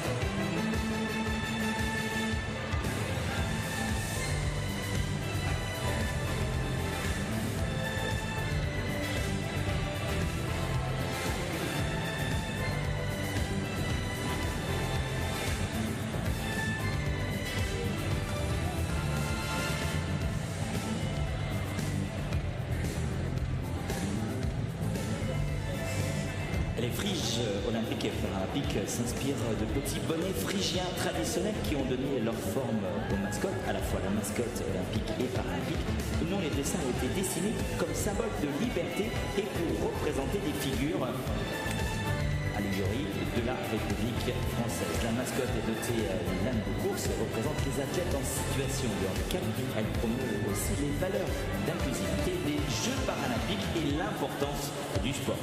N'hésitez pas à saluer notre mascotte présente aujourd'hui sur le cours Philippe Chatrier. Well, like we said, ladies and gentlemen, please welcome the official mascot of Paris 2024, Friche. The Paralympic Friche is based on the traditional small Phrygian hats that the mascots are shaped after.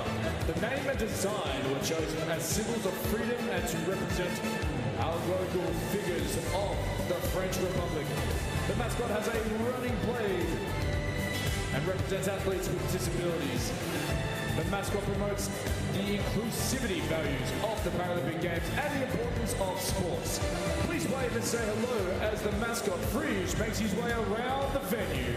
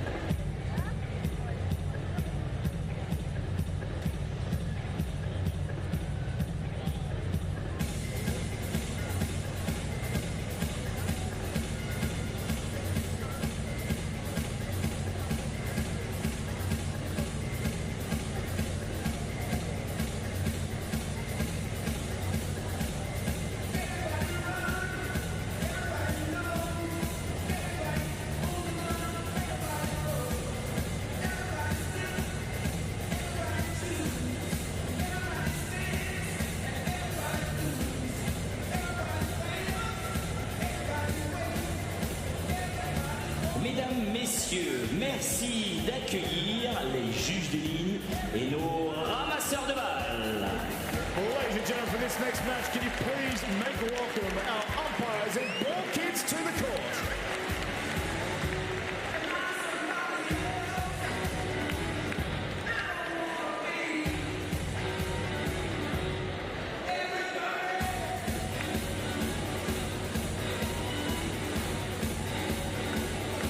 The setting of Roland-Garros and court Philippe Chatrier, the women's doubles competition at the Paralympics of Paris 2024. This should be a fascinating contest coming up. Will there be more joy for the host nation? Already having enjoyed such a wonderful Paris 2024 Olympic Games. And now the second half of this splendid Parisian and global sporting summer continues. Crowd getting ready for some great action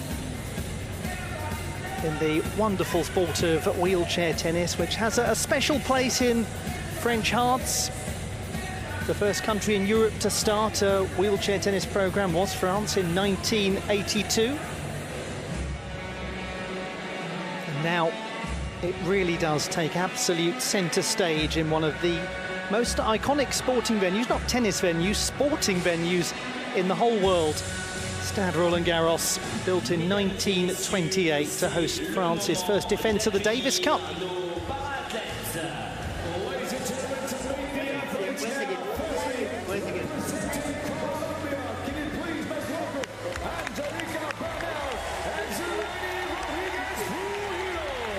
Angelica Bernal and Zuleni Rodriguez of Colombia. The 10th highest ranked doubles partnership in the women's competition. Representing la France. And their opponents representing France, please welcome Chateau and And they'll be taking on Xenia Chateau and Pauline Deroulede of the host nation. Two players at very different stages of their careers. The 18-year-old Chateau returning to the scene of her great triumph, winning the inaugural girls singles and doubles title at the French Open, the first junior competition. She is regarded as an absolutely prodigious prospect for French tennis. And how fortunate to be accompanied by Pauline Deroulede, a 33, very experienced player. The Colombians, Angelica Bernal, ranked number 15 in the world. Zuleni Rodriguez, 37. That's the current doubles rankings. We'll talk about the singles rankings in due course, just for basis of comparison. Chateau, 20th in the rankings, Deroulede 16. Much excitement, and I'm sure you're feeling exactly the same way.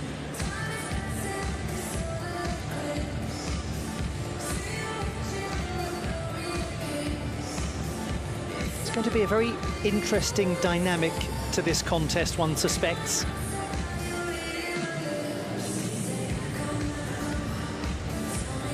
Two quite equal players in those two in terms of their ranking, in terms of their station in the game. The Colombians, there's a little more of a discrepancy, and it will be intriguing to see the extent to which the French players try to keep Angelica Bernal, who is the world number 6 ranked player in singles competition, how they try to keep her out of the match as best as possible. It's a very tough challenge. And it may be that Zuleni Rodriguez Trujillo has got quite a lot to deal with in this match. One imagines that the coaching advice for those two will be to try to restrict Bernal's opportunity to really play.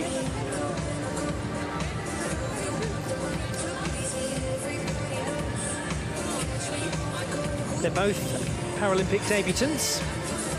Those two, one of them, Zuleni Rodriguez, on the right, Paralympic debutant, but Angelica Bernal playing for the 4th time consecutively at the Paralympic Games. It's an extraordinary accomplishment.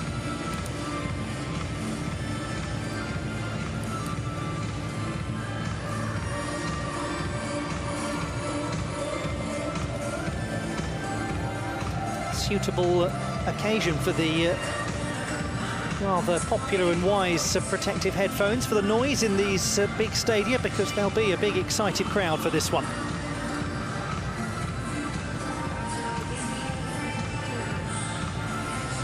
We shall hand over now to Scott Noble from Great Britain, who is the chair umpire for this contest.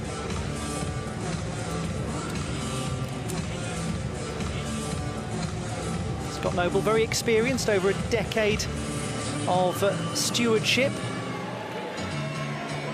Graduate of European Theatre from the prestigious Rose Bruford College.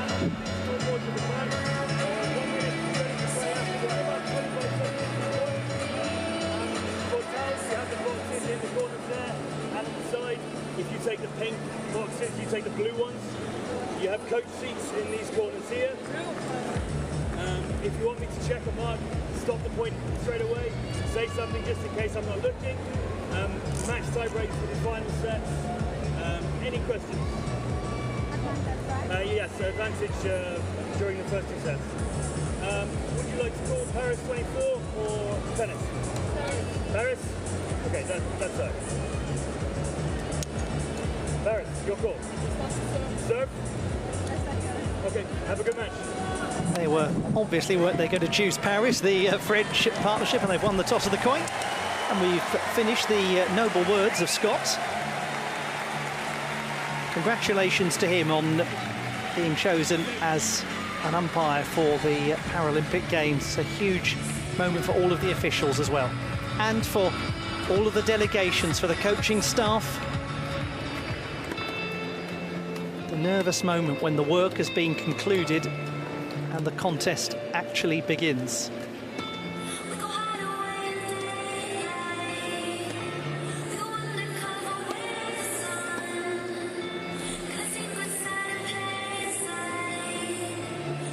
First round of the women's doubles competition. The setting is the magnificent Roland-Garros. On the subject of magnificent, the Colombian official uniform has provoked a great deal of attention for its style and elegance, as has the playing of Angelica Bernal, as she has gone all the way up into the top 10 at the age of 29. But yes, after the opening ceremony of the Games, everyone was talking about the Colombian official kit. There'll be a lot of athletes bustling around the Paralympic village, saying, please, can we do a little swap of the kit before they depart?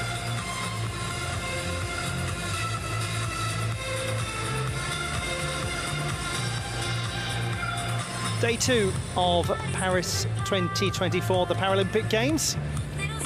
Angelica Bernal and Zuleni Rodriguez against Xenia Chateau and Pauline Deroulet. So in the 2 players furthest away, Bernal and Rodriguez, we have athletes ranked 6 and 40 respectively in the singles rankings. They're the 10th highest of the 13 partnerships in the women's doubles competition. They last teamed together at the BNP Paribas World Team Cup in May in Antalya on the clay. Had a good win against the Swiss pairing of Nalani Bob and Angela Grossweiler. Also beat Macarena Cabrillana and Gloria Yamin of Chile in the qualifiers on clay again in Lima in Peru in March. So only the 3rd time that they've actually teamed together, the Colombian partnership. I think that's an interesting thing to just dwell upon for a moment, perhaps.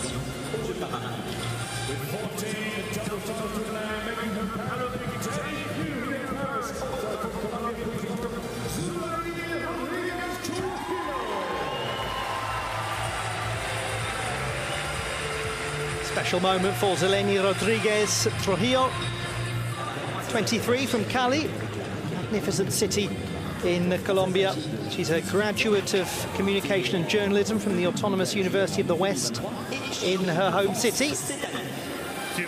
Much admired and respected businesswoman as well, Rodriguez, and 40th in the singles rankings. So that's the discrepancy that I was alluding to, where you have Bernal, who's comfortably a top 10 player, winner of 32 singles titles, 30 doubles titles, and Rodriguez, winner of 6 singles titles, 14 doubles titles, a lot of those in the Future Series.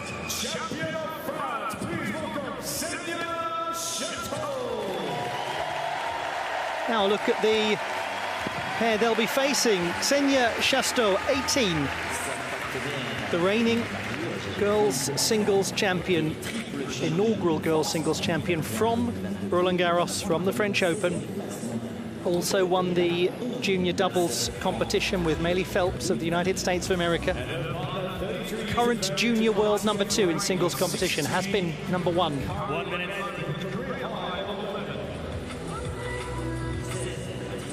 Really exciting young athlete, Ksenia Chateau. With titles won, 16 to her name, competing here at third, her Paralympic debut, and a 3-time champion of France. Please welcome Pauline Deroulet. And the hugely well-respected Pauline Deroulet, 33, in her very own city. From Boulogne-Billancourt in the West Paris suburbs, graduate of marketing from the Paris Cité University, a student of communication at Sorbonne Nouvelle University, and extra specially for Deroulet, supported at this competition by wife Tiffen and daughter Eva. And that's such a lovely moment. Deroulet has spoken of how it's been hard to be apart from the family on tour, but of course now this competition at home Paralympics in Paris, able to have them for support. Ladies and gentlemen, Ksenia Chateau, Pauline Deroulet won the toss. The partnership from France are competing together as a team for the 9th time. They've won 3 titles in all. 7th tournament together this year alone. So that again an important feature to consider, the extent to which they are more used to each other's company on court. They're the 5th highest ranked of the 13 partnerships, taking on the 10th highest ranked in those 2.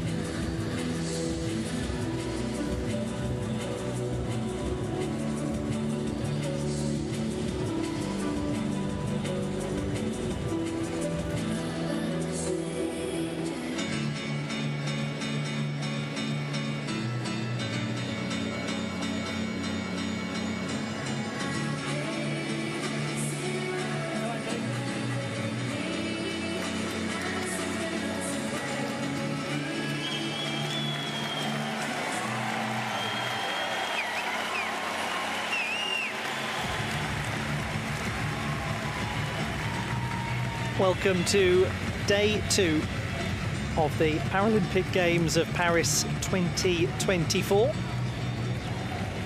At the first day of wheelchair tennis competition. You are, of course, watching Philippe Chatrier court at Roland-Garros.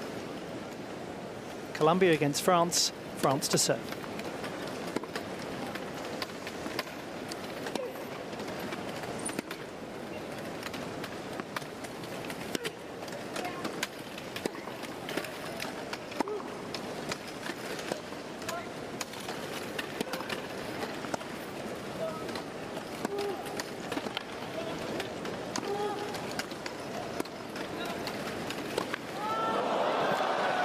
Very interesting first exchange, an early indication perhaps of the sort of thing we might see.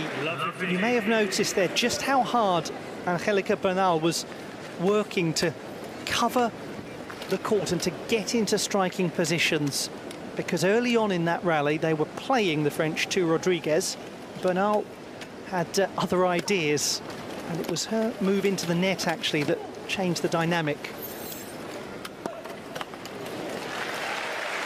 And this is going to be another interesting feature of the match. Bernal may well have opportunities to play a little restricted by the French duo, and consequently may feel the temptation to really go for something big when the chance comes her way.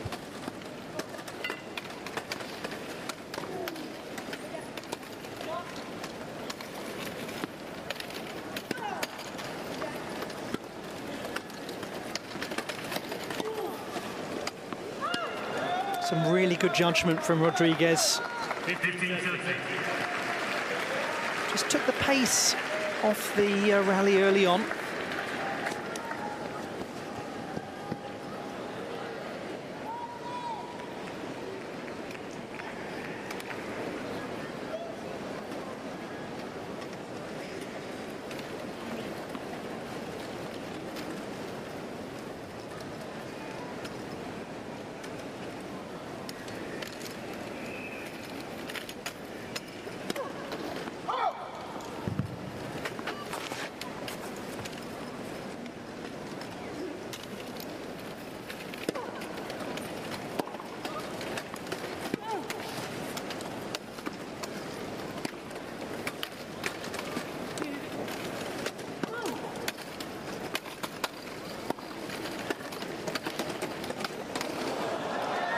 It's a really good start from the less experienced of the two Colombian players. And an early couple of break points here.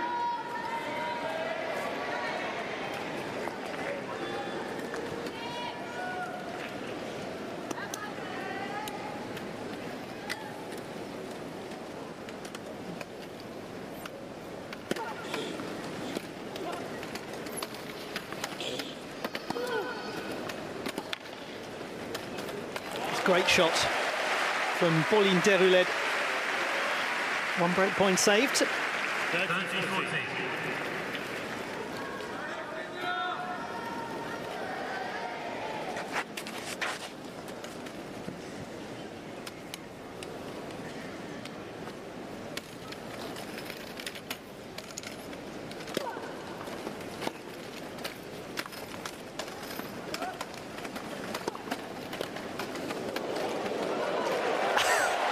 A super piece of play at the net from Chateau. Very delicate touch.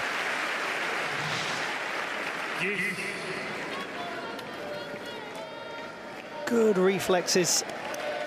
And despite that strong movement from Bernal. Took that really well, didn't she, the youngster?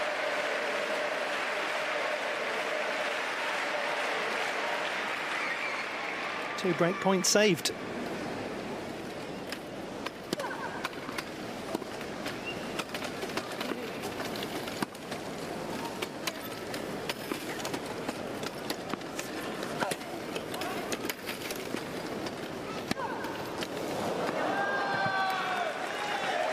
Maybe just the slight sense there for the French of an opportunity to take control of that rally that passed them by. It didn't look as though Bernal and Rodriguez were fully secure of their communication at the baseline, but it's another break point.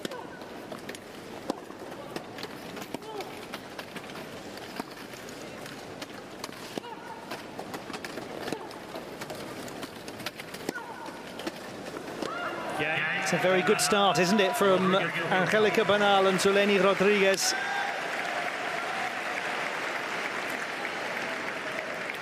That's game.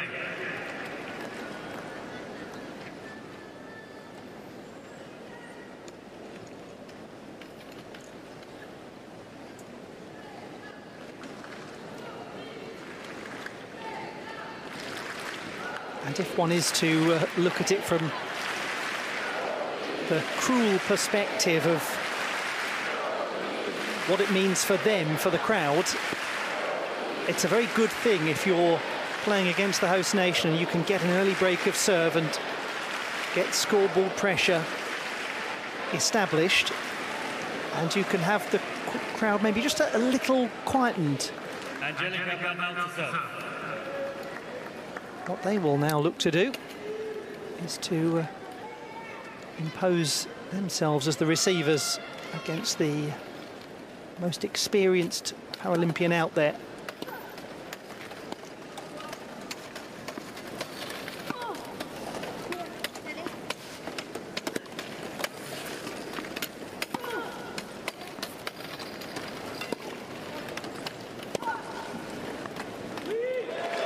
Right down the gap, cleverly played.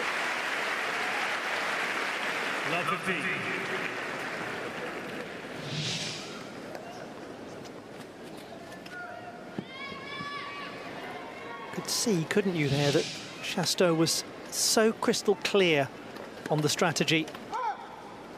Such a mature young player.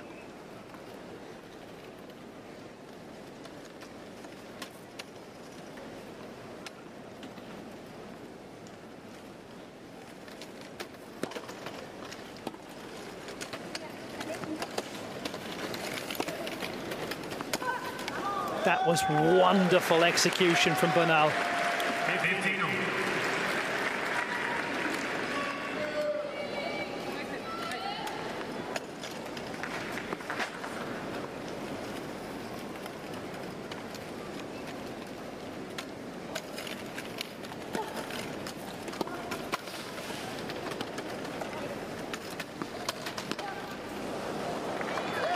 Just good, clever pressurising play from the 29-year-old from the Colombian capital of Bogota.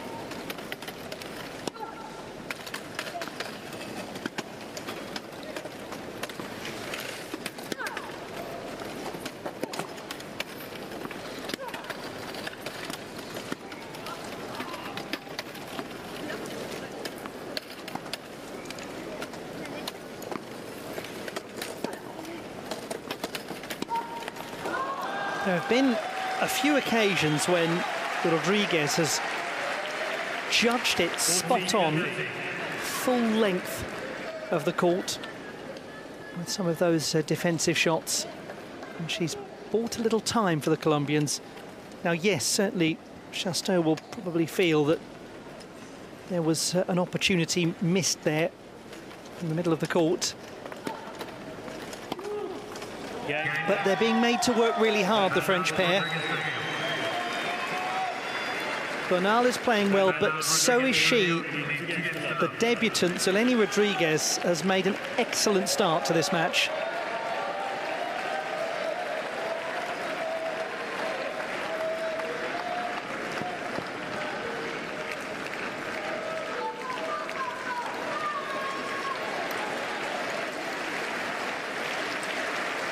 Really a big service game this early on in their Paralympic quest for the 5th highest ranked partnership in the competition. Pauline Deroled, the 33-year-old, the oldest player out there to serve.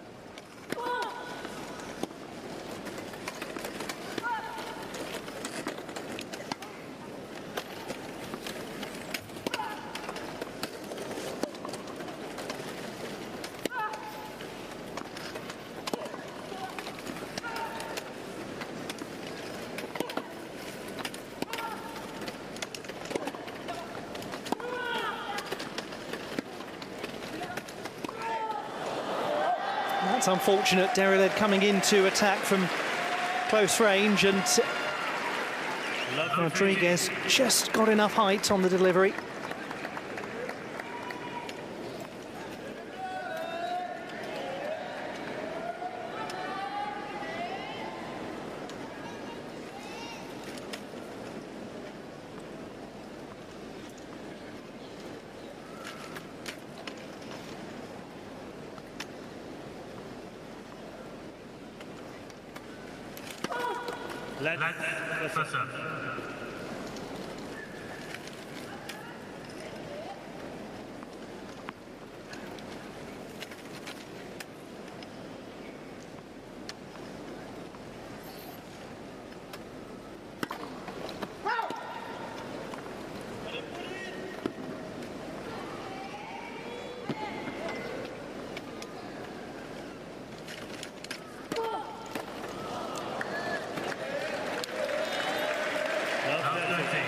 First double fault.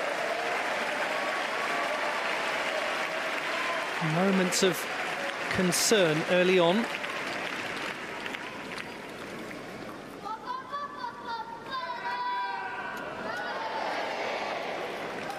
Well, there wouldn't be Roland-Garros without that.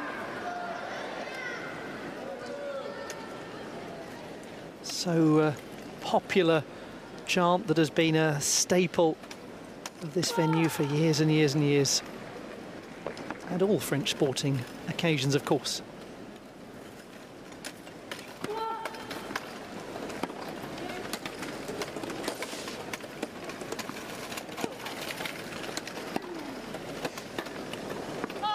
Good receiving from Rodriguez. Had to really move quite far out wide to play it. This is an impeccable start from Bernal and Rodriguez.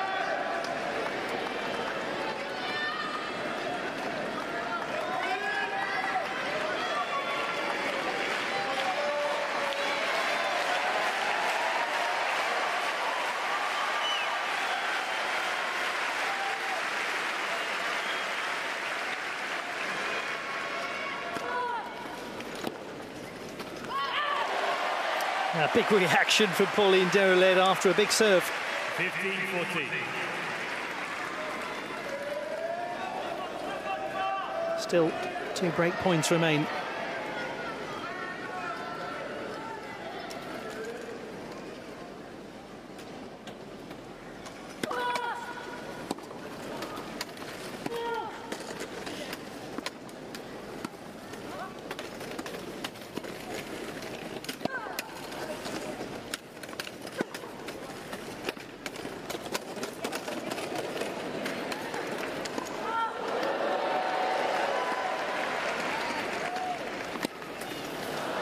Really good shot from Rodriguez.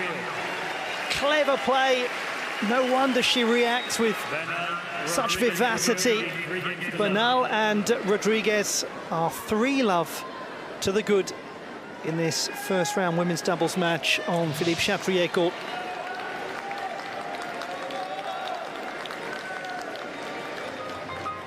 Difficult take with the inverted backhand for Ksenia Chateau. Brilliant start from Bernal and Rodriguez. 3-love in the first.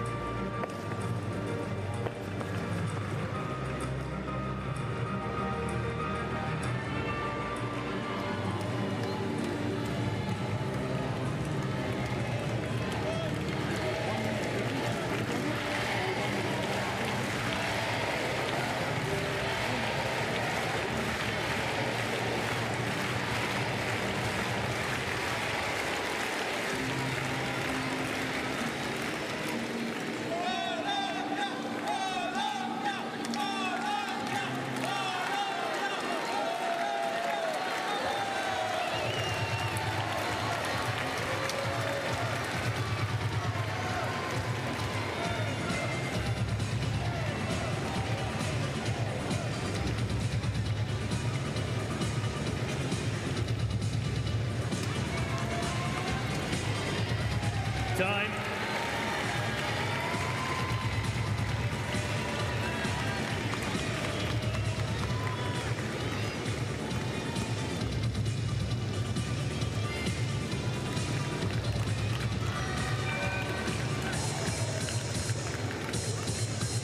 Selene Rodriguez Trujillo to serve. Brilliant beginning for Colombia.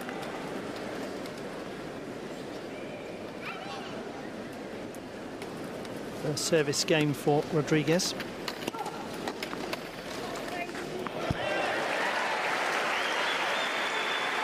Love 15.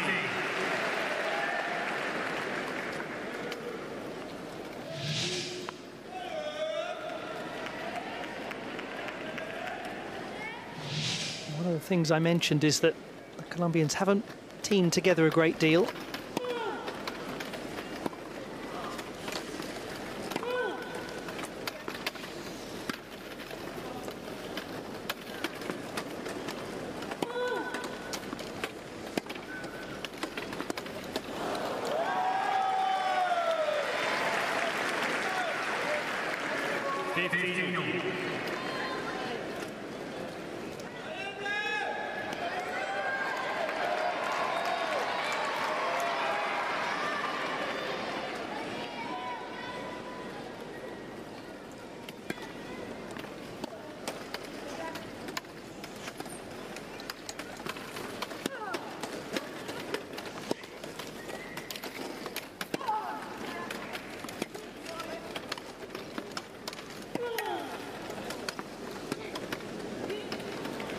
That was very close.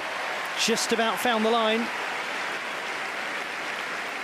And they're sensing a hint of a chance here, aren't they, Chateau and Deroulede? You can see their mood increasing, improving.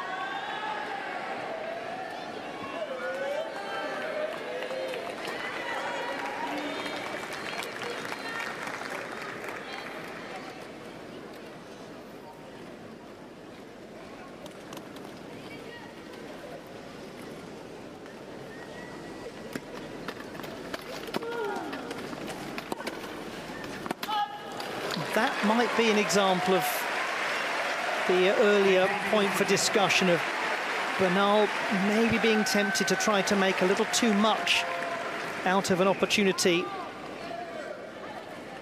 A rare, clear striking opportunity. So now 2 break points for the French.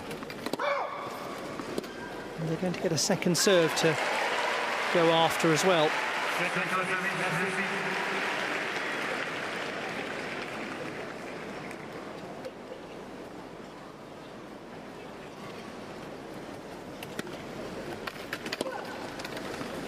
Beautiful shot. Lovely angle generated by Chateau. And the French are in business now. Leading 3 games to 1.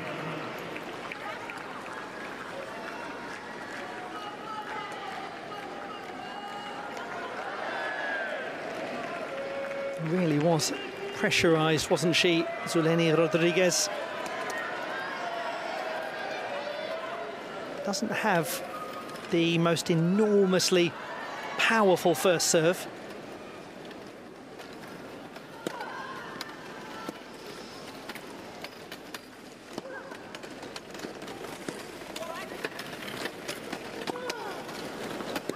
Well, that was hard work from Bernal.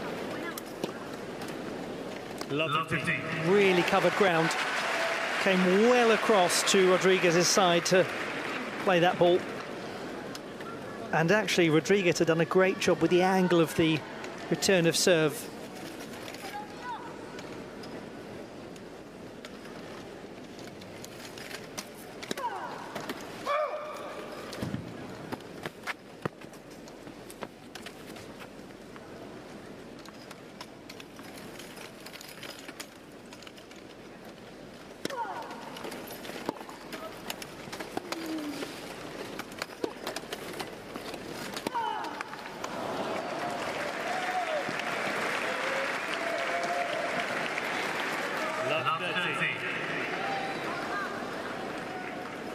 Just had a look there at Angelica Bernal, who is the only one of these 4 players who's actually contested the Paralympics before, and 4 times to boot. But she has only won 1 match in either singles or doubles competition at the Games.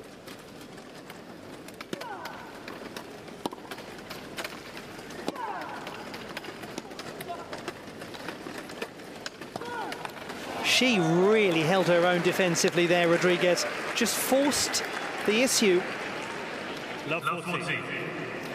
Another flurry of break points for the 2nd French service game in a row. Love 40. The shot that Rodriguez played wasn't a winning shot by any stretch of the imagination, but sometimes you just get so much, don't you, in tennis, in any racket sport, by simply getting it back and forcing maybe a slightly nervous opponent into making an error.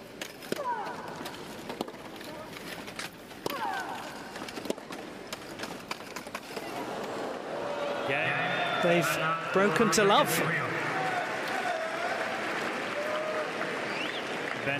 Rodriguez 4 games to 1. Double break restored, 4-1.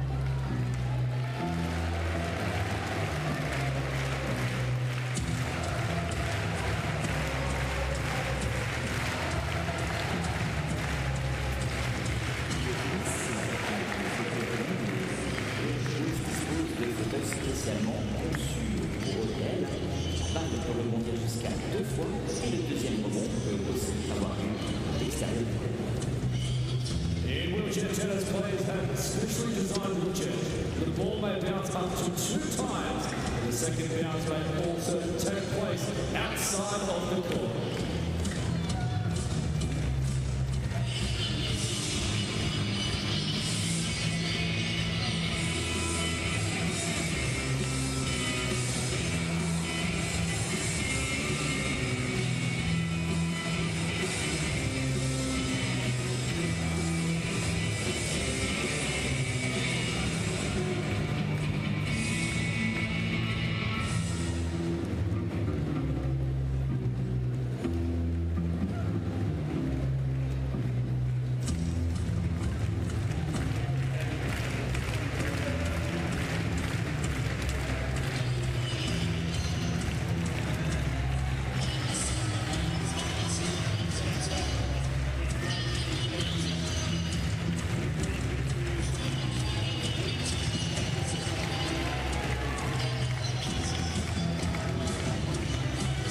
Time.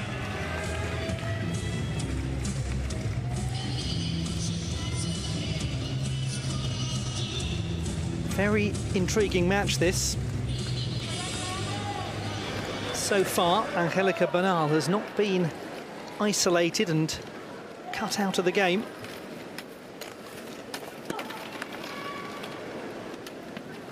And her less experienced partner, Zeleny Rodriguez, has been playing so well.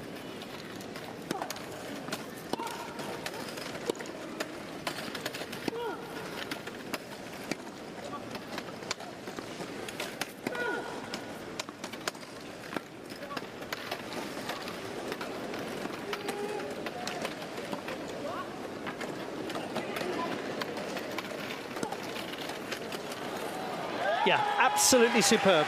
Superb from Bernal. But once again, Rodriguez did so much of the setup work. Angle, creating angle. Eventually, a ball just drops loose into the middle of the court, and you always felt, didn't you, that Bernal would put it away from there.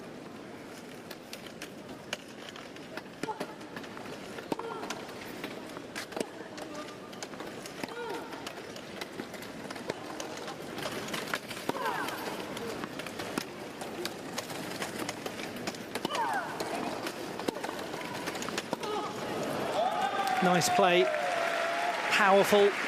Sometimes that's the smartest move, isn't it, in any form of doubles competition, to go down the middle.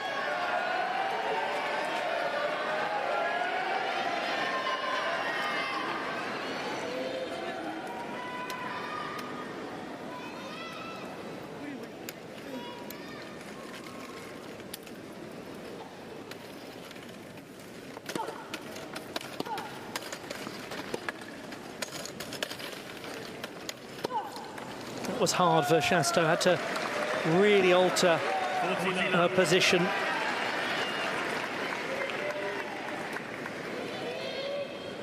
It's difficult to get any sort of purchase on the ball.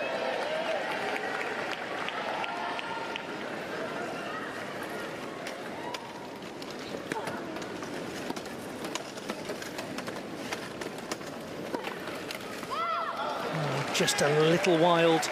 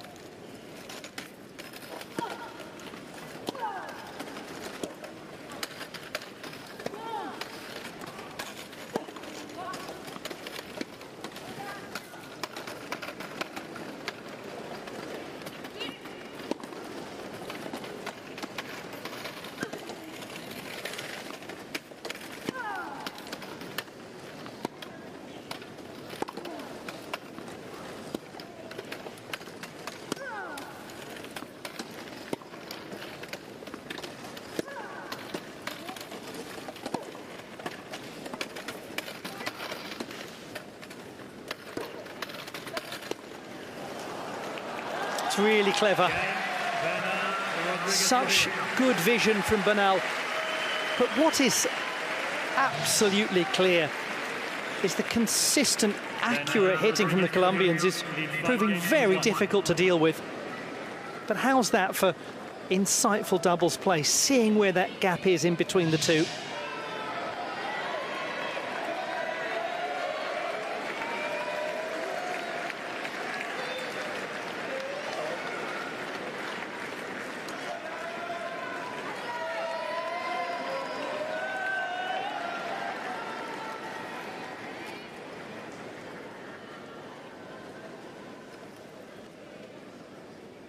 Pauline Deroulet serving to keep this set going.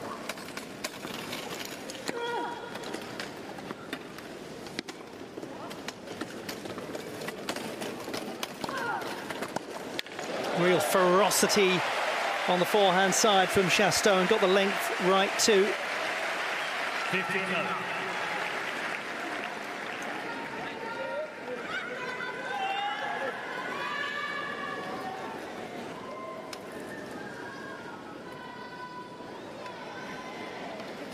Even if they don't manage, the French pair, to rescue this particular set, if they can just go into set number 2 with some sense of positivity, and good service hold here, and that might just pick their mood up.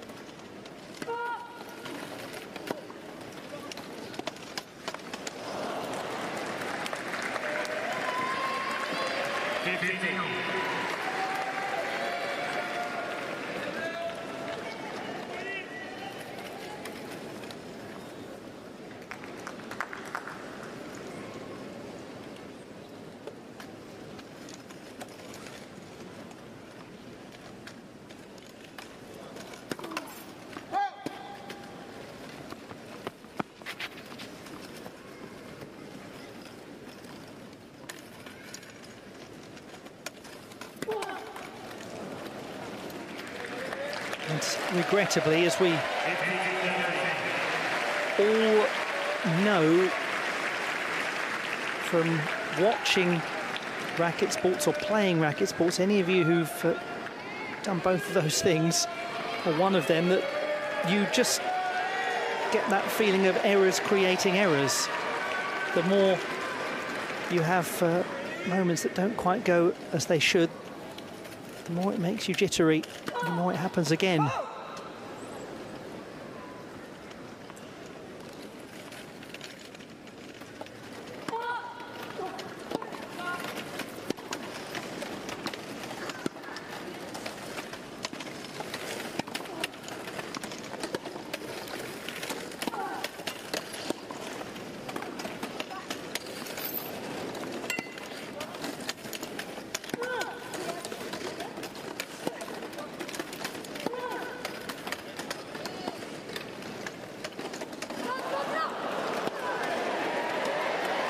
Yeah, amazingly, there was no contact made, so it's okay. What a bit of improvisation. So here it comes, well met by Rodriguez. Deroulet doesn't get anything on it. Clear call to Chateau to play it. And you've got a feel for those two, because they weren't anticipating that at all. Sometimes one little moment can invigorate a player's match or a partnership's match. Can they hold on now?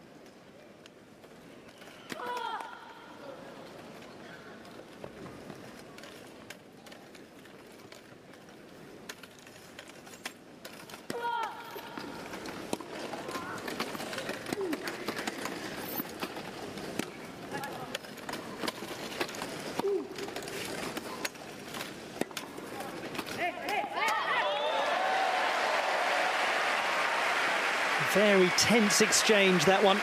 40-50.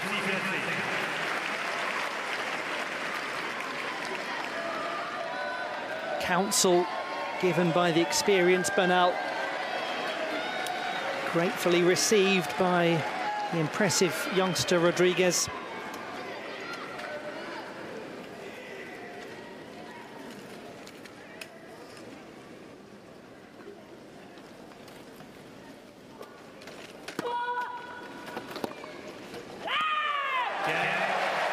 A hold of serve at last for Xenia Chateau and Pauline Deruled.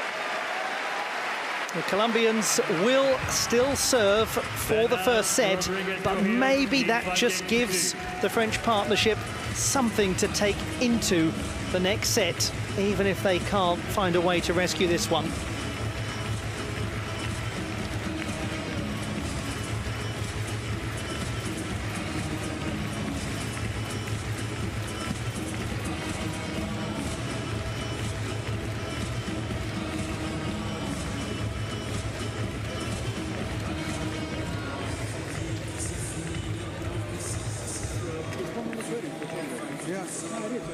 It's not TV channel. No. It should be 1 minute.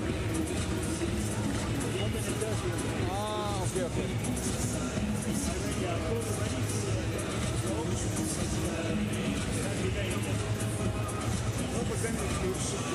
The changeover is 90 seconds. So at 60 you are calling time, then it should still show 30, right? So 130 is correct.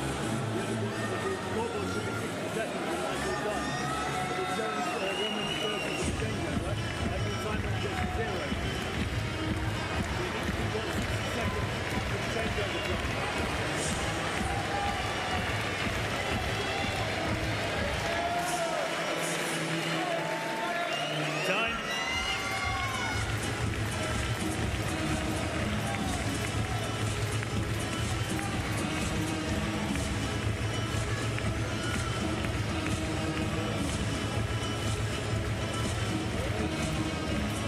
Over 20,000 spectators on this first day of wheelchair tennis competition.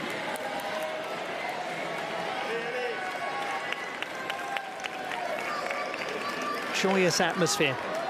And the crowd has been lifted, certainly, by that last game, by the French managing to get their first hold of serve registered. Now, Colombia will serve for the set. And we just remind ourselves at this point that they are now trying to break the serve, the French, of a player who they broke earlier in the match, Zuleni Rodriguez.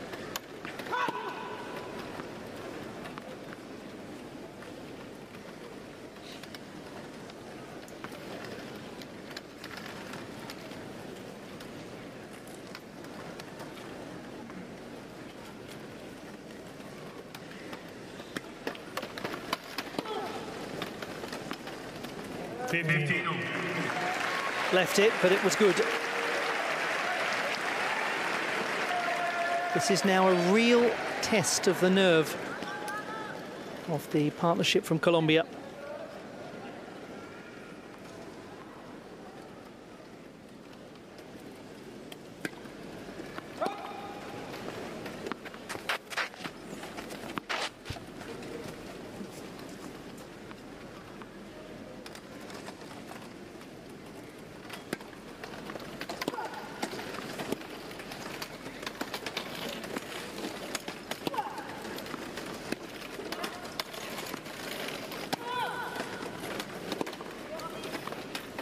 Oh, that did whistle back.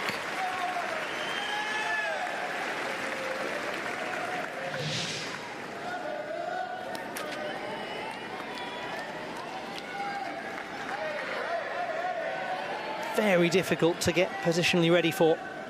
Right on the line. Look of astonishment. 2 points away from the set.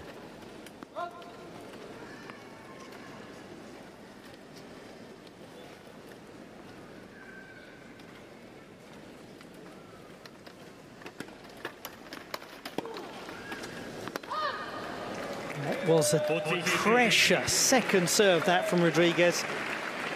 It was enough to bring up 2 set points.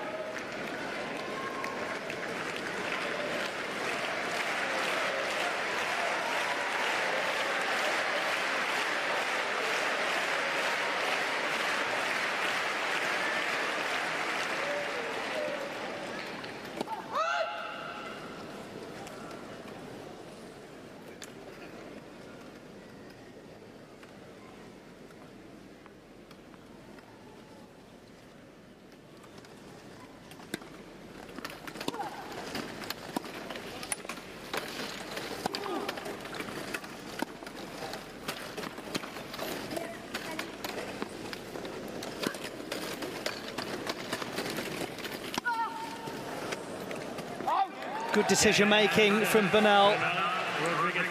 Came into control that rally, and the Colombians have controlled this first set. They have done superbly against a more experienced partnership in terms of how often they've played together from France. So Bernal and Rodriguez take the first set over Chateau and Deroulet 6-2.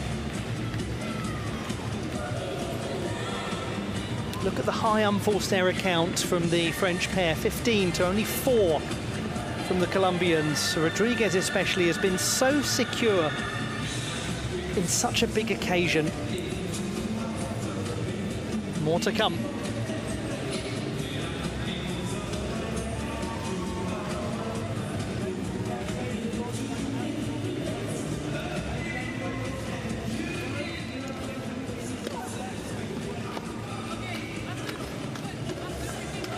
Just to look back at some of the moments of this first set,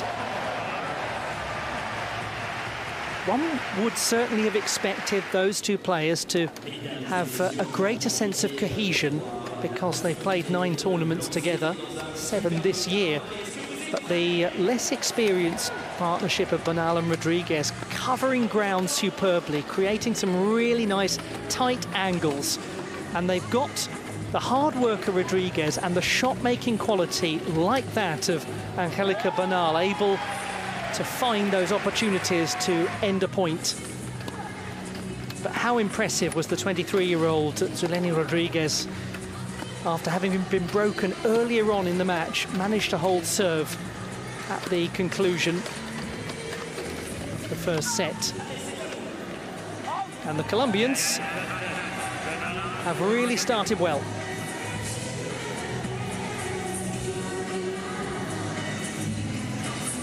Time.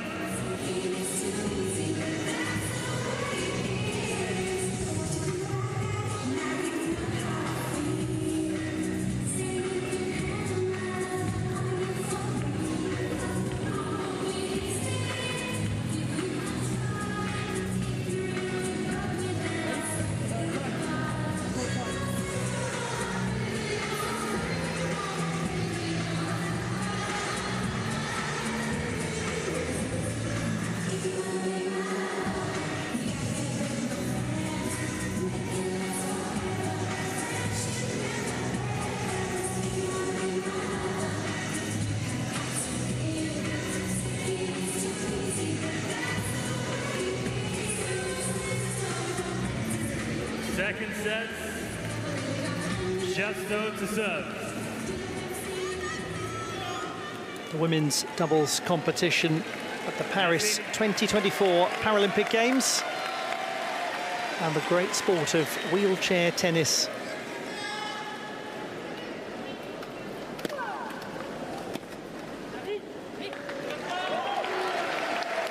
Lovely serve that from Xenia Chateau. The story of the match so far, quite a high unforced error count from the French, very secure ball striking and hard-working movement from the Colombians.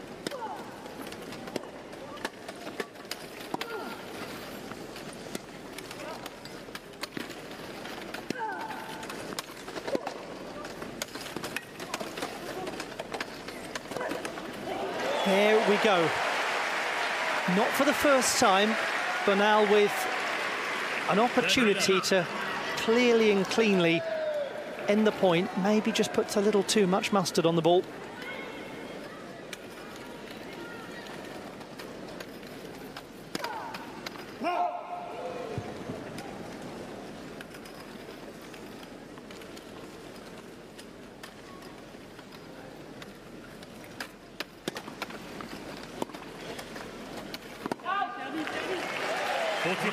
Isn't it funny how tennis matches can change personality quickly? Good authoritative hold here, and the first set will feel a million miles away for the French.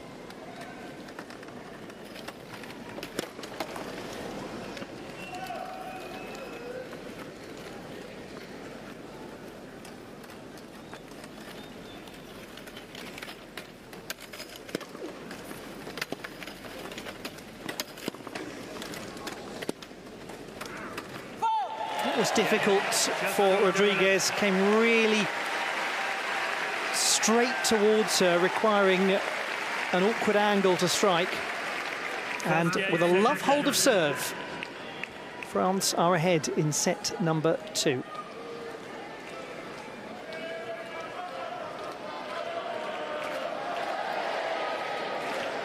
And just listen to what that's done.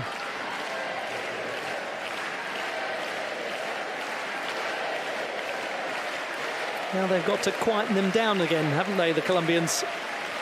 They did it so well in the first set, producing that 3-love advantage very quickly in about 25 minutes.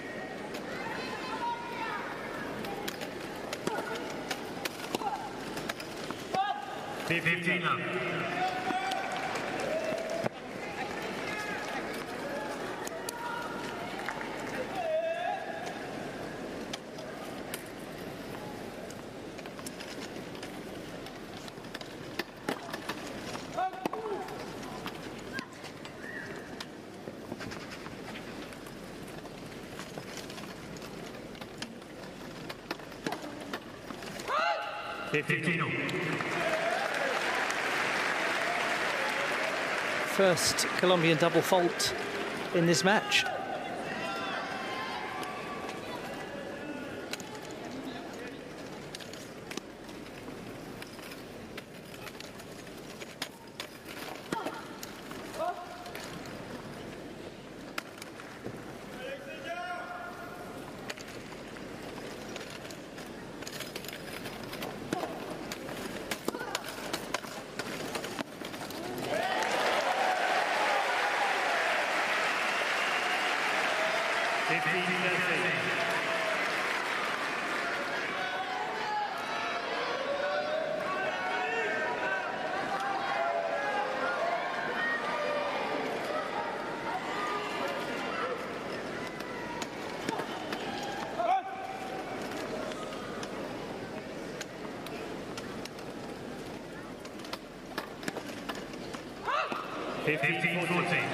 This is fascinating, isn't it? Absolutely fascinating. Bernal and Rodriguez have already had more unforced errors in this second set than they did in the first. 5-4.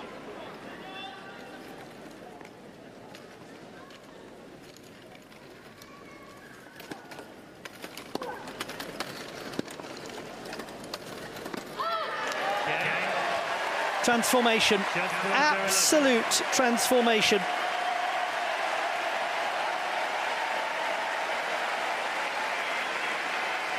Chateau, Dereled lead 2 games to love.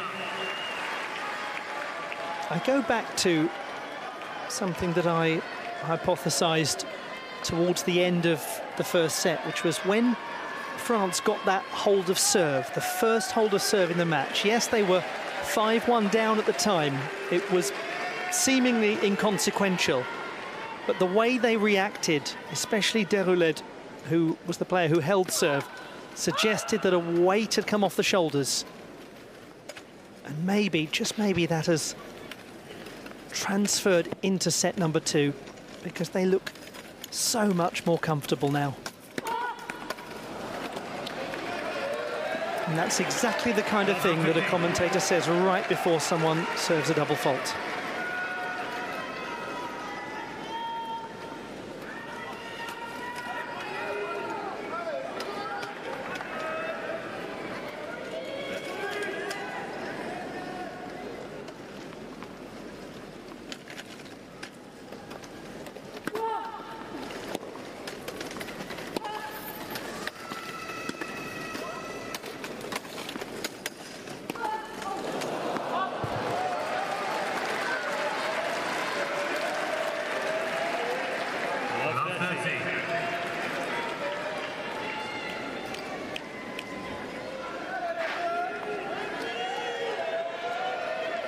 Just a look at things from the other side, not so much unforced errors, but forced errors.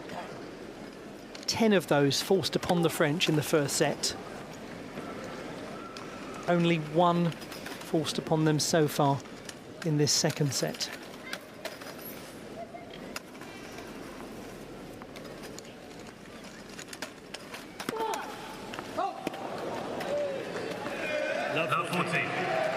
But what suddenly happened is the French partnership, having started superbly over the first couple of games, those unforced errors have come flying back into the match.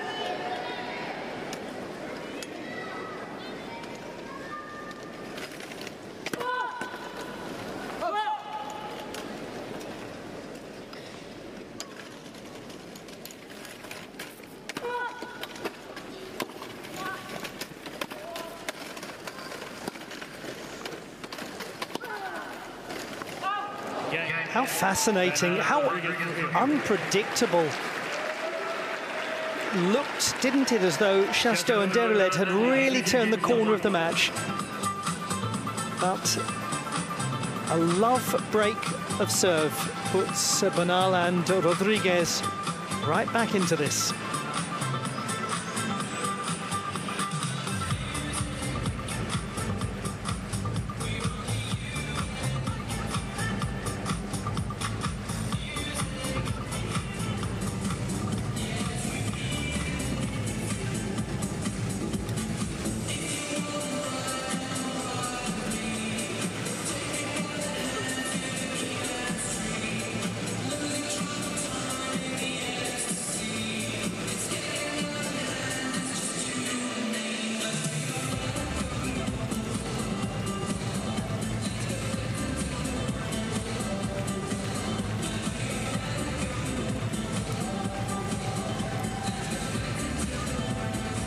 Time.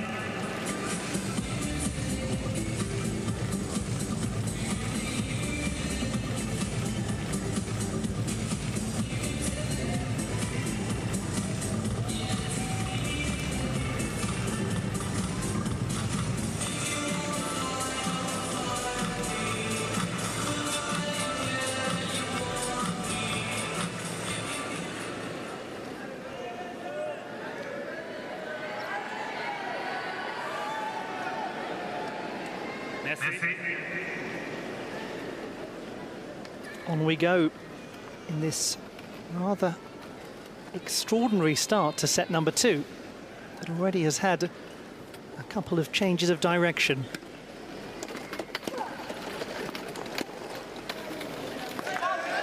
Good returning from Chateau. Nice power generated.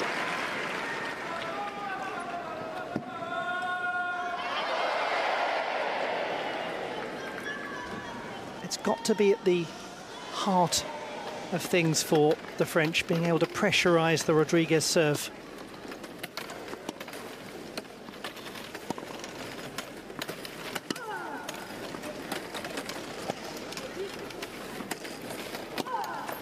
Well, that was their point to control, perhaps.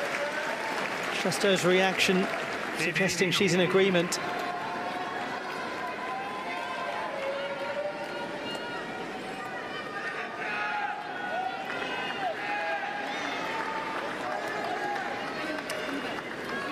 I don't know if you remember a few moments ago when I said that the Colombians had already made 5 unforced errors compared to 4 in the first set. Well, they've only made 1 since then. They've absolutely got their accuracy back under control. And we have witnessed the French unforced error count start to rise and rise rapidly.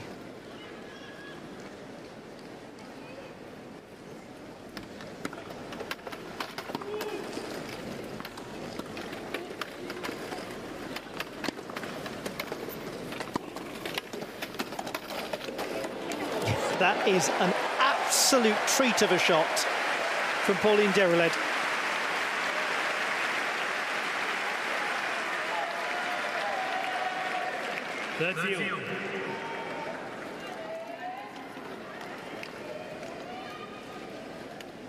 Derelet started as a recreational tennis player.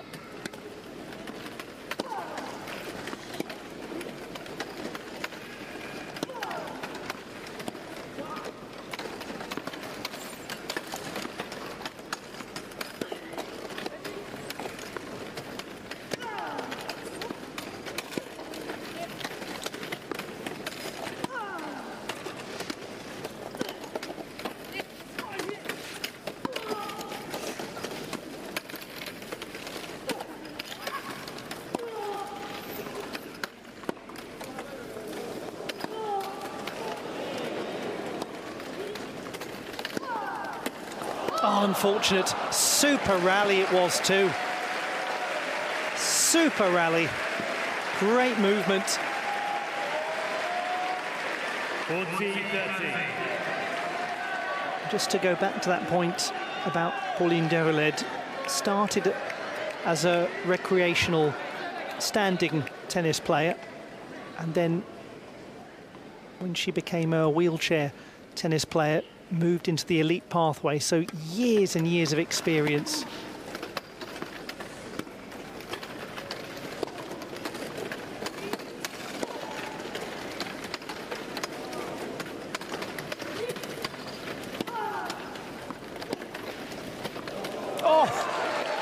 Oh dear, what a hit.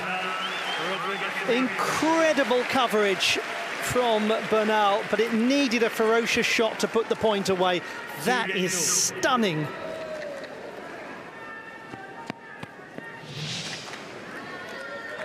And from 2-love down, Bernal and Rodriguez have put those two under pressure once more.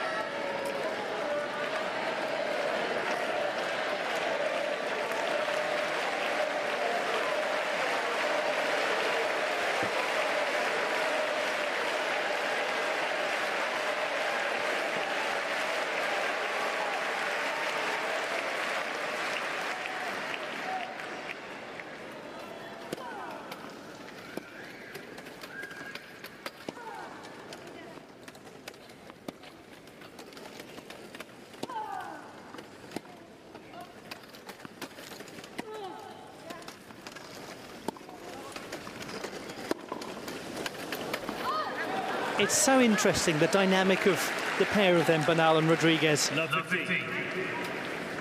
She's the player who gets all of the attention, naturally, because of her high ranking, her 4 Paralympics worth of experience, including this one.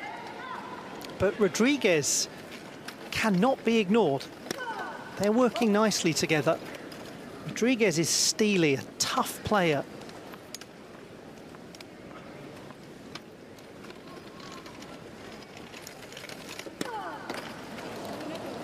And although Bernal is the player who has the big shots, the point-winning shots, Rodriguez has played in this match with a splendid consistency and a sense of sound judgment too. And that's not easy to do, is it? When you arrive at your debut Paralympics, you're at Roland-Garros, one of the most famous tennis venues, sporting venues of any kind in the world. And you're taking on a French pair, including a player who has just recently won the junior title in this very place.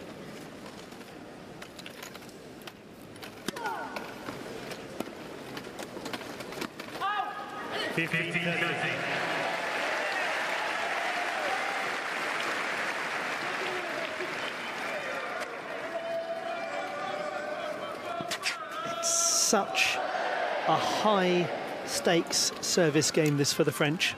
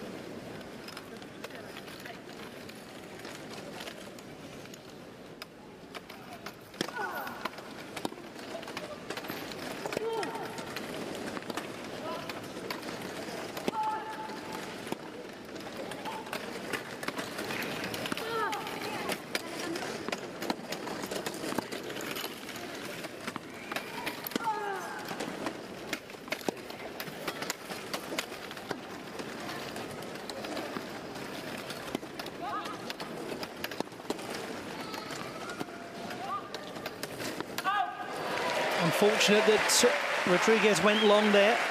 Early on in the rally, the Colombians were in a pressurized position and actually played their way back to neutrality.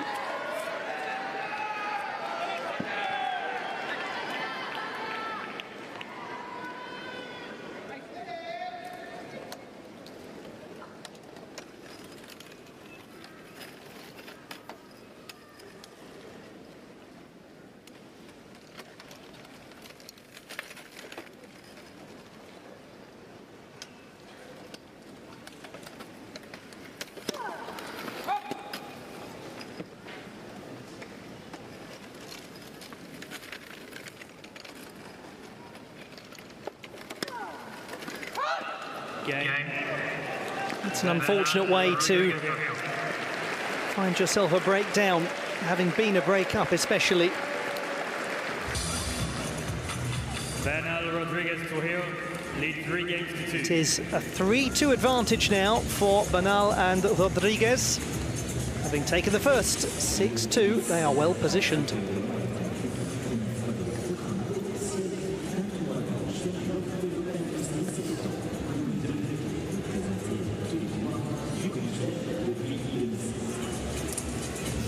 Did you know that the wheelchair tennis was first included as part of the official schedule of the Grand Slam during 2002 Australian Open? While the sport has now been part of all 4 Grand Slam tournaments since 2007.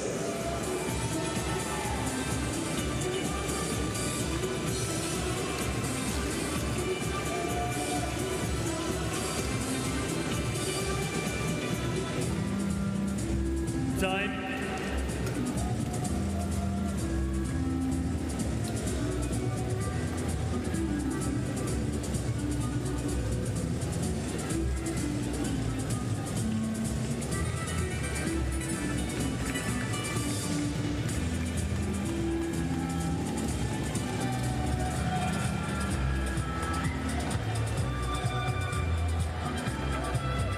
The first round of the women's doubles competition at the Paralympic Games in Paris.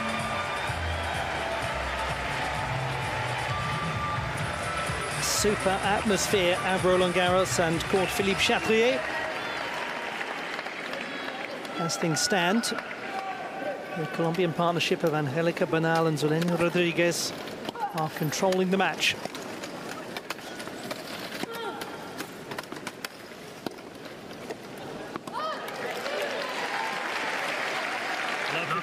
A place in the quarter-final awaits the winner.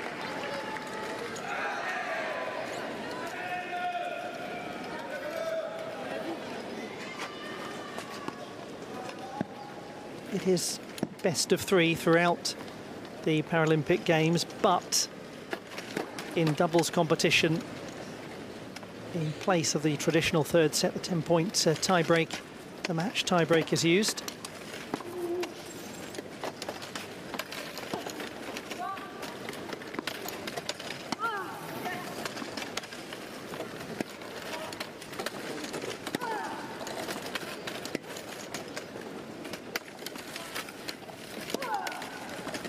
Yes, lovely shot from Chateau. Good defence before that from Rodriguez. Did really well to keep the rally going. Sometimes you manage to force an error when you do that, but not this time. Chateau was really secure with that forehand.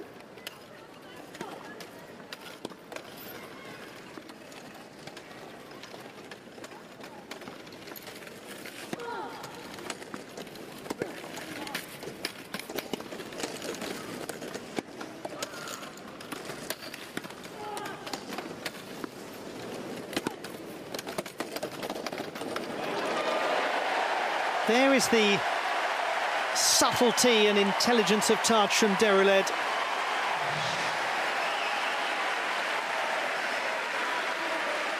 Love 14.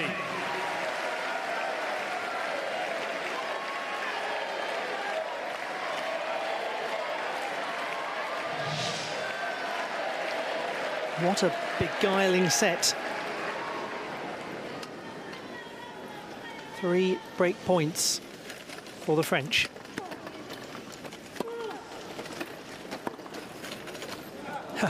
Goodbye. 15-14. She has got some wonderful shot making, hasn't she? 29-year-old from the capital city of Bogota. Massive collection of 7 medals at the Pan American Games.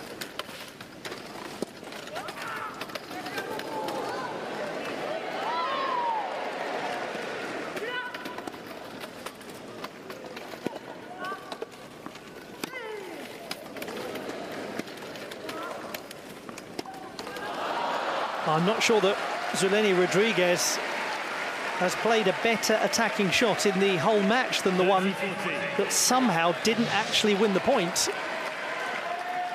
But they got there in the end. She did so well, the 23-year-old, to force the French players out wide. So that's 2 of the 3 break points salvaged.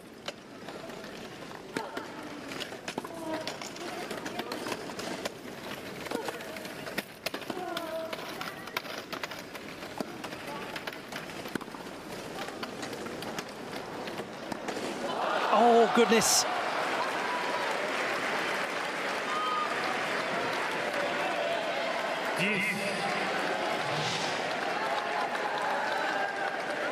Maybe, just maybe, one of those shots that 9 out of 10 times in any other setting and place she would make. Everything is difficult when it's this sort of occasion, surely. Now, that was horrible for Rodriguez to take. Really difficult for the Colombian player.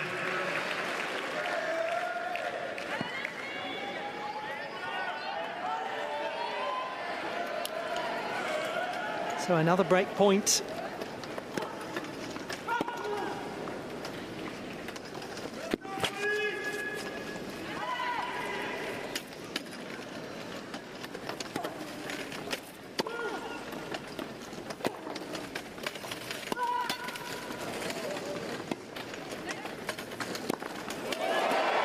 Oh, what a good decision from Pauline Deroulède. Didn't allow Zuleni Rodriguez to slow the pace down of the rally to get the Colombian pair back into a good baseline position. Instead, just came in and leathered it. 3 games all. And the French have restored parity.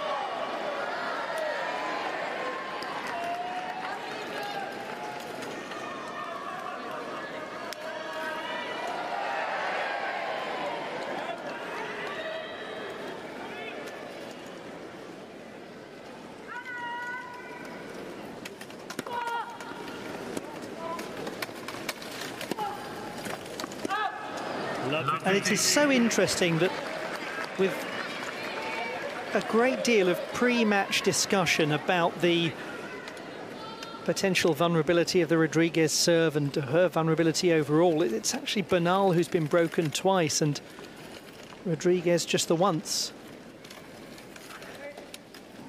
Shows you how well the debutant from Cali has played.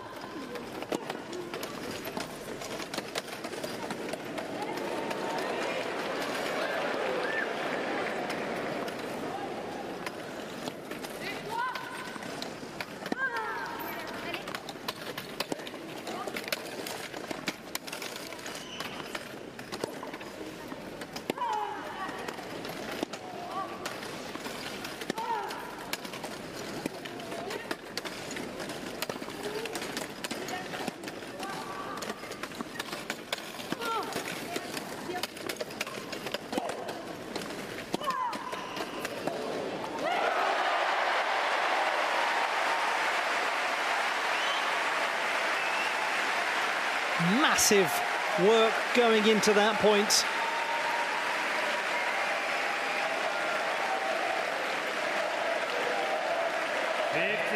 Gosh, it's so finely balanced, this second set.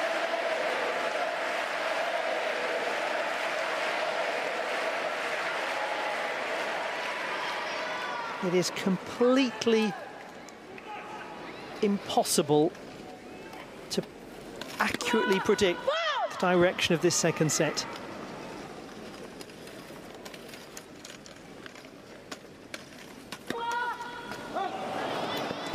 Just when you think that one of these pairs is in control, it goes the other way.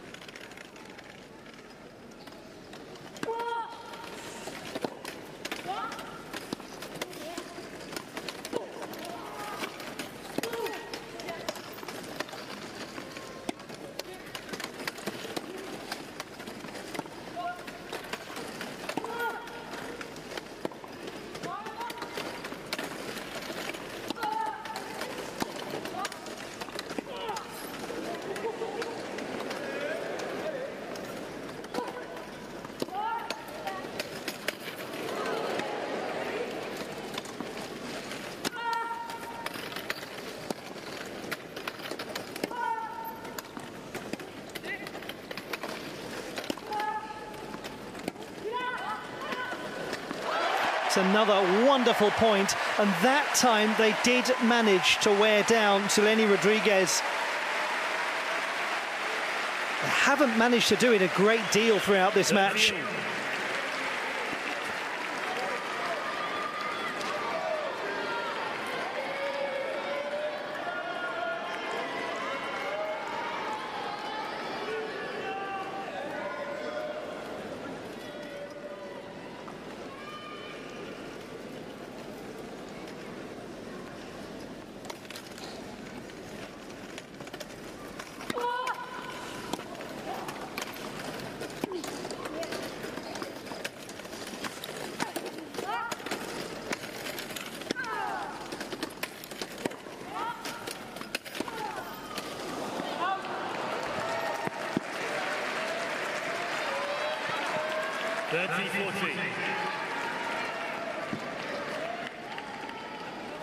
Yet another opportunity for a break of serve in a set that has seen only 2 holds of serve.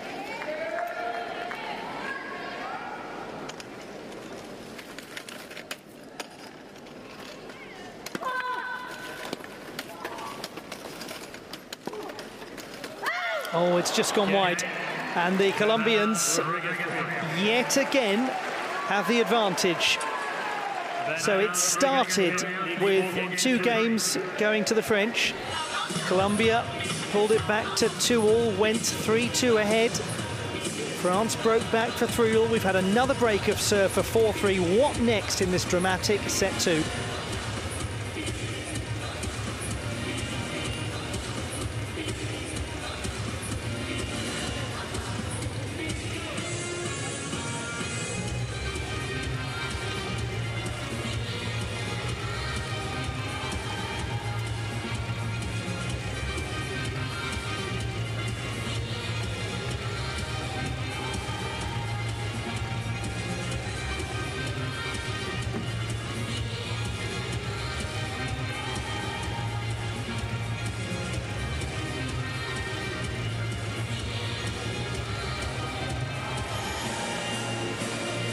Time.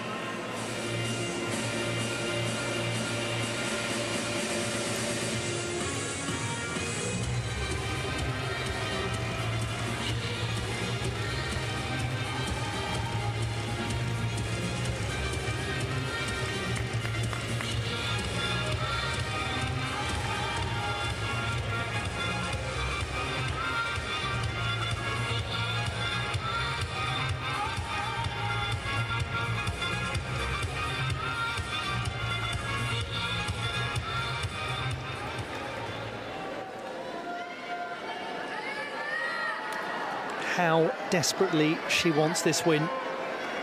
A 4th consecutive Paralympics for Angelica Bernal.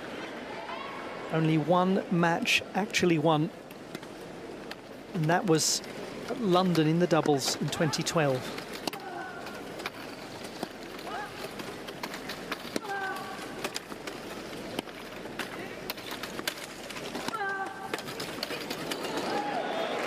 That's a beautiful shot, isn't it, from the impressive youngster.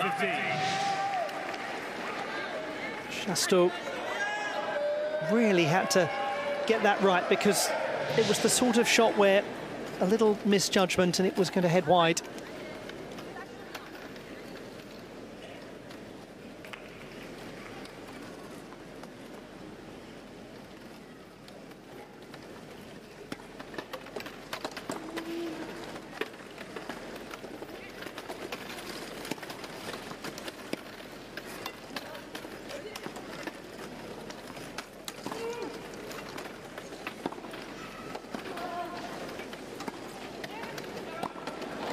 Well, Rodriguez did superbly.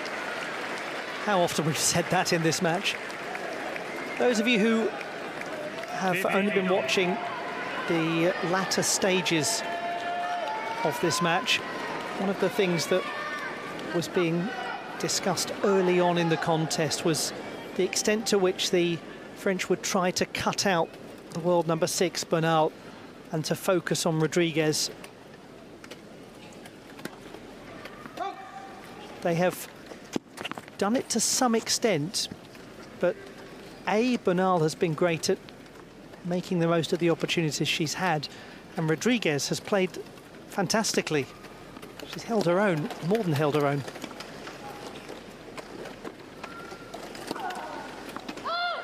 And added to that, there have been a lot of unforced errors from the French. Over 30 in this match, 15 in the first set. That's the 17th of this set.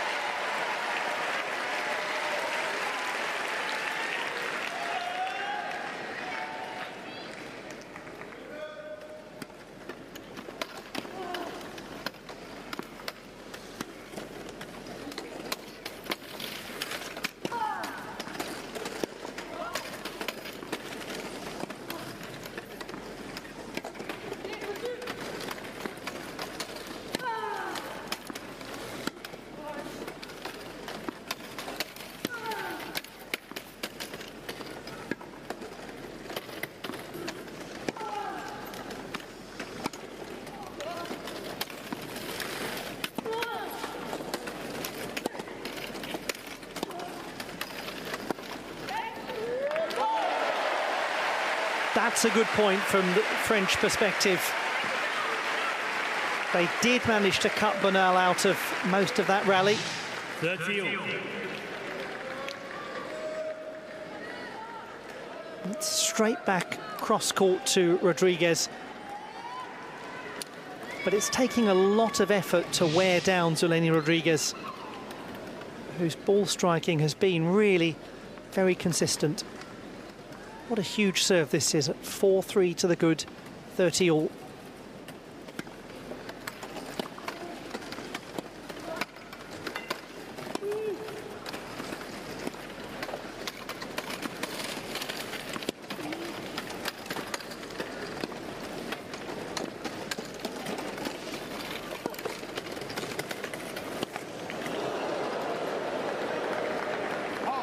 Really nice judgment once more from Bernal. Got the angle right into the corner.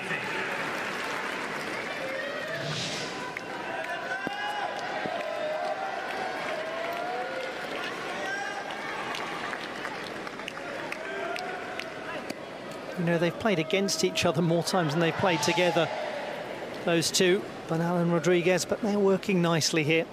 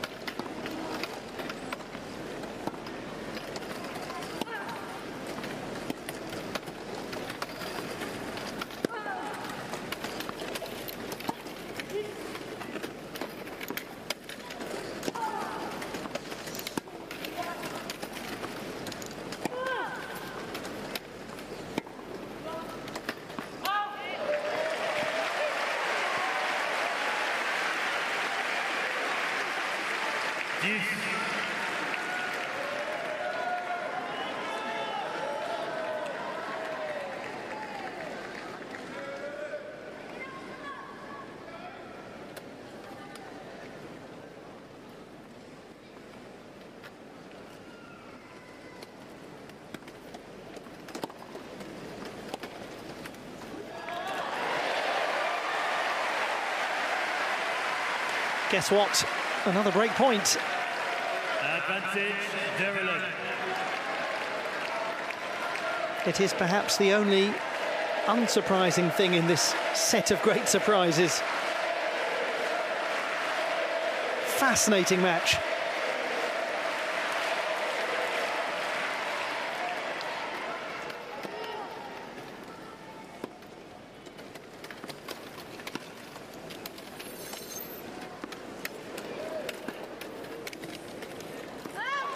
There it is.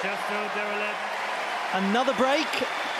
New balls, please. Another lift, a boost to the French, 4-all.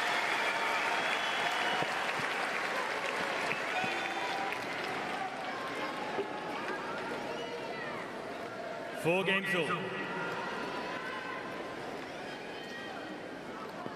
We've now had 4 consecutive breaks of serve.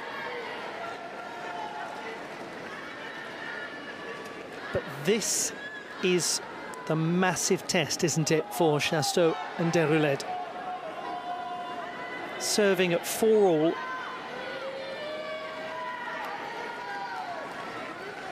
They know, those two players from South America, that they're one break of serve away from having ball in hand and needing just a game to get into the quarter-final stage.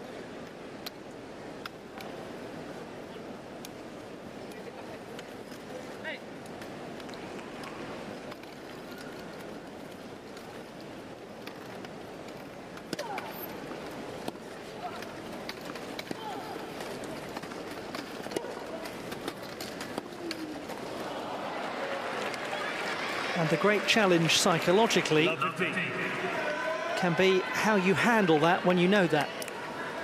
How you conduct yourself mentally when you're aware that you're so close to a win.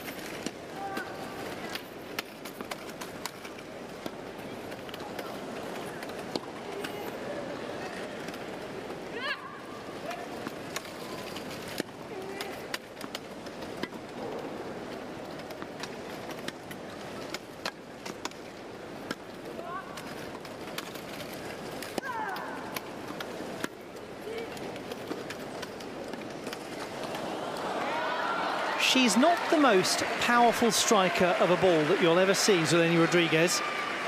But there are two things she does ever so well: angles and height. She often takes the pace off the rally and allows time for she and Bernal to get into a better position by getting some lift on the ball. Other times she really makes the French players move by generating a nice tight angle.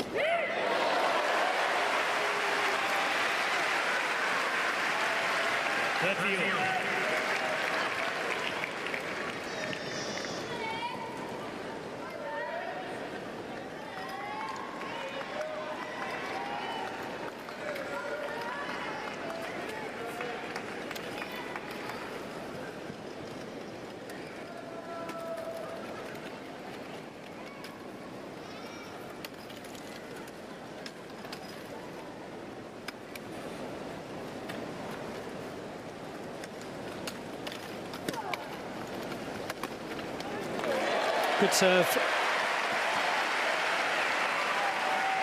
When it mattered to.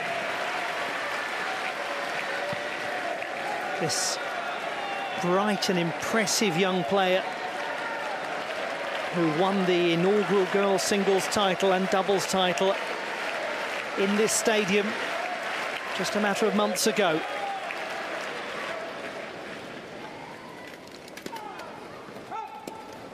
Partnered by the veteran Parisian in Pauline Deroulede.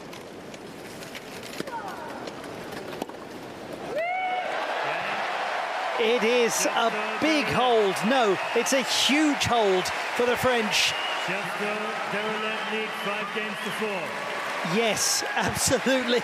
That's what tells you everything. The sigh of relief from Xenia Chateau, because now the pressure goes onto the shoulders of Bernal and Rodriguez. What an enthralling match.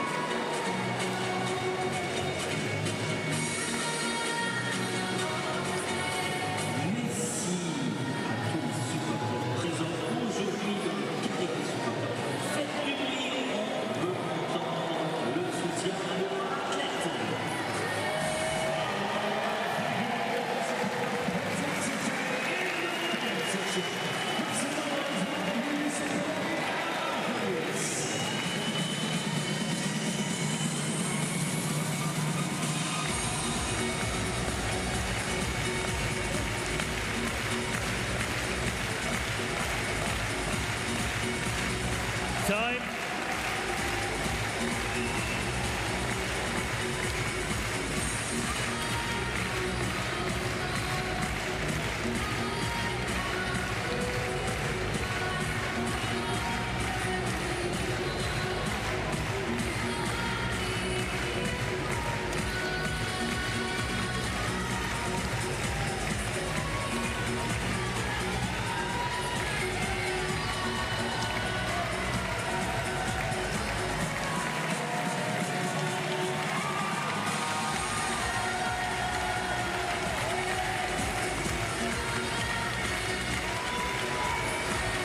Merci, les joueurs sont prêts, merci. Merci, la musique. Enough of the music, says the arena presenter. Let's get on with the action. Crowd are having such a lovely time, and I hope you are too.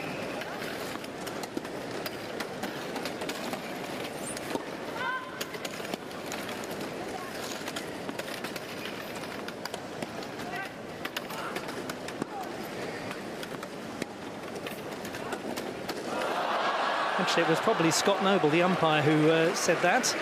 And as a graduate of European theatre, probably has acquired a more than passable command of a few languages along the way.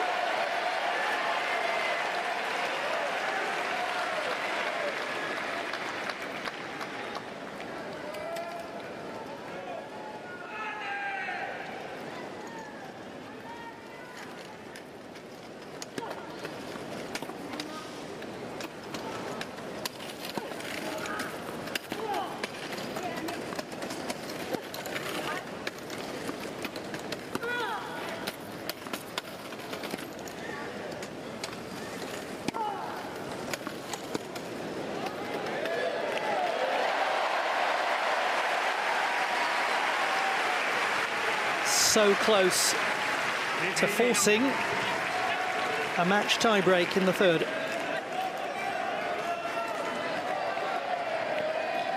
Just to remind you, no standard third set, just first to 10 with a 2-point margin. Really kept that low as she played it, Ksenia Chateau. 15-13.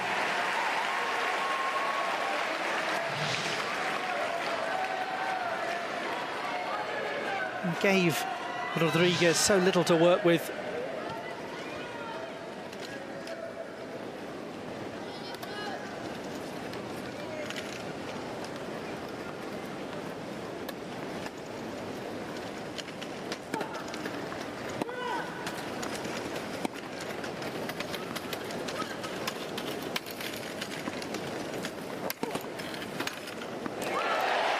Too much power, and all power to the French, because they have got themselves 2 set points.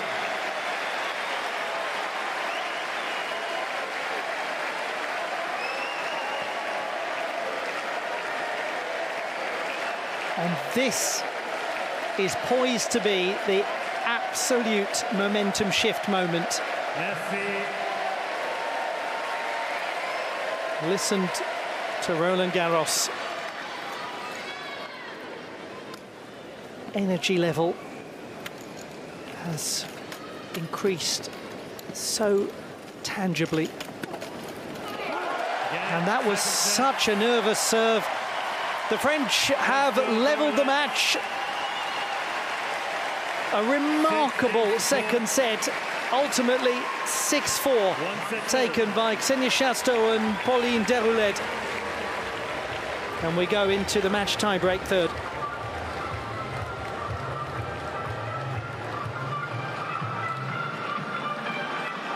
Well, the unforced error count of the French remains high. Look at that, 35 unforced errors. But what's significant is that for the Colombians, it's increased enormously. They only had 4 unforced errors in set one, 6 forced errors. 15 unforced errors in set two, so an enormous increase, over 3 times as many. A reminder of how this extraordinary second set played itself out. It was a stronger start from the French. They took a 2-love advantage. But the quality shot making of Bernal and the discipline of Rodriguez saw the Colombians go 3-2 up. French then got it back to 3-all.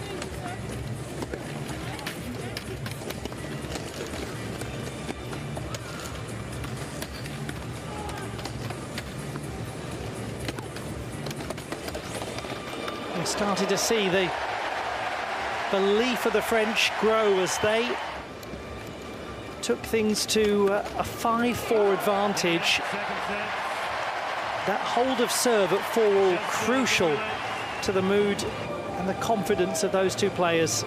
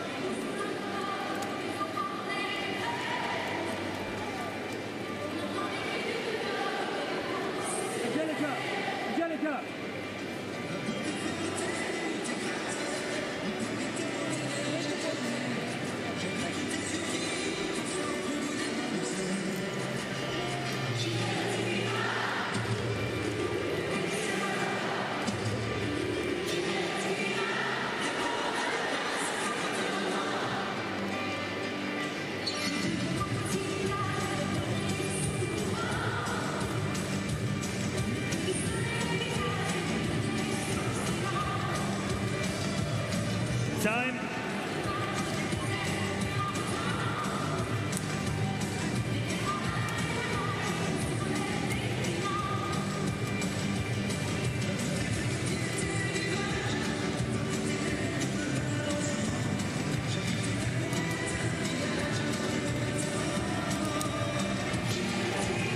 Ladies and gentlemen, a tie-break to 10 points will now be played to decide the match.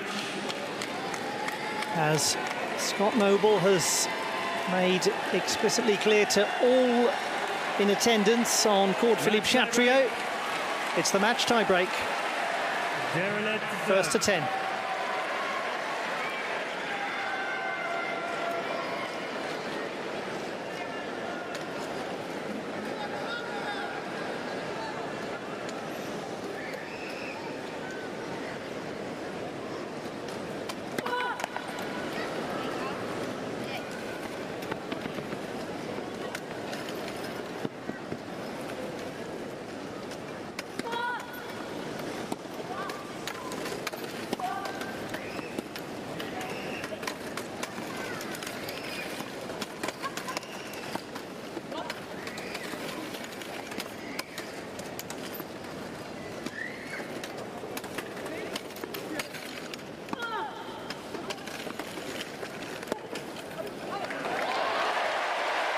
Great first point from France's perspective, just keeps the momentum 1-0 in their favour. Chateau.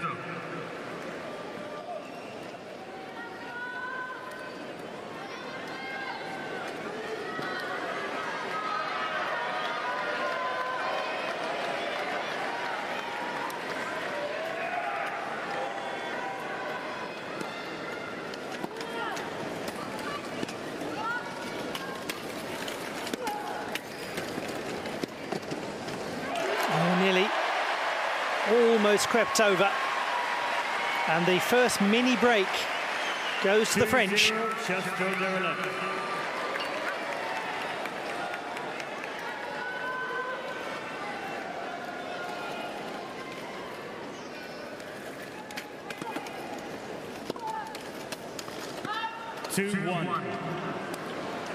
Chateau.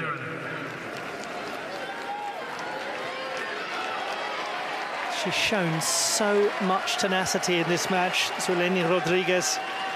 When you consider that that player there is ranked 21 in the world in singles competition, her partner is 20th. Over the other side of the net, you've got Angelica Bernal, who's number 6 in the world, and then Rodriguez, world number 40.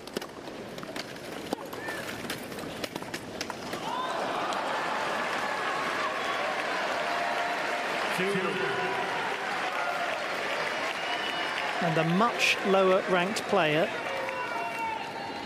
has been an absolutely key part of Colombia's success.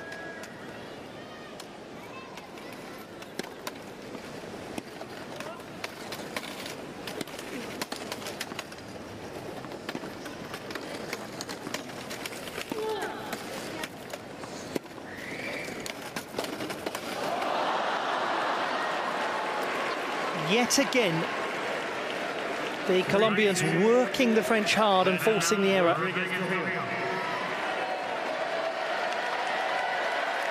And how fascinating. We've seen exactly the same in microcosm that we saw at the start of the second set. 2-love advantage to France.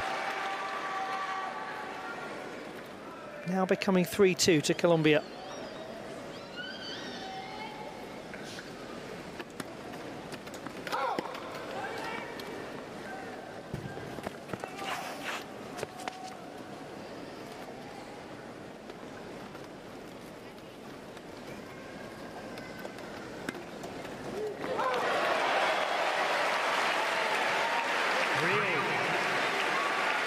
Fascinating. It is absolutely point for point mirroring the game flow of the previous set.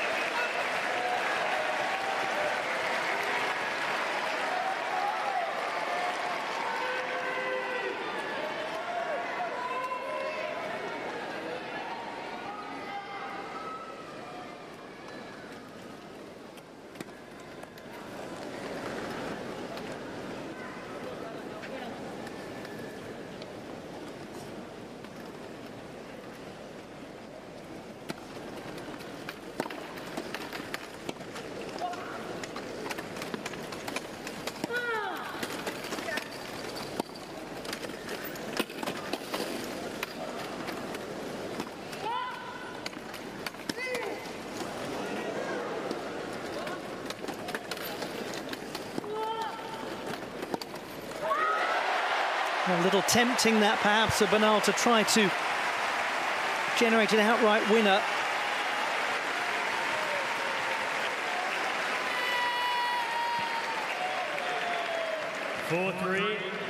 Chateau de Roland.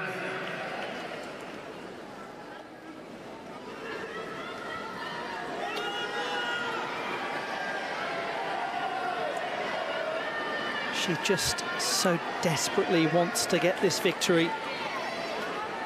I mean, they all do.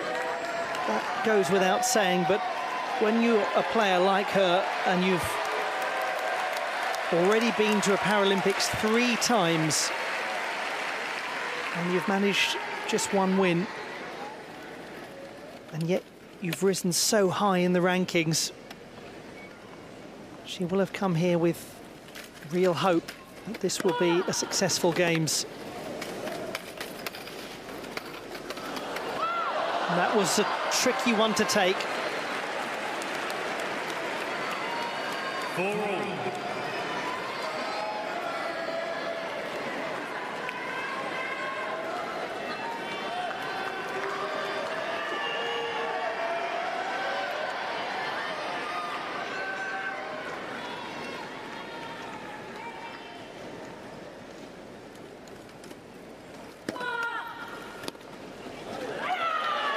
Brilliant serve when it was really needed from Pauline Deroulet.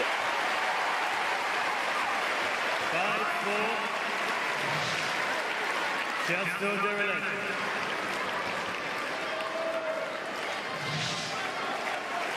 Ferocity of reaction from the Parisian.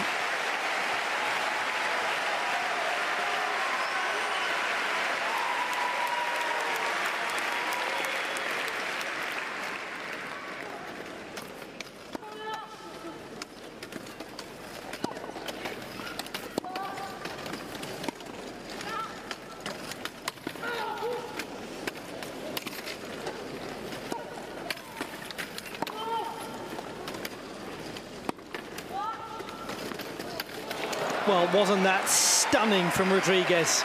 What a clever shot from the 23-year-old.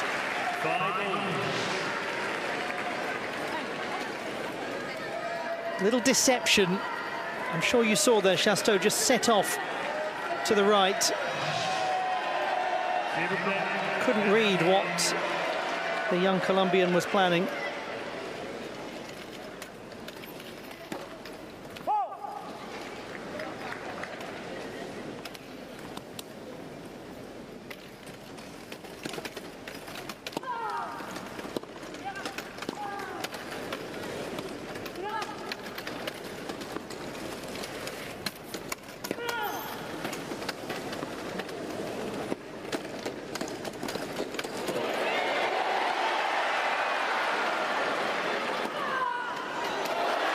Oh, fabulous from the French, despite such defensive determination from the Colombians. That touch at the net from Deroulet seemed to have ended the point. 6-5. Lovely, acute angle, soft touch, and then walloped with ferocity down the line from Ksenia Chateau.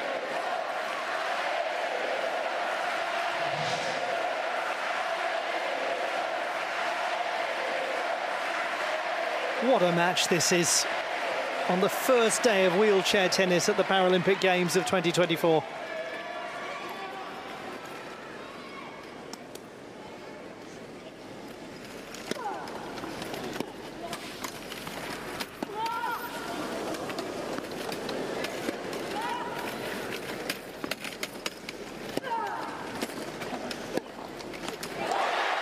Did incredibly, Deroulet. 7-5. Such a complicated strike of the ball to achieve and to create some time for a reset.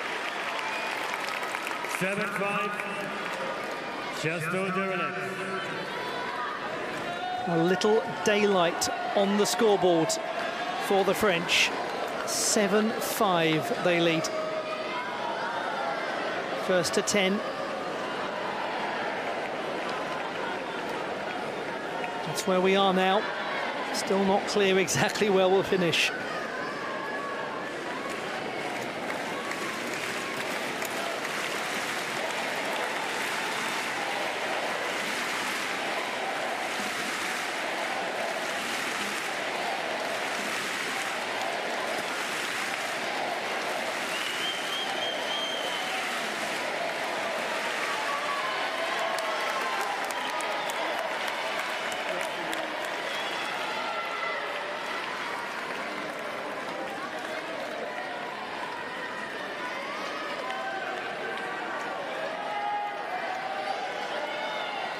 with ball in hand and with a great chance to progress to the quarterfinals.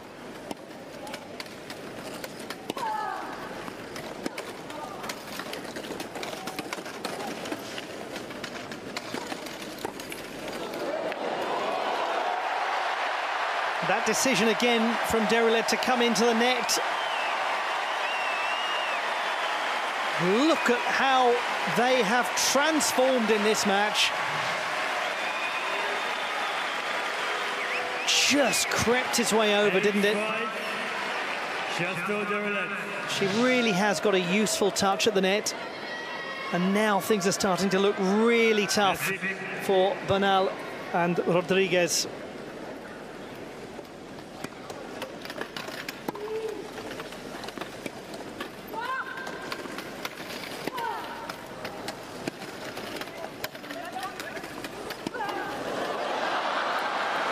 That was a lot better, wasn't it, from the Colombian partnership? Inflicted real movement pressure on Chateau and Deroulet. Always chasing.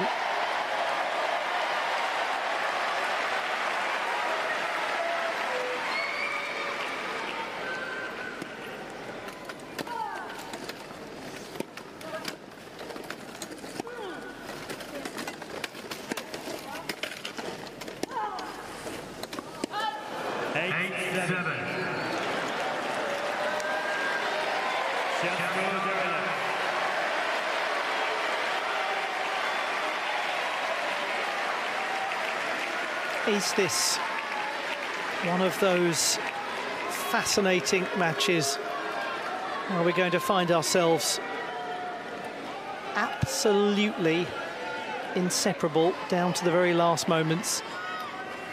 Are we going to end up at 8-8 knowing that somebody is going to get a match point?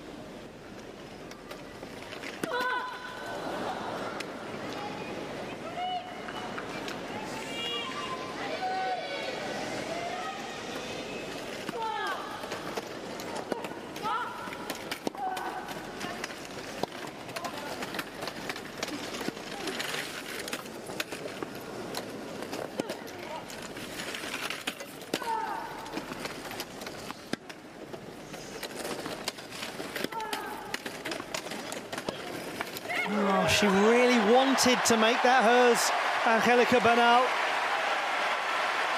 And as a result, it's France's match point. The angle was never really conducive to keeping that ball in.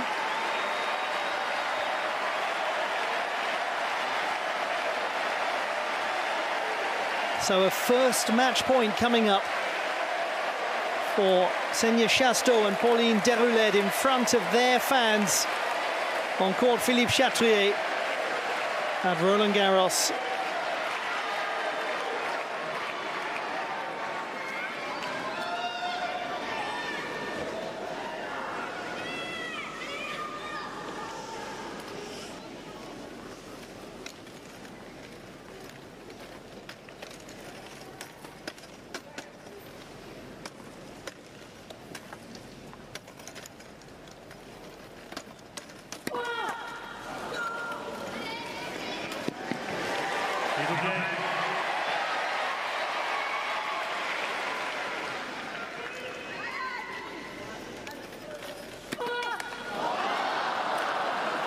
Gosh, that was a tense moment, wasn't it?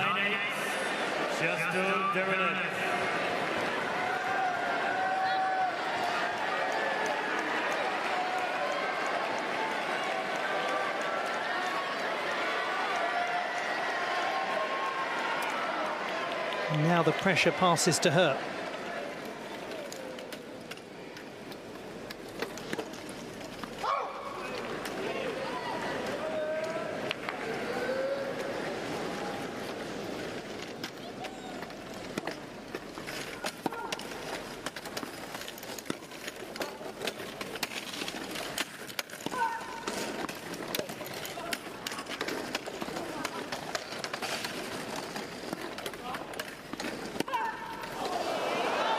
They played that so calmly, considering the pressure. The Colombians, 9-all.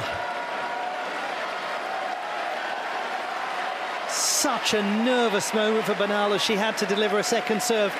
Did incredibly just to get it in.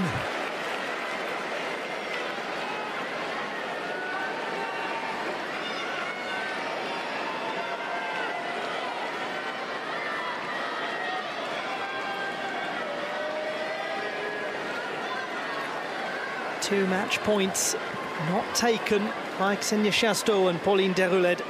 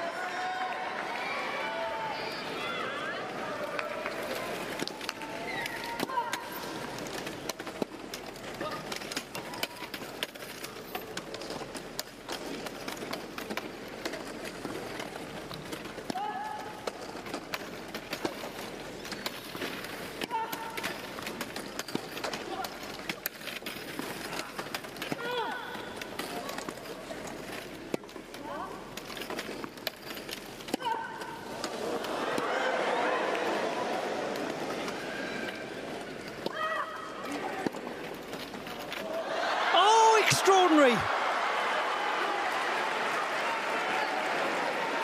Absolutely remarkable.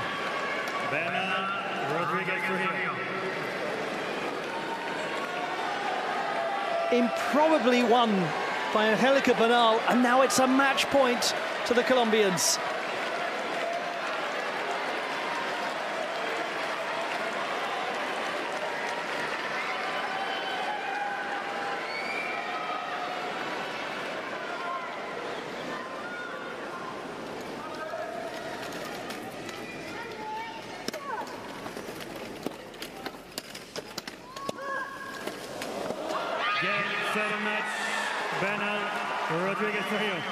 The victory that Angelica Bernal so desperately wanted, a victory last achieved in London in 2012, and she did it with her brand new partner, the Paralympic debutant Zulene Rodriguez.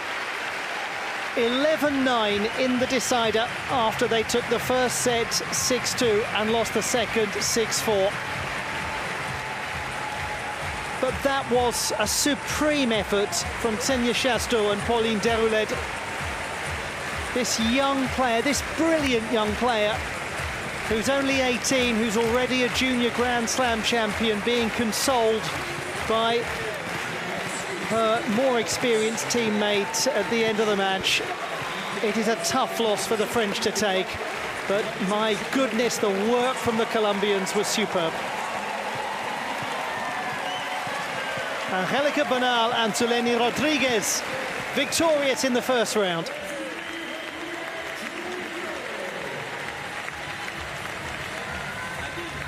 One thinks of what might have been.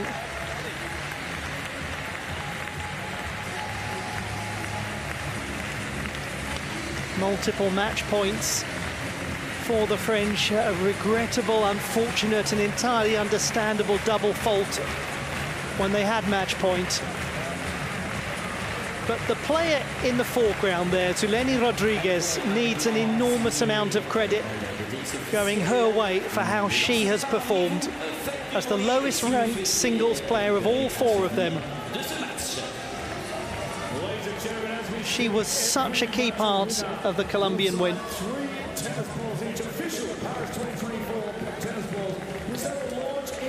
And for Angelica Bernal, what a wait over a decade for a second win at the Paralympic Games.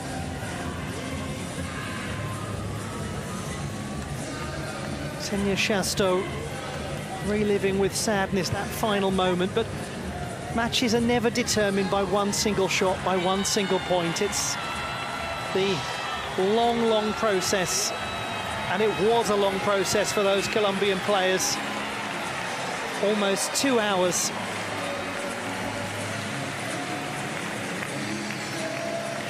And how right that the Roland-Garros crowd gives them the applause that they really do deserve.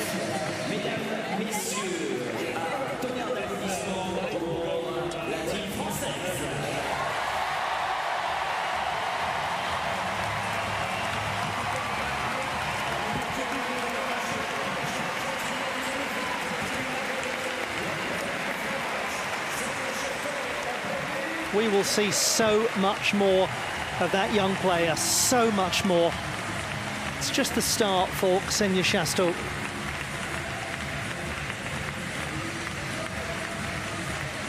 And we will see them again. They will be in the quarter-final stage of the competition.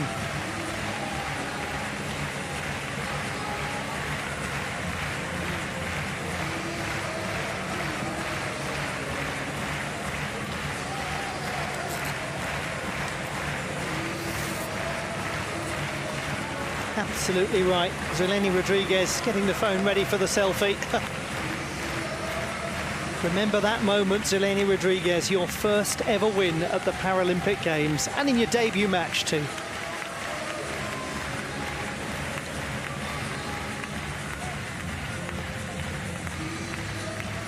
And that veteran Parisian in front of her home fans, signing some autographs after such a ferocious and brave display in this match. They'll play with that intensity against many other partnerships, the French, and win.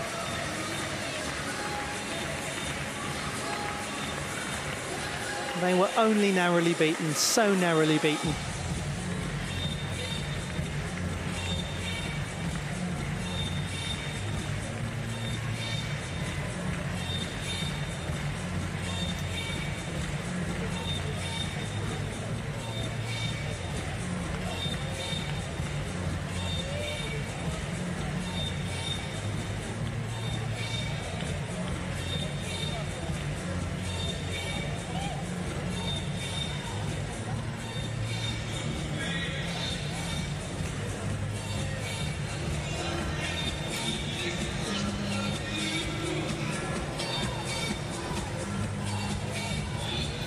One hour and 53 minutes of back and forth, dramatic, unpredictable entertainment of Roland-Garros and Paris 2024. The first day of wheelchair tennis at the Paralympic Games.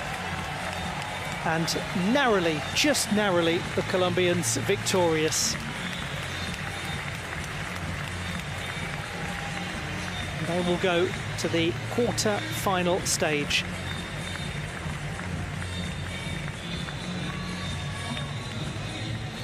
Opponents to be determined could well be Guo Luoyao and Wang Ziying, the number 4 seeds, but we'll know that in due course. And they depart, Ksenia Chateau and Pauline Deroulet, having entertained enormously.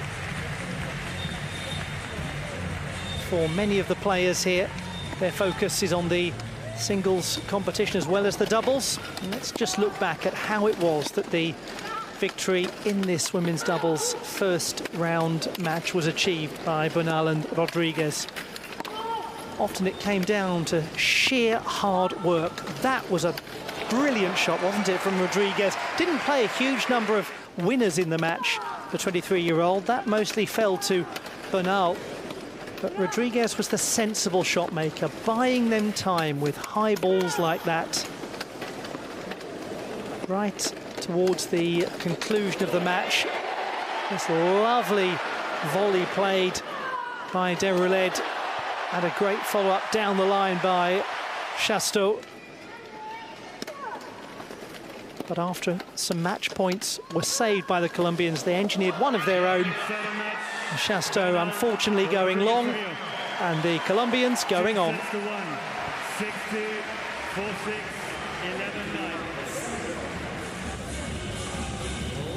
11-9. Great entertainment on court Philippe Chatrier, Roland-Garros. A win for Angelica Bernal and Zuleni Rodriguez of Colombia. The 10th highest ranked pair in the women's doubles competition over the 5th highest ranked pair, France's Xenia Chateau and Pauline Deroled.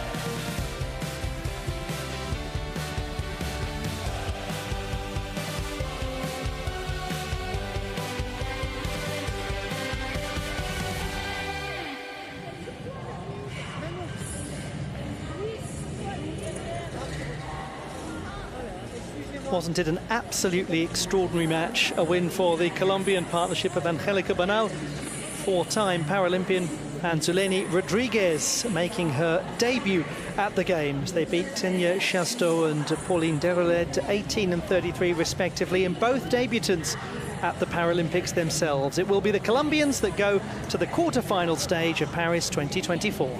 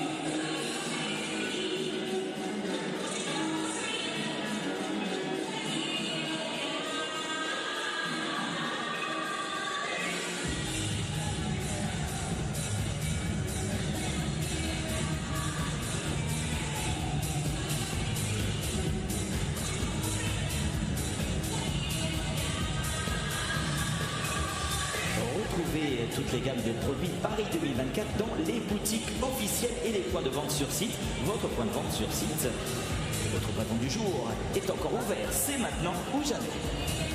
Find all the Paris 2024 product ranges in official boutiques and on-site sales outlets. The merchandise store is open. It is now or never.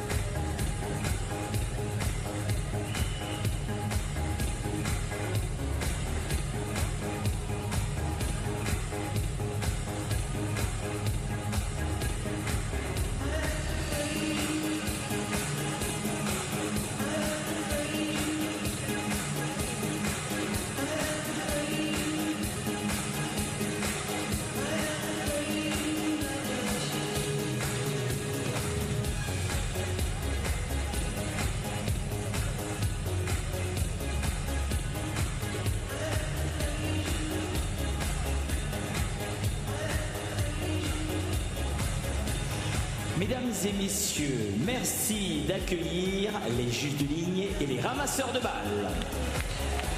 Ladies and gentlemen, once again, can you please welcome our fantastic line judges and ball kids to the court.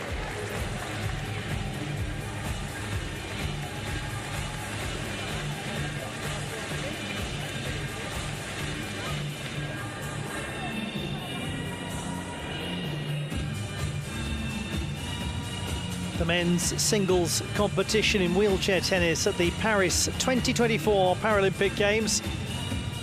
On court Philippe Chatrier at Roland-Garros, a meeting between Ben Bartram of Great Britain and the host nation's Guilhem Lager.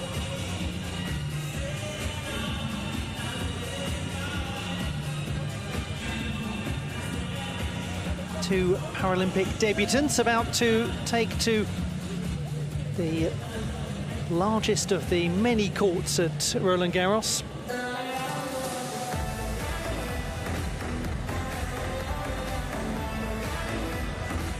The beautiful, iconic setting of the red clay of the arena built in 1928. Please welcome firstly from Great Britain, Ben Bartram. Ben Bartram, 19, from Norfolk in Great Britain. World number 27, and a debut for him at the Paralympic Games. Représentant la France. Ladies and gentlemen, his opponent representing France, Guilhem Lager. What a wonderful moment for Guilhem Lager of the host nation France. 26, the man they call the Bull of Nîmes. A play on the nickname of his absolute hero, Rafa Nadal. Well, that gentleman knew a thing or two about performances on Philippe Chatrier. And he also, Guilhem Lager, knows a thing or two about facing Ben Bartram. It's the fourth meeting, the third on clay. Lager has won all of them, with the caveat that most of those meetings took place in 2021, when Bartram was so new to the senior circuit. He still is new to the senior circuit. He's not yet 20 after all.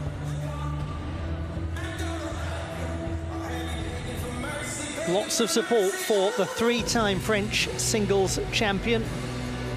He won the national title again in Honfleur at the end of June. And the Union flag is flying for Ben Bartram as well, who was inspired to take up the sport of wheelchair tennis when he watched Alfie Hewitt. Hewitt from absolutely the same part of the country as Ben Bartram. Very near the city of Norwich in the east of England.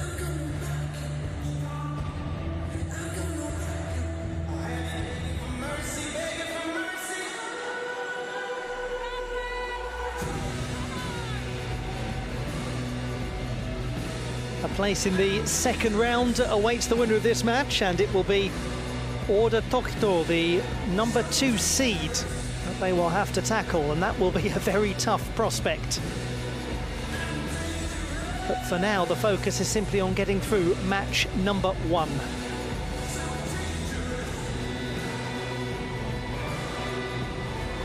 It is the opening day of wheelchair tennis competition, the second day overall of the Paralympic Games Paris 2024. The wonderful atmosphere has continued from Olympics to Paralympics. It's been a real focus of the local organising committee here to make the two events, the Olympics and the Paralympics, feel like companions, and for this to be the second half of the great Parisian sporting summer.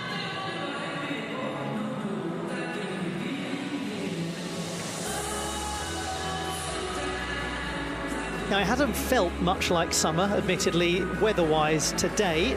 That's why the roof is on, called Philippe Chatrier, after lots of very warm weather over the last little while. Suddenly it was very wet. Lots of rain. It's impacted the outside courts, but due to Philippe Chatrier and Suzanne Longlong court having covers, or retractable roofs I should say, it's made things a lot easier.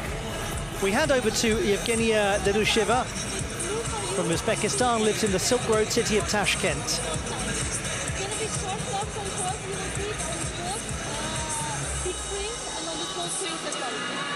Questions? Coaching? Probably you know the procedure, right? All of you. No questions? All right, it's Paris and wheelchair. Paris. Wheelchair? You choose. Serve. Ben Bartram winning the toss of the coin, electing to serve. As you would expect, the home players always choose the Paris side of the coin.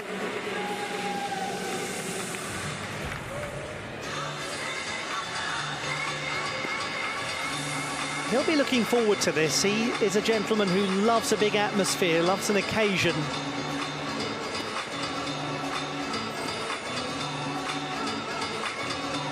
And for him, of course, a dream moment, a Paralympic debut in the home of the sport in your country. And for many, the home of tennis worldwide. It is one of the great sporting locations of the world, Roland-Garros, built in the 1920s to celebrate or to host the French first defence of the Davis Cup in celebration of their win of it. 34-acre site, 20 courts, including 3 large stadia. So we look at Ben Bartram, 27th in the world, a career high of 16 set in August of 2022. 19, as mentioned earlier, a very young man, new to this level, new to these big Grand Slam venues, only made his Grand Slam debut earlier this year.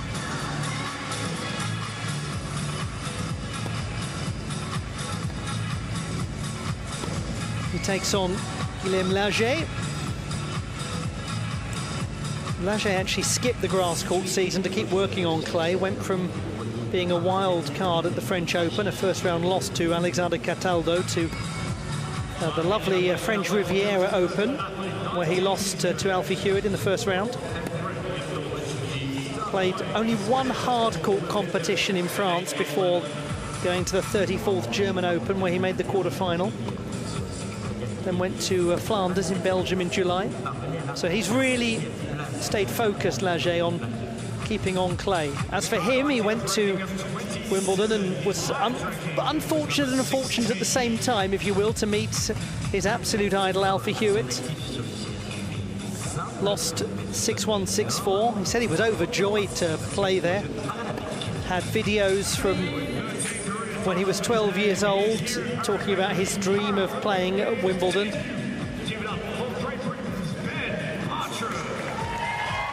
And it was better for Bartram than in the semi-final of the Rothesay International in Eastbourne, where he lost 6-love to Hewitt.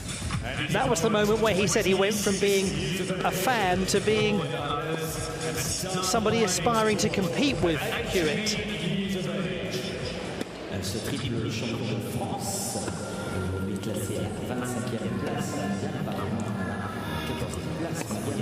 Well, there's no doubt that he knows how to be victorious over Ben Bartram. Let's go back and look at the record book. They met twice in 2021. The first was in the final of the Bucharest Open in Romania. 3-set win for Laget, 3-6, 6-2, 6-1. Then he was emphatic in Porto on clay, winning 6-2, 6-love. So those were both clay meetings. And then this year, so the first meeting for 2.5 years between them, Laget won 7-5, 4-6, 6-2 in the semi-final of the Bolton Indoor Tournament. That was on a hard surface.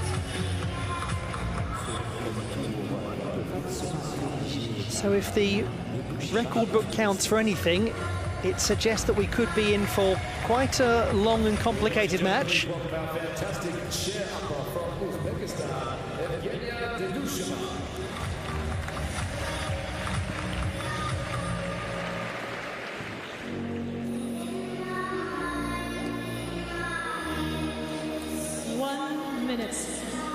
The top-ranked players in all of the wheelchair tennis competitions at the Paris 2024 Paralympic Games have buys to the next round, so they don't begin their campaign immediately.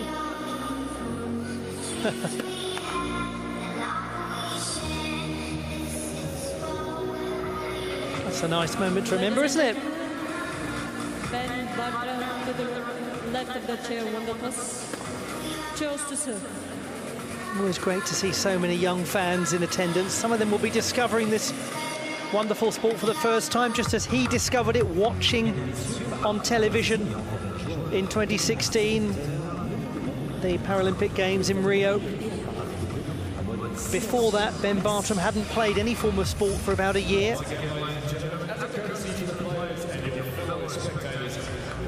But watching and discovering wheelchair tennis was an absolute transformational moment in his life.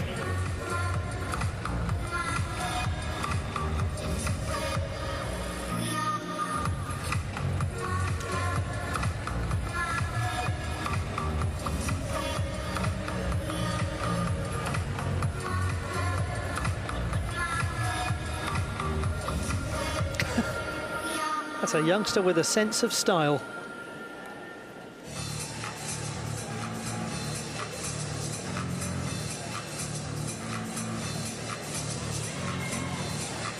And the Parisians, well, they have a sense of occasion, don't they? They've treated the Olympics and Paralympics with reverence, the reverence that both of these wonderful occasions deserve.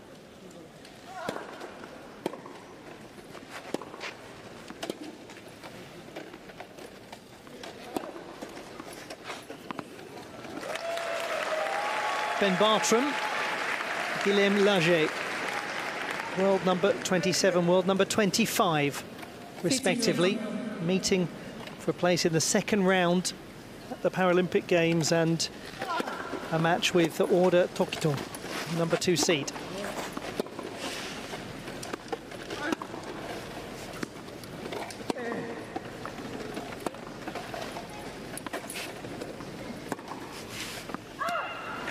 So there are a few interesting things to think about narrative-wise in this match. One of them is the fact that that gentleman has, as mentioned earlier, 3 victories in the 3 previous meetings over Bartram. Another thing to consider is the fact that Bartram was very young when 2 of those meetings took place. So that's a possible tempering of the data. 13. One other consideration is that Bartram as a player has a very big game. He really does like to attack. He likes to play spectacular shots. He's a very exciting athlete to watch. How his consistency will be interesting to see, and how Lager manages the ferocity of Bartram at his best.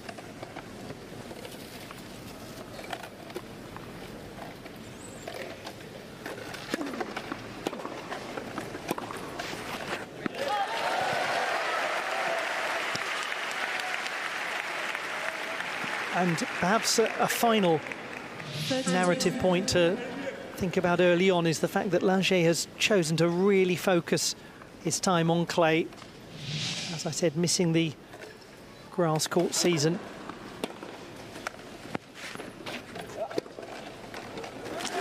He's got an early break point. 13-14.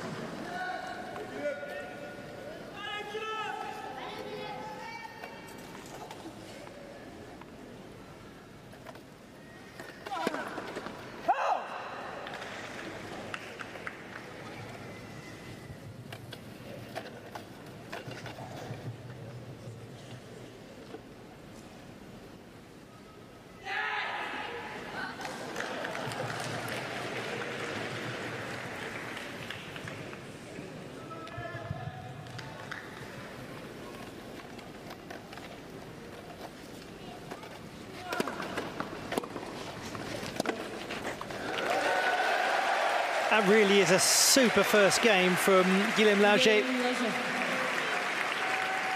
Pressurised Bartram, and he gets the early break of serve.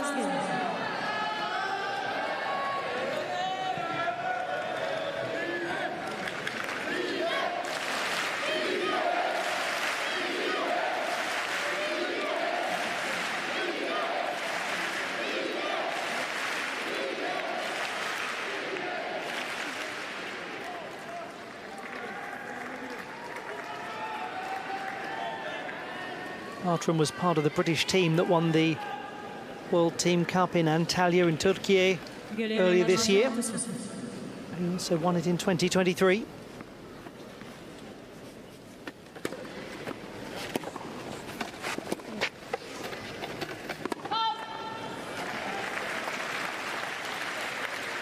For many, the first time that he was really on their radar was that fantastic junior US Open singles win in 2022.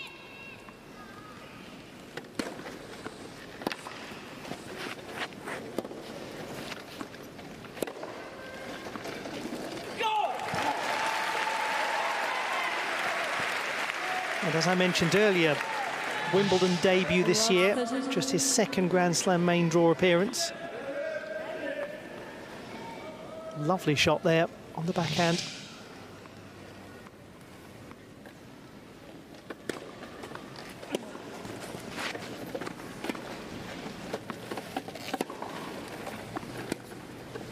And that was great length from Bartram. Really minimised the reaction time for Lauger. It's an interesting feature of the sport of wheelchair tennis, just to look at how much time a player has to take their eyes off the direction in which they're playing, has to take their eyes off their opponent in order to recover position.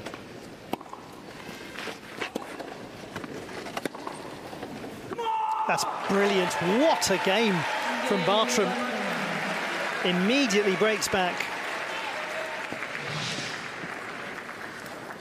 One game on.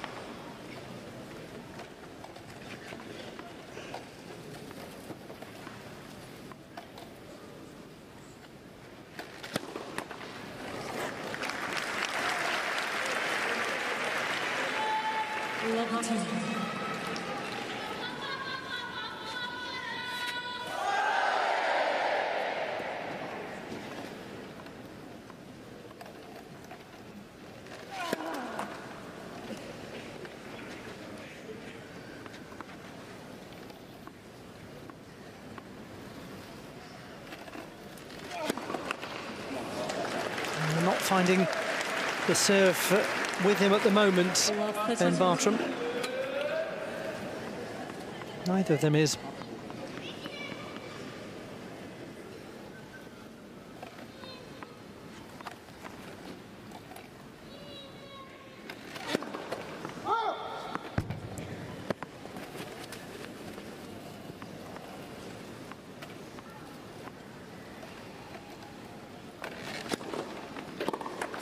Good second serve, though. Lauger was keen to attack it. 15-13.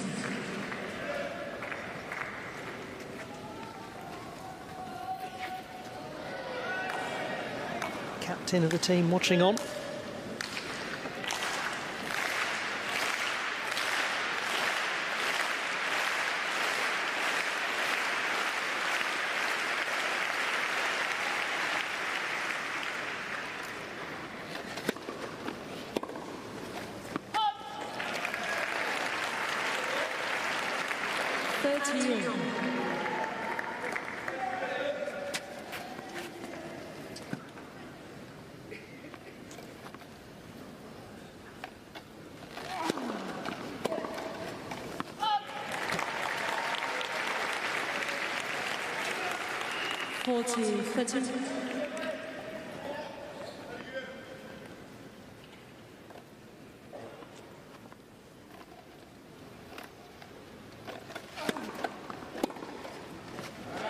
fabulous return. Just worked with the power of the serve. It's the reading. Anticipates it and just steers it back.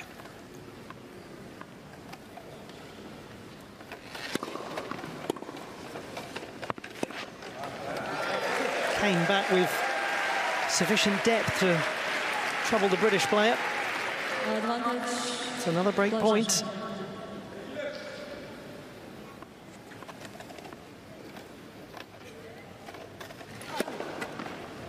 Oh, goodness, what a serve.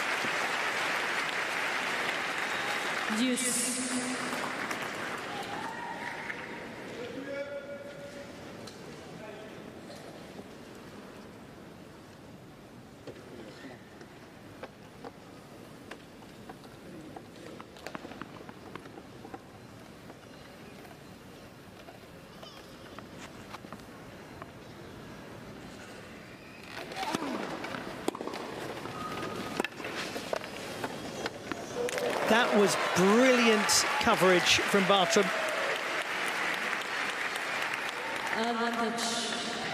And to then produce a shot of that sort of quality really has to stretch. And it's controlled, isn't it?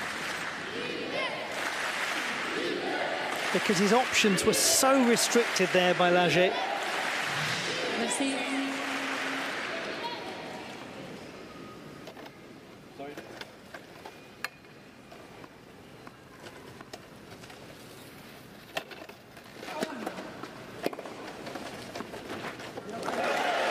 We've got ourselves a fascinating dynamic in this match.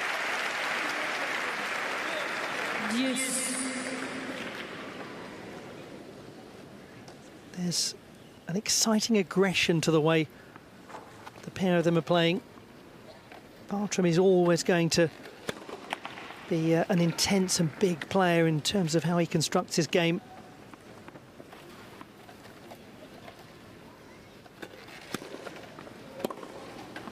But there's been some really well-judged returns from Lager.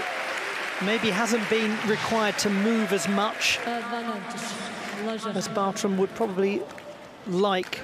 You look at the replay of that, and Lager was so well positioned to take it.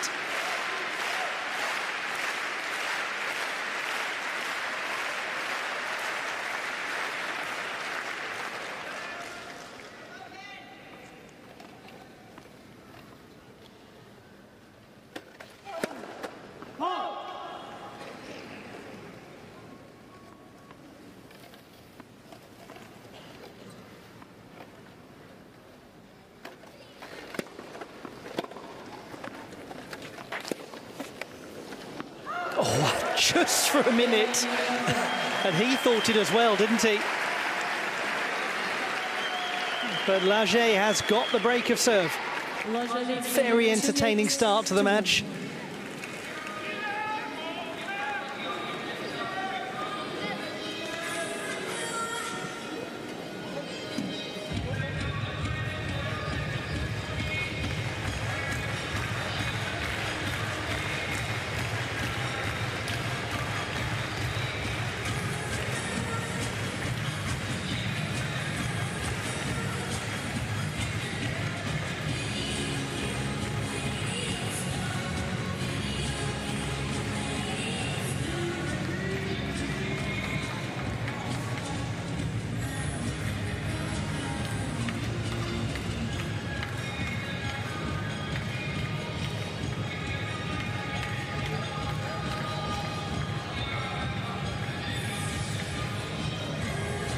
Time.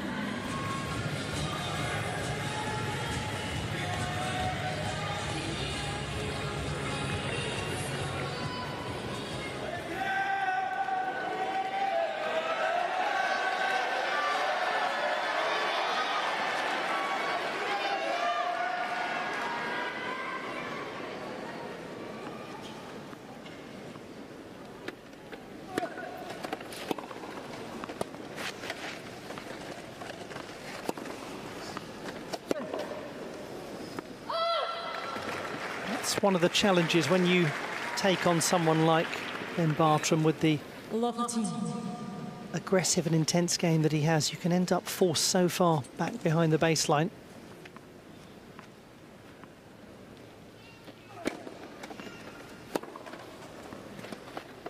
And did return that with pace.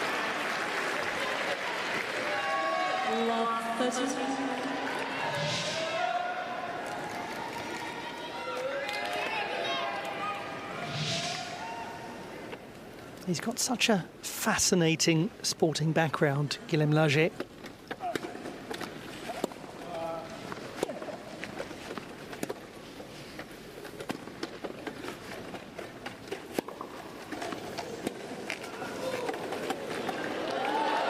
Yes, outstanding play. And that ties into what I was going to say about his sporting background. He's come from so many different sports, and he loves any sport where there's a cerebral challenge. He's a very bright gentleman. He relishes having to be strategic. He relishes having to find a way through.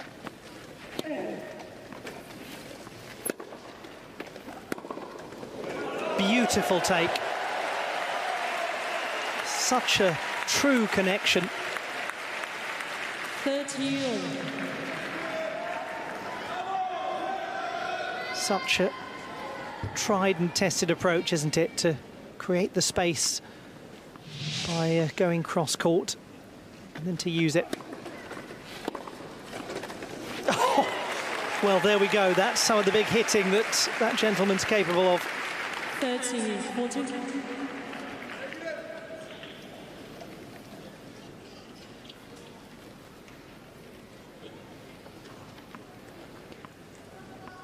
Another break point.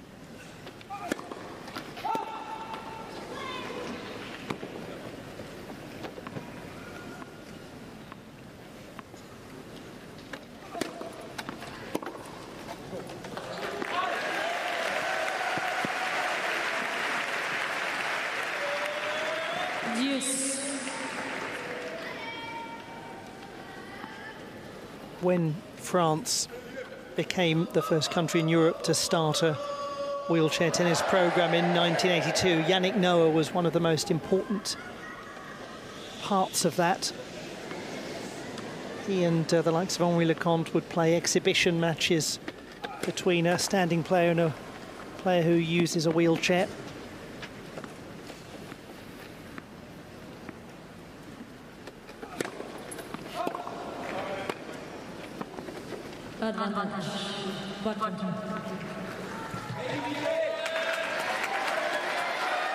Break point number 2.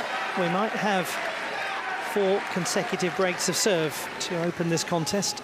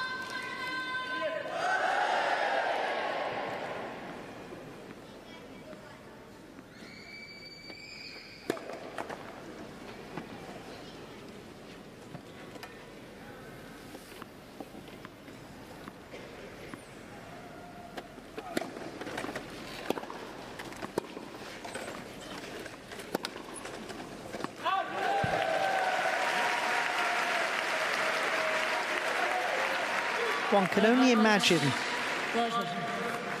what he's feeling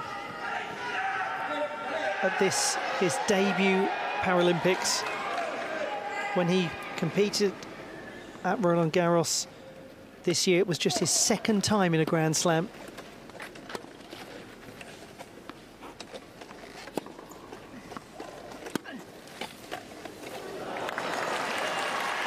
They're both players who've only played in one of the major tournaments on 2 occasions. Yet to win a match in the main draw.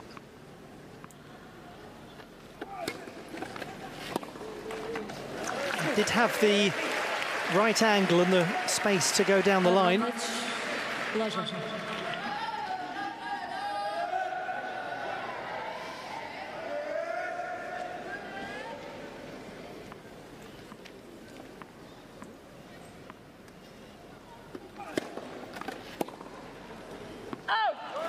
What a complicated game that one was. But he gets there.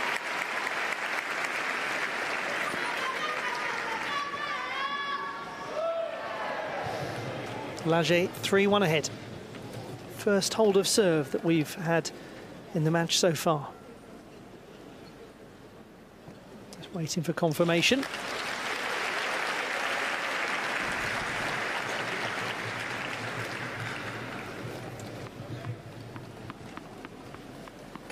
Game, Laget. 3 games to 1.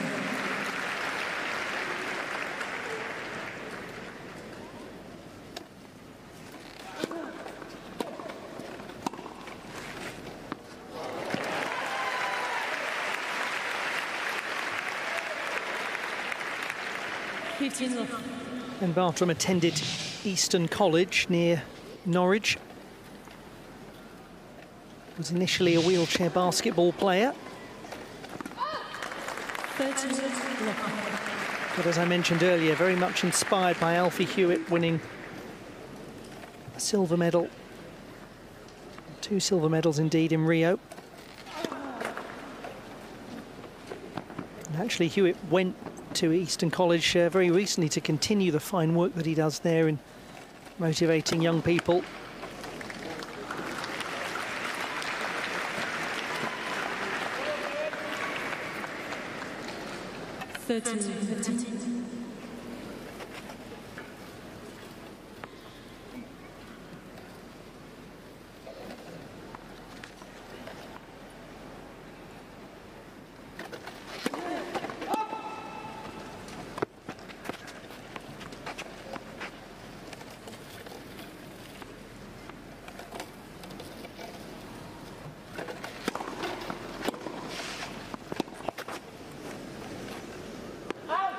Again, very decisive return work from Laget, coming into attack and getting a very impressive length on the shot.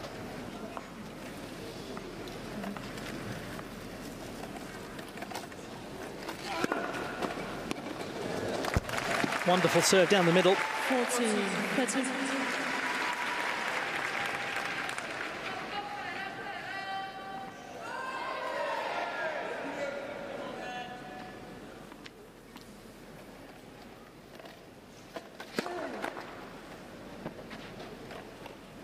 A serve percentage of just a little higher than 50-50 at the moment.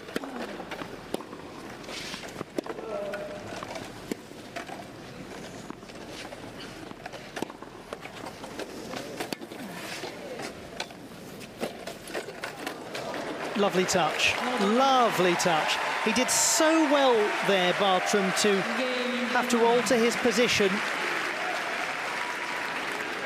and actually played a really nice ball towards the corner and then came in to meet it so beautifully on the backhand side. 3-2. It is Laget with the break, though.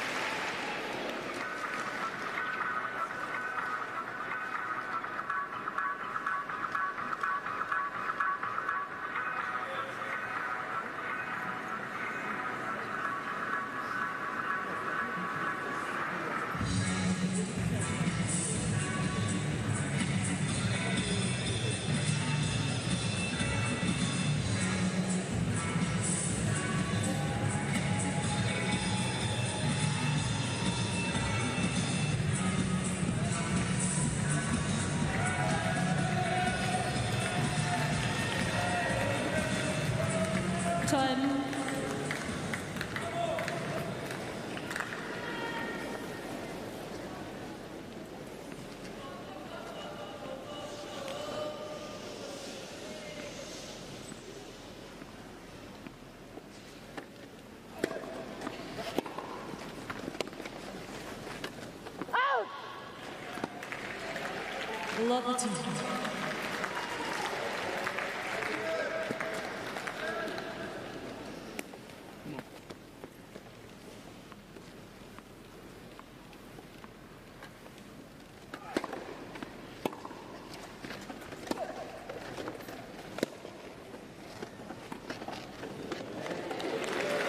Beautiful finesse and dexterity from Lager.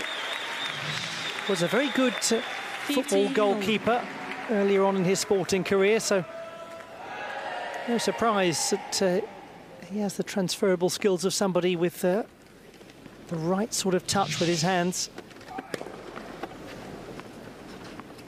Was also a rower and swimmer before he was ill with a virus, and a local parasports official suggested wheelchair tennis.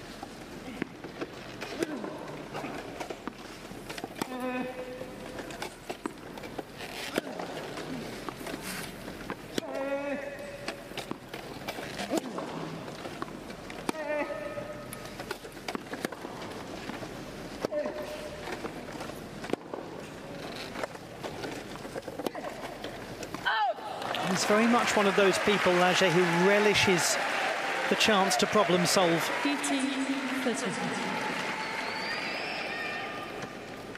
So this sort of match, it's absolutely what gets him motivated. And that's a great asset, isn't it, to be the kind of person who relishes a complicated task. Not just a complicated task physically, but a complicated task cerebrally.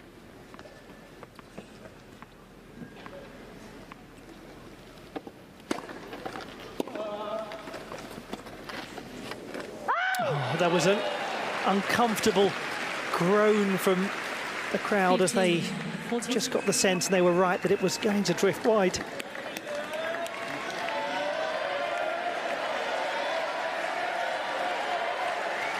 This is Bartram's opportunity.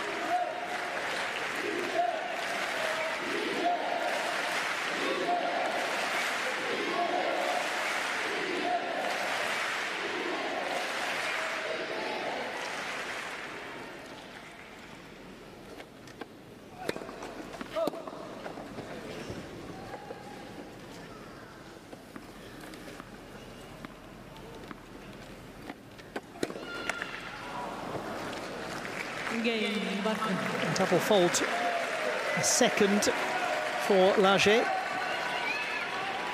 4 of them as well for Bartram. It means that we are at 3 apiece in set number 1.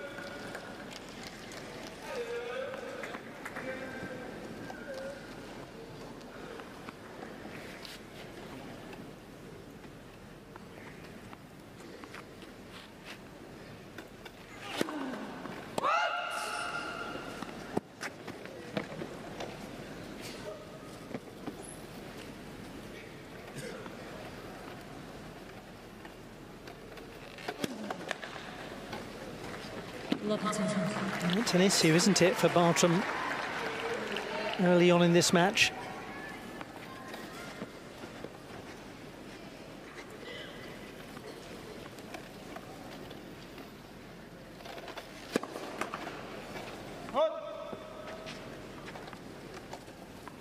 First serve percentage of 52.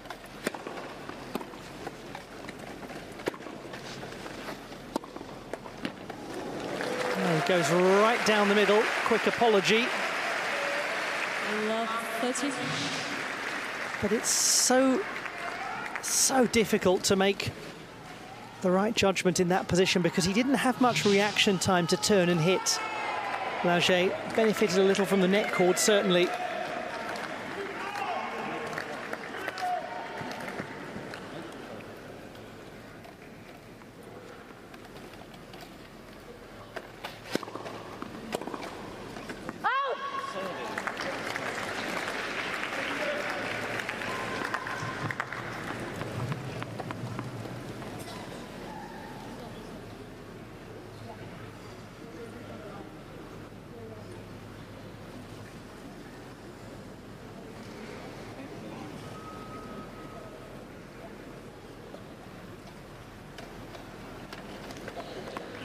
Confirmed that it was on the line by Evgenia Derusheva.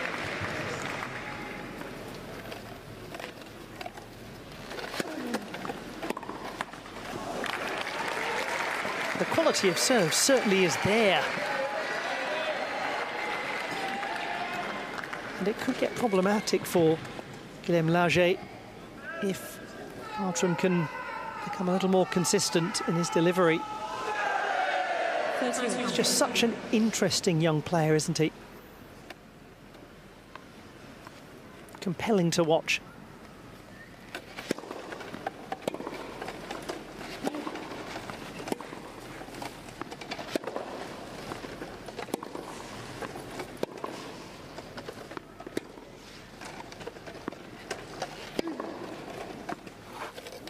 Yeah, looped that beautifully into the corner.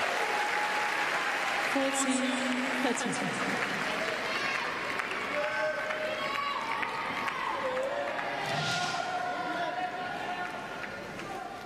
A lovely camera angle from which to appreciate the technical skill of that shot.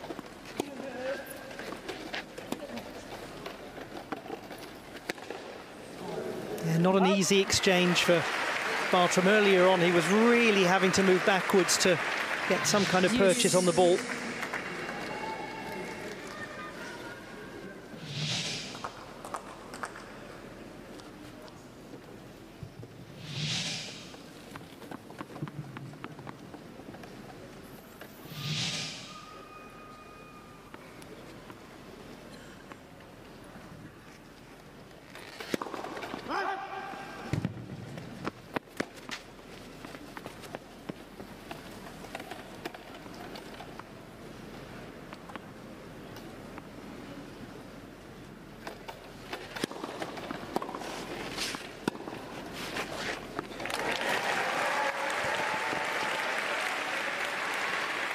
Advantage, Bartram.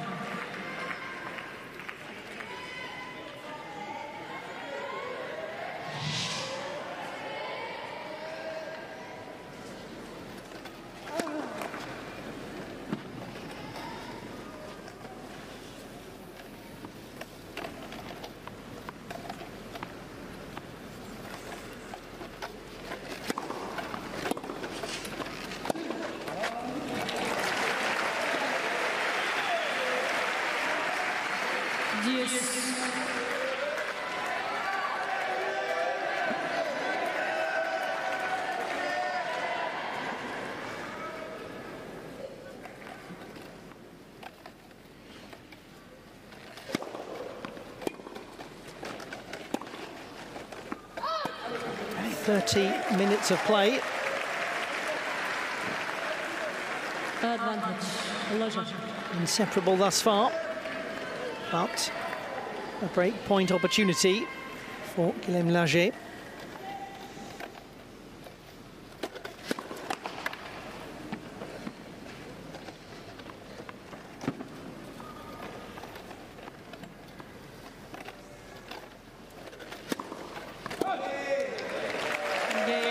And there is the break of serve, another double fault, regrettably, for young Ben Bartram, his 6th of the match.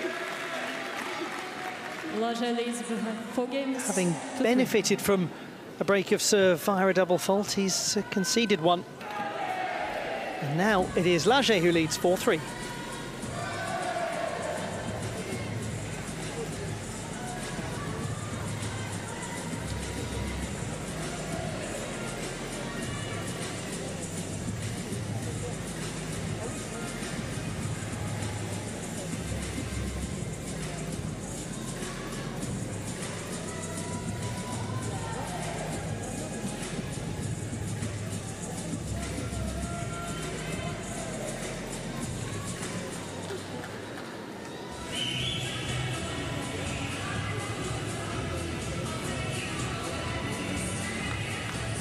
Time.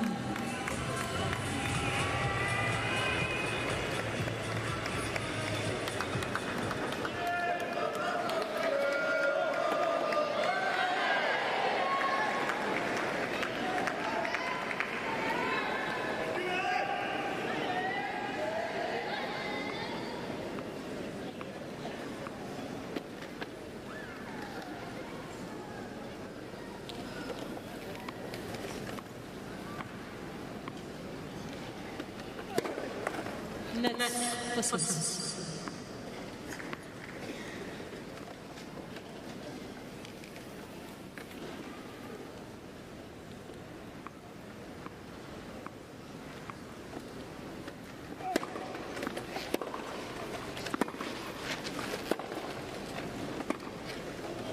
Oh, unfortunate. The right idea for the French player. Pressurised Bartram, encroached, got close to the net and then just couldn't find the angle.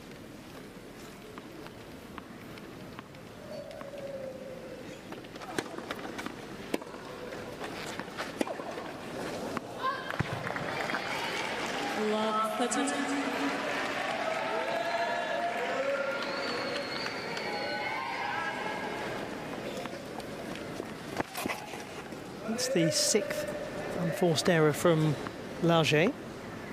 7 for Bartram, 13 forced errors apiece, so they really are so well matched and finely balanced. 13.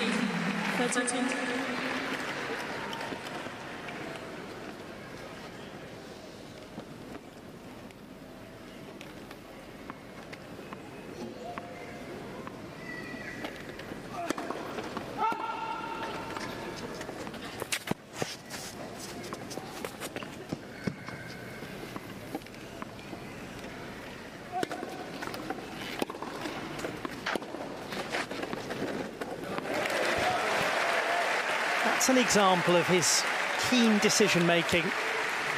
30. Such a simple point construction, but so well executed, and didn't push too aggressively to find the line. Didn't need to.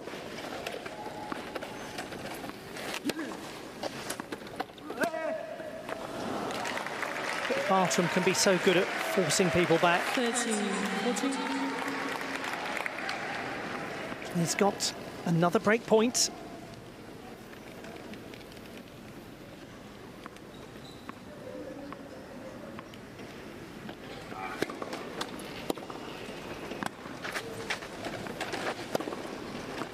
Yes, beautiful shot.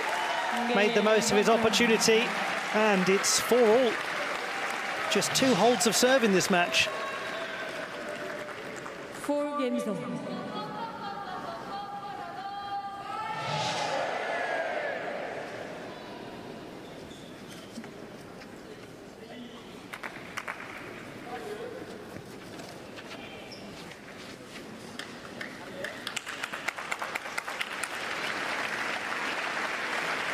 Lager has been reasonably accurate with his first serve, getting it in 70% of the time, but he hasn't won many points. Oh, caught him out. 15.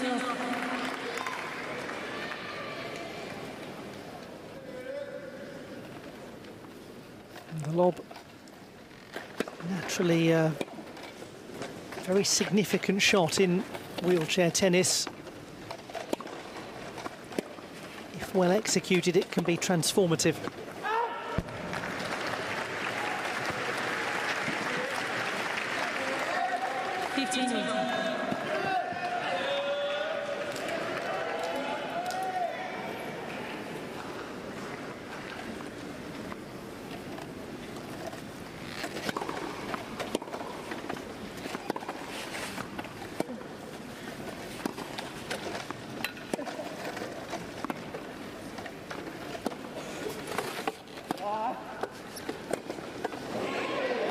Yeah, that's a lovely volley from Lager. Just delightful. 15. 13. How low he keeps the strike of the ball here.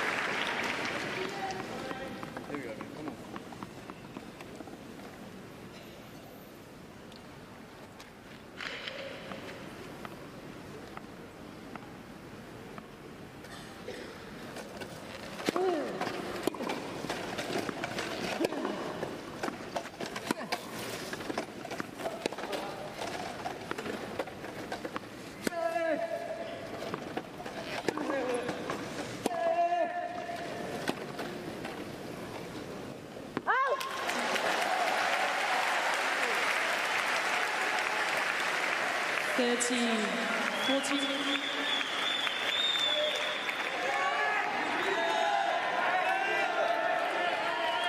Laget poised to break for the 4th time in this set. Not poised for very long, was he? Ace number 2 from Bartram.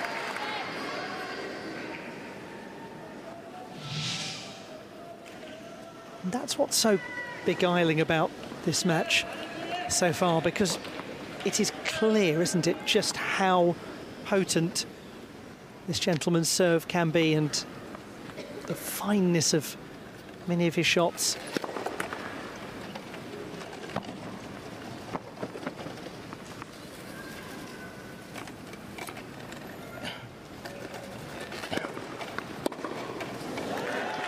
Very keen to attack it and make something of it, and moving quickly, Laget.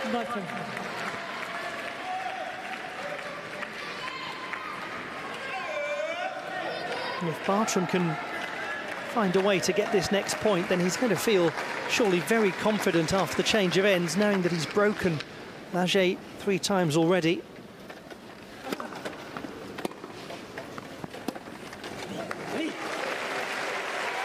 But it's easier said than done right now. Yes.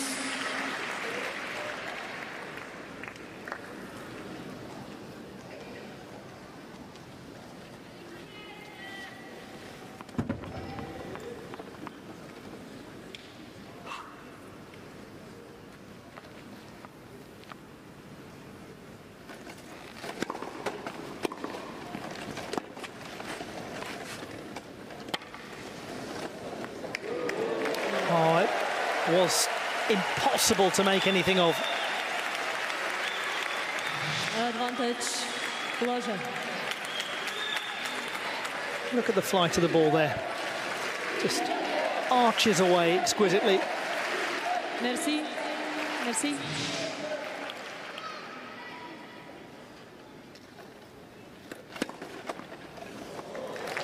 Yes. Is he going to ask for that to be looked at?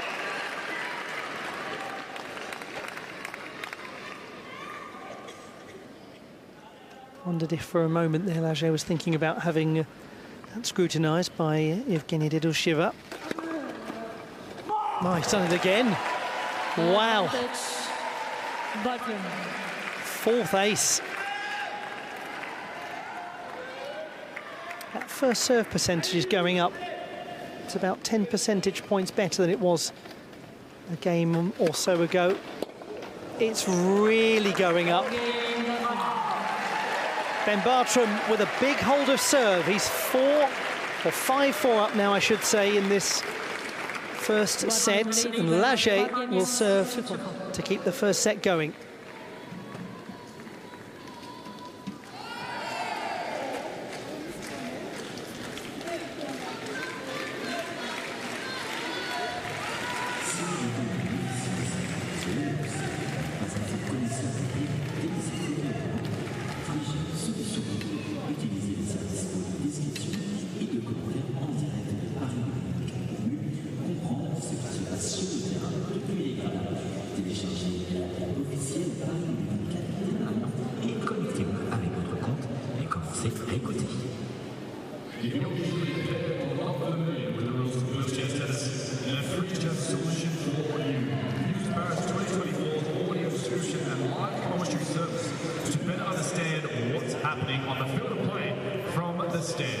Download the official Paris 2024 app. Ensure you're logged in to your account and start listening.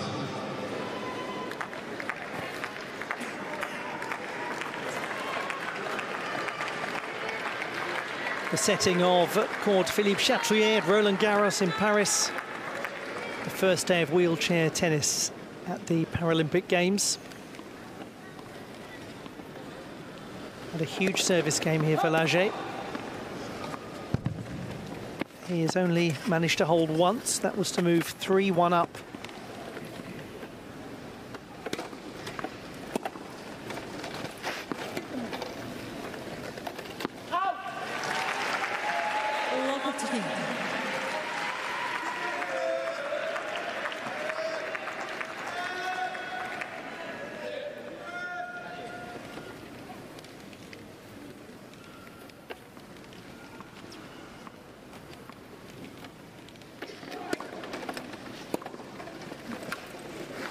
He's capable of some dominant performances, Bartram, and one of the things that's interesting about him is when he gets into form, he's extremely hard to combat.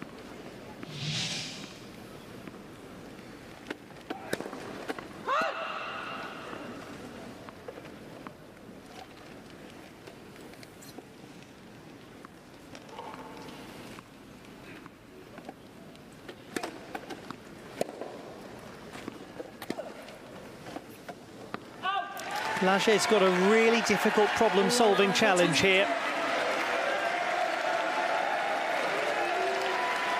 Good job he likes them, because he's going to need to put all of his resources into working out how to deal with this change of dynamic in the match, because Bartram is suddenly in full control.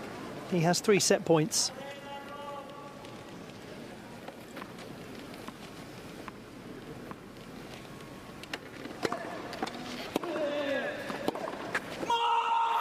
Never looked in doubt, did it? This entire game has been a transformed Ben Bartram. I mentioned earlier that he loves a big occasion. Well, look at his reaction. Look at how he plays to his supporters. He's won the first 6-4. He's looking impressive on Philippe Chatrier.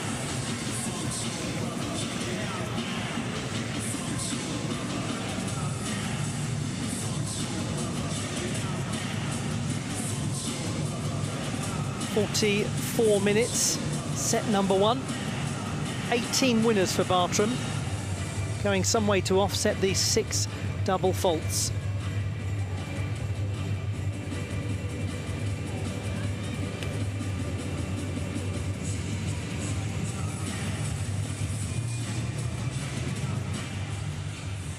And we look back at some of the moments of the opening set. Right at the beginning, Laget had the measure of Bartram from a returning point of view. He was really pressurising the young British athlete. But Bartram has this ability, as demonstrated there, to win points almost out of nowhere.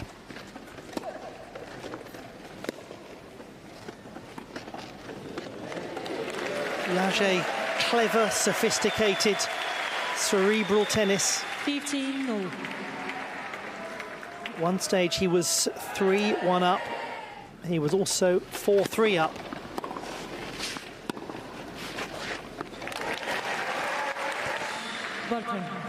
Bartram started to get stronger and stronger as the set reached its conclusion.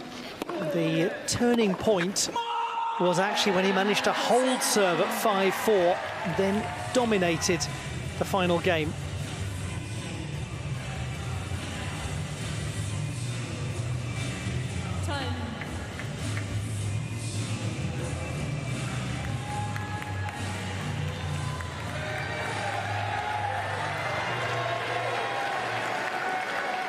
Ben Bartram has won the first set before against Guillaume Laget.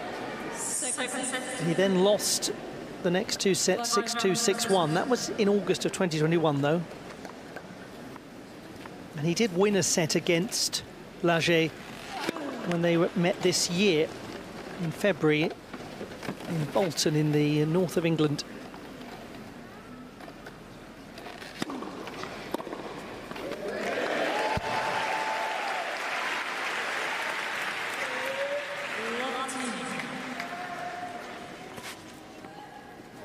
Bartram has got to do is to keep those improvements in his first serve, because he really was looking a changed player with ball in hand in that last service game.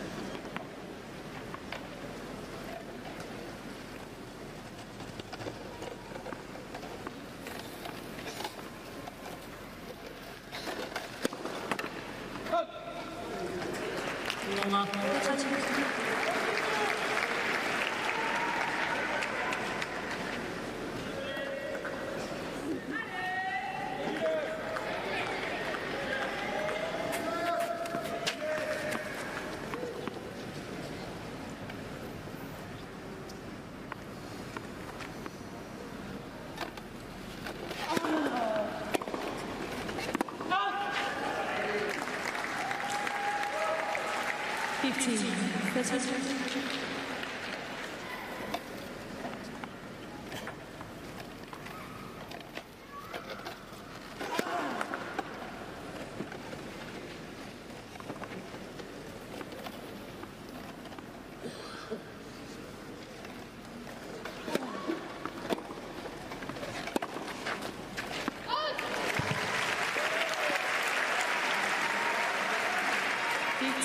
Immediate opportunity for Guillaume Laget, the 26-year-old from the south of France, to get an early break of serve, just as he did in the opening set. And as we have seen on more than one occasion from that young man, when the pressure is on and he needs a first serve, he's able to find it. 5 aces now.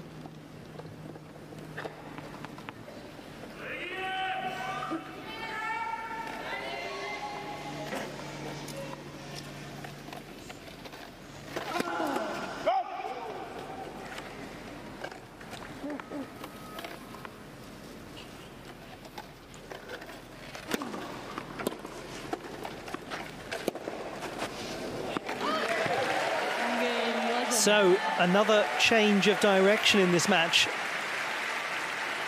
Immediate riposte from Guillaume Laget.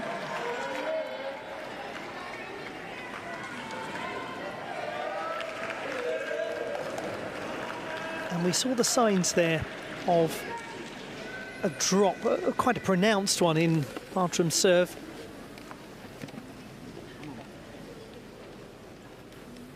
Managed to get only 2 of 6 first serves in.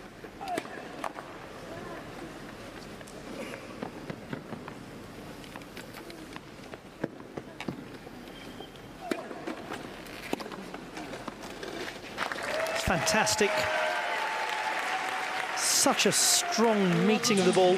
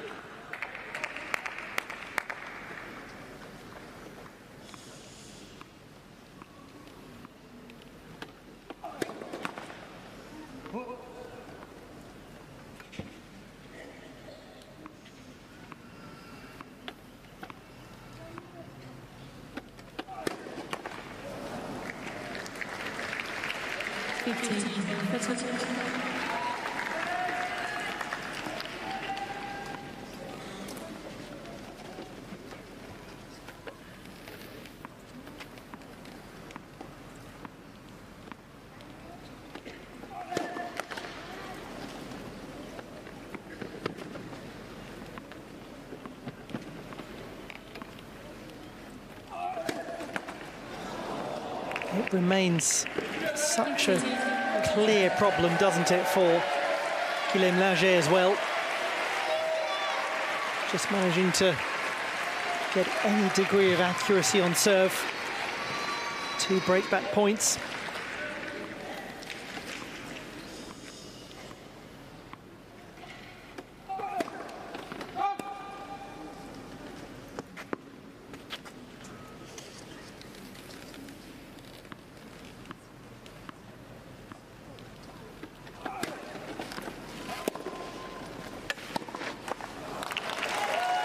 Exactly the same as the start of the first set.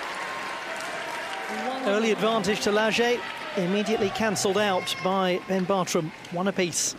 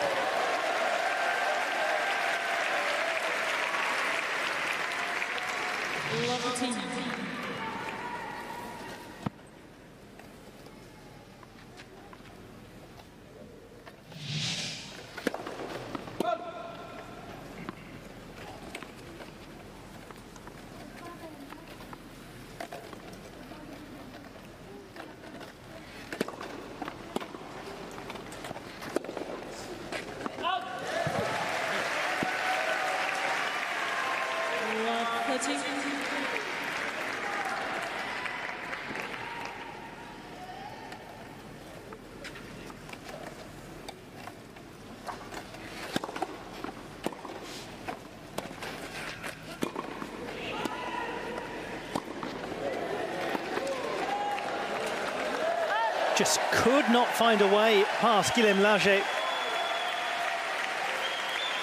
Maybe early on in that exchange, as Laget was starting to approach the net, there was an opportunity, perhaps for Bartram to go down the line, but he couldn't quite find the angle.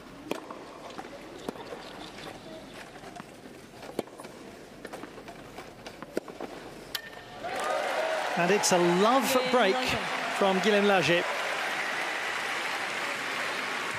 Laget leads with 2 games to 1. So Laget remains in a strong position in this set, despite having lost the first 6-4.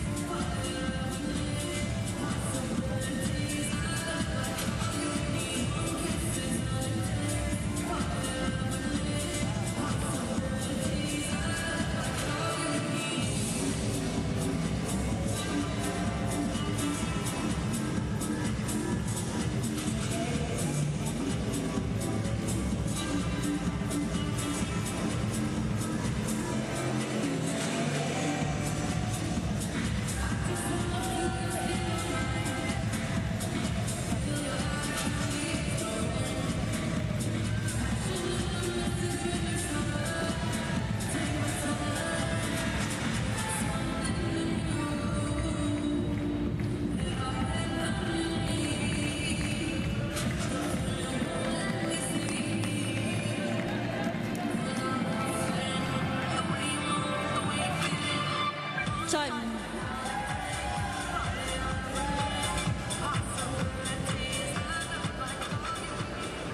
On we go. Set number 2 in this first round of the men's singles competition at the Paralympic Games. Oh, that was in. Just dropped.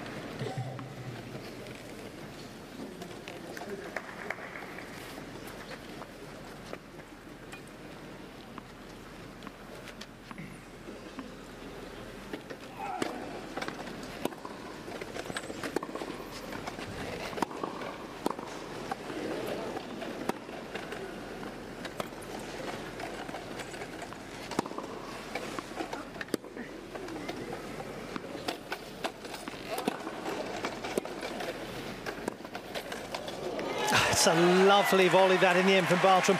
Laget did superbly to stay in that rally. There was a moment just before that where he had to turn so quickly to keep the point going. Relief for Bartram as he put it away eventually.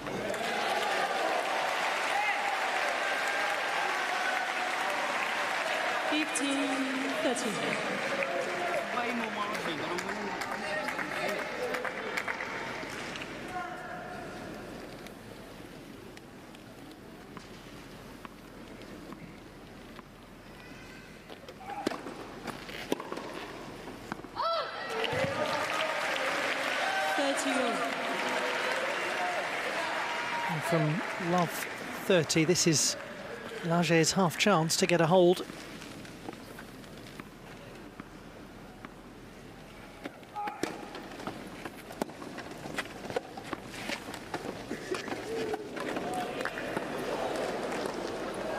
Oh, brilliant from Bartram. That point looked over, and there is that classic example in tennis of do whatever you can to force your opponent to play one more shot. Laget probably was not expecting the young British player to actually meet the ball. Great point.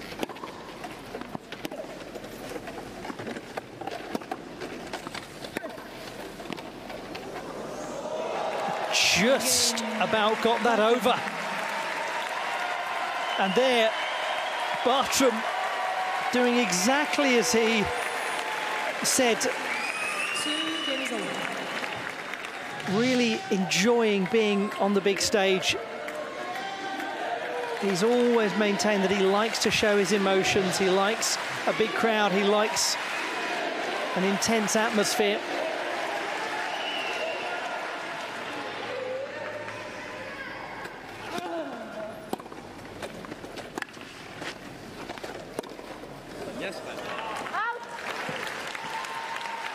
Just a simple yes bend to himself.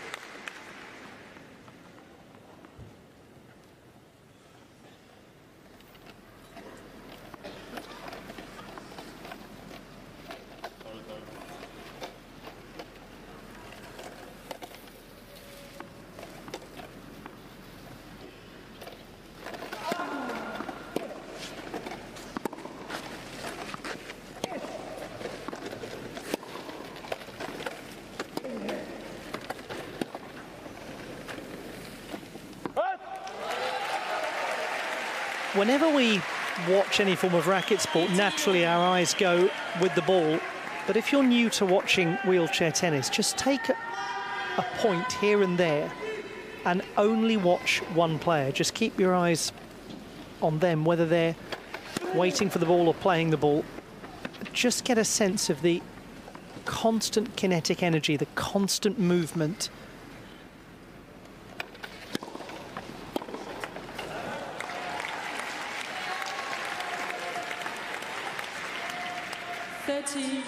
It is astonishing when you watch really long rallies just how much court is covered and how much reading of the game is required.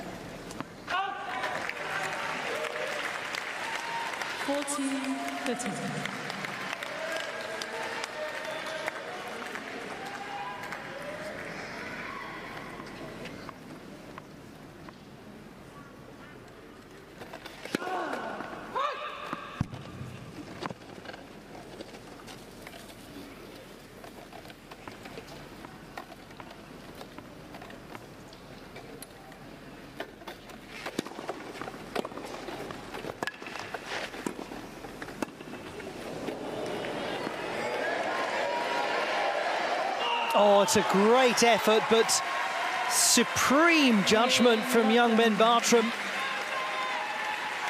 And he's managed to find a way through that game. Crucially, he's got a hold of serve. Bartram leading by 3 games to 2 in this second set as we pass just beyond the 1 hour mark.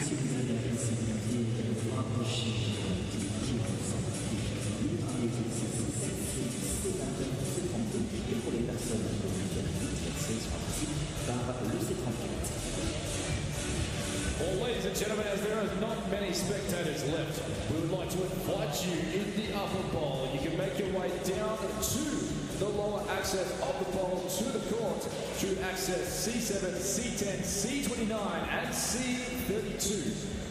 For anyone with reduced mobility, access will be possible through C34. Time.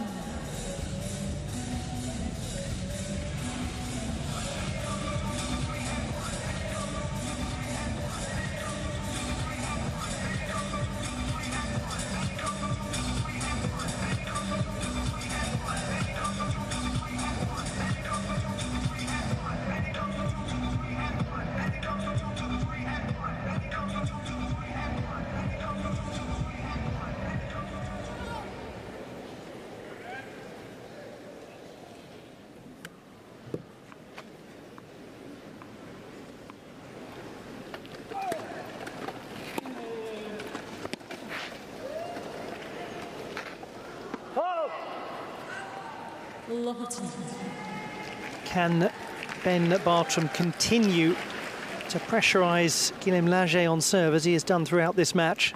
They both pressurised each other.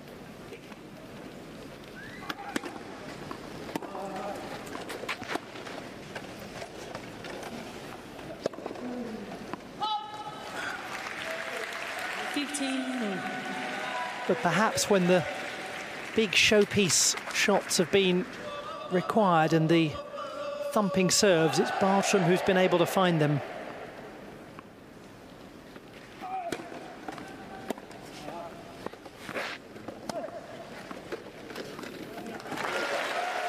Laget made no mistake. He had a lot of court to work with there. Judged it really well. It's another nice example, isn't it, of a player not pushing the winner too close to the lines, risking an error. Good, really controlled, skillful tennis from Guillaume Laget. 14-15.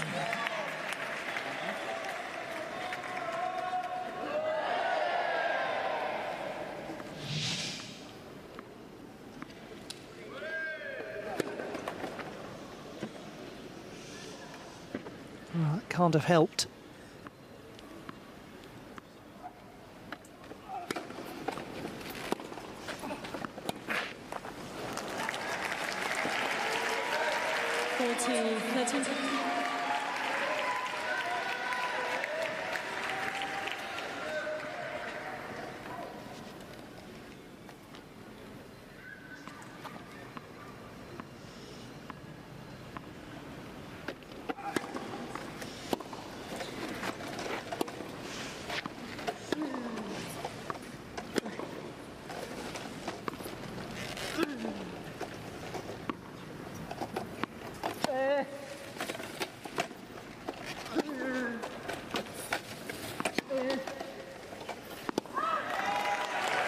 That was a really well-managed point from Bartram.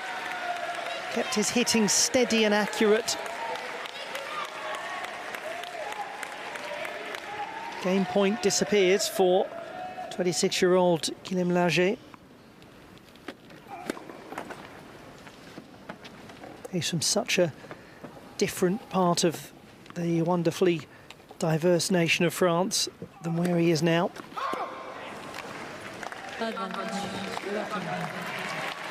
From right in the far south, in the Provence region, the historical Provence region. He lives in Arles, very close to Nîmes, famous for being where painters lived, the likes of Van Gogh, Picasso, Gauguin.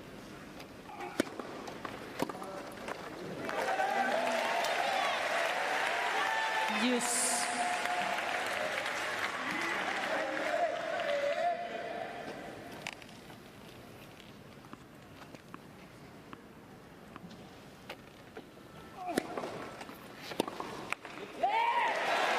Good serving.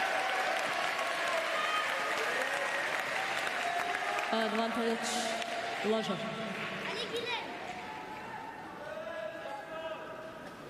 Two-thirds accuracy on his first serve across the match.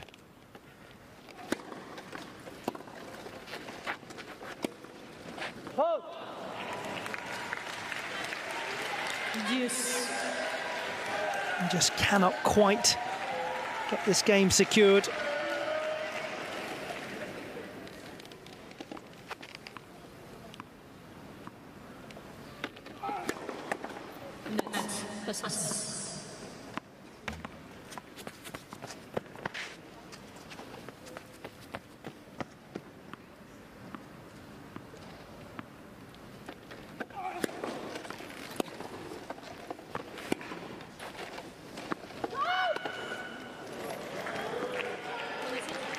Big call made, and no surprise that Laget wants that reviewed. Evgenia Dedusheva has all eyes on her. And it was just out.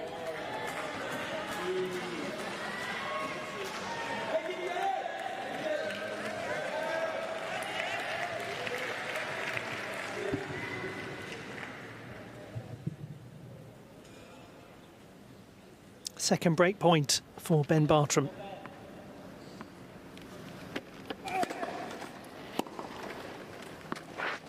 It's dropped, and he is now clearly ahead in the second set.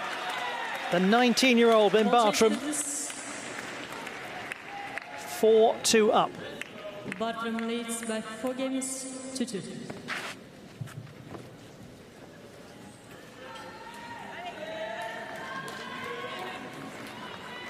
Laget did have opportunities to win that game.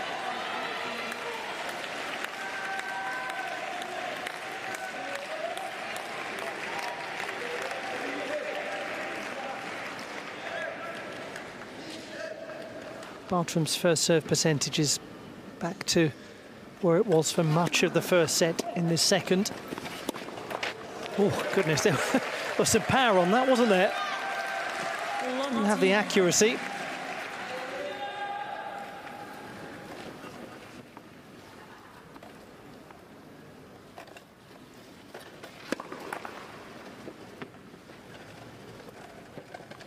Only just really hovering above 50% on his first serves in set 2.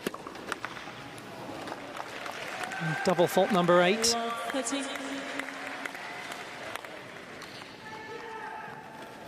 Across the match, what's problematic for Bartram is he's only won a quarter of his points on the second serve.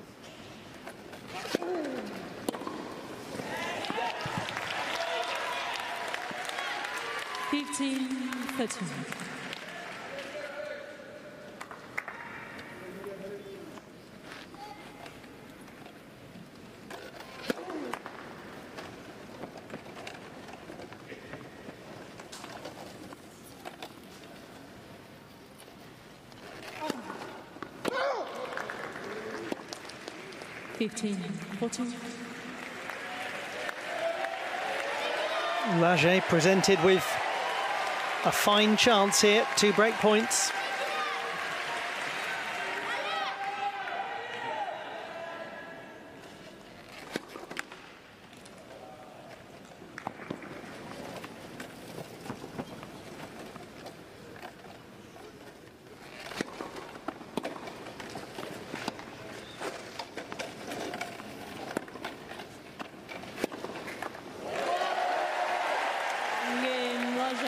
Ben Bartram cross with himself.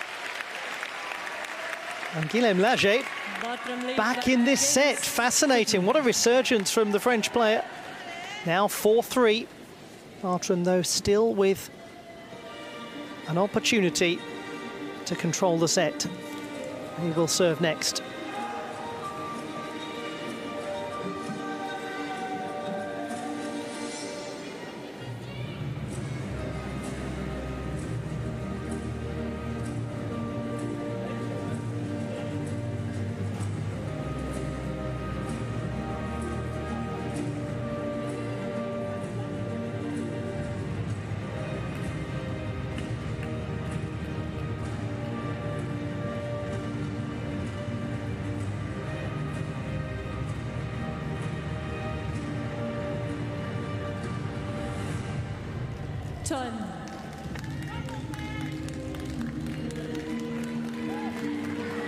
I think I may have said there that Ben Bartram will have the next serve. Of course, he is receiving now, but stand by that he'll have an opportunity to control the set, because he has, on so many occasions, broken Guillaume Laget's serve. 6 times already.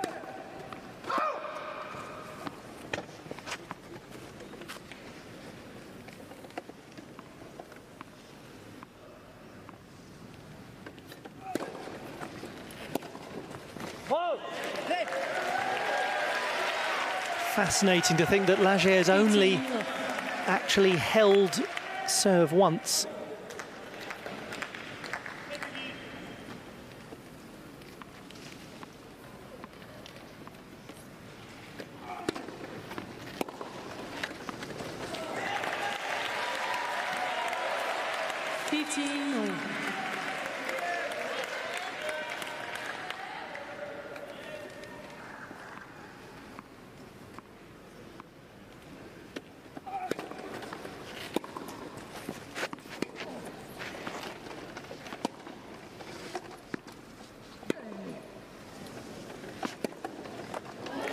amazingly just dropped in, to the disbelief of some in the crowd. 30-15. Fine margins.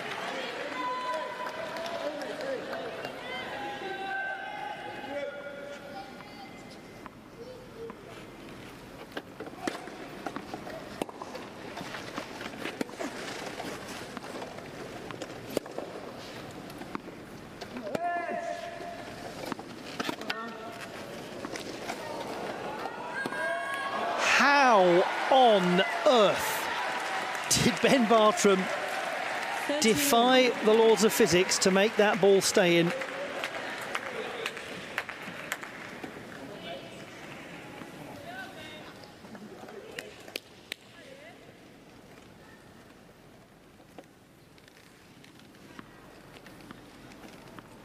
What a crucial moment it could be in this match.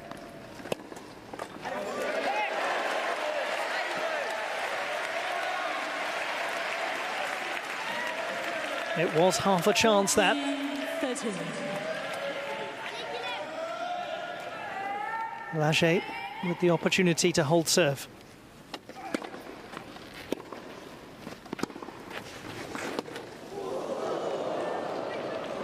And he has done. How he's needed that. Guillaume Laget holding to make it 4-all. The captain saying, come on, get behind this gentleman, please.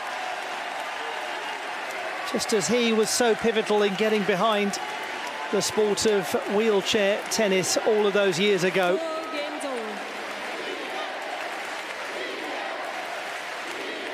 Enjoying the moment, Guillaume Laget. 4-all in set number 2. Pressure now goes onto the Bartram serve.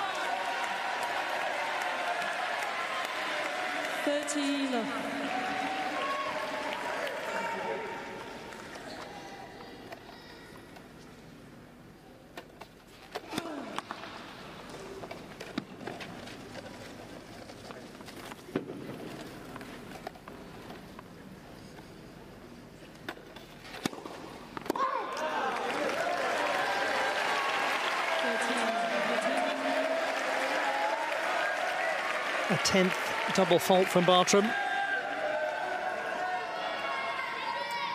Still just marginally in control in this service game.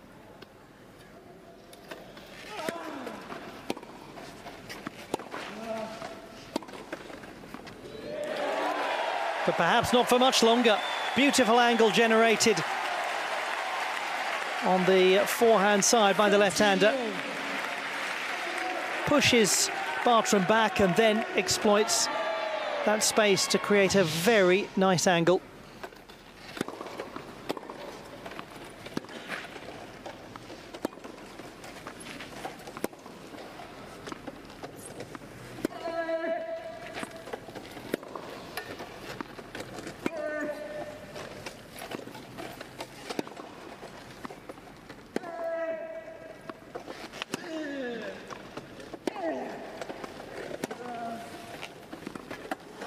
Oh, nearly.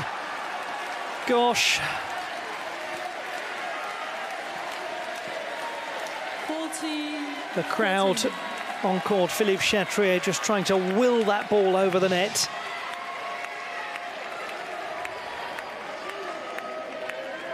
In truth, it was some way away. So unfortunate. Oh, goodness, what a serve. That's his sixth ace. It might be the finest of the lot. And it puts Ben Bartram one game away from victory. Laget will serve to stay in the competition at his home Paralympic Games.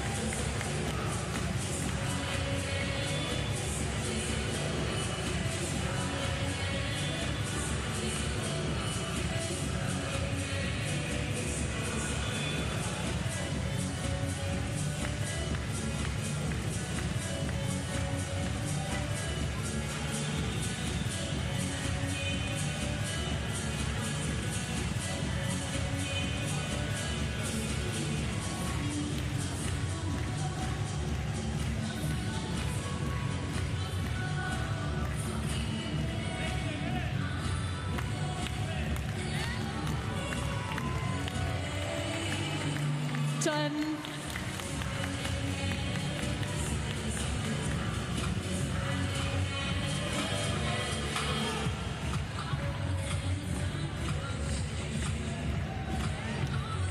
Merci.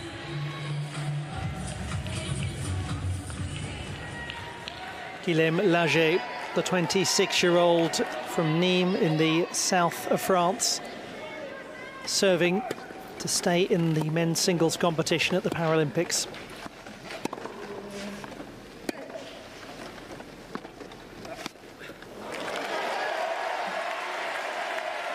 He has only managed to hold serve twice in this match, but the previous service game was one of those instances.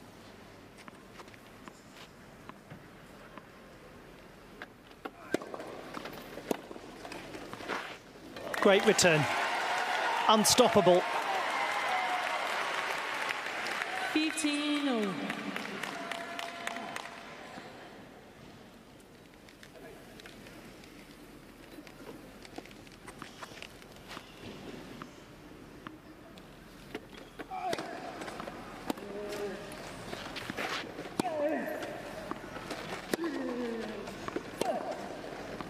Yes, excellent shot. Calm, considering the magnitude of it. 13.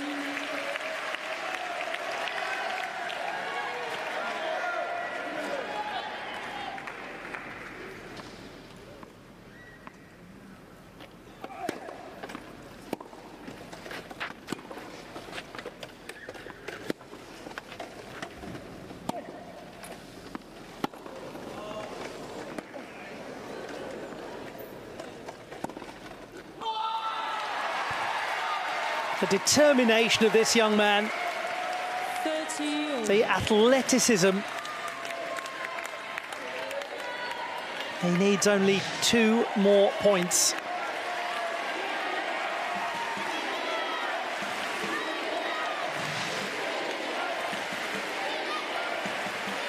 Merci.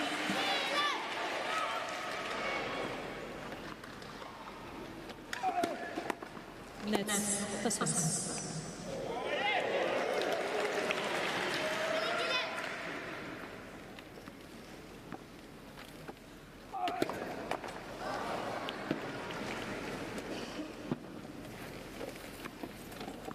Only 25% of points won on second serve in this set. It's in. 13. 14.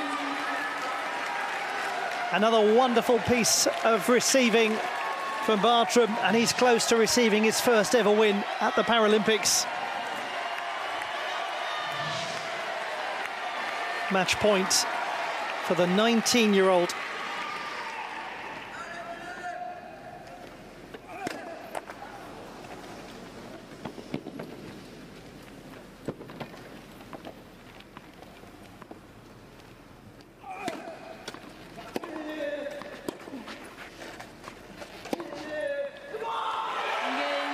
A young man who had all but given up sport.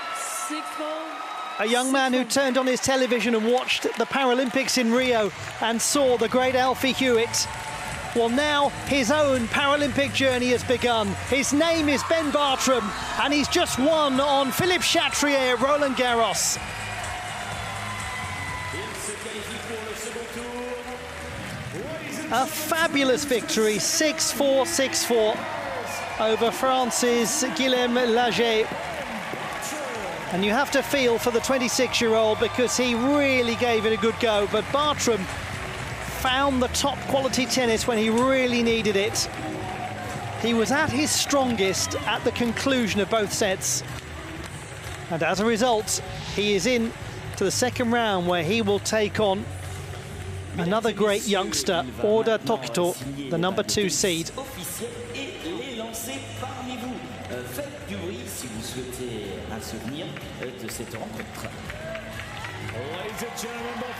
A moment he will never forget. Ben Bartram, first round winner in the men's singles competition.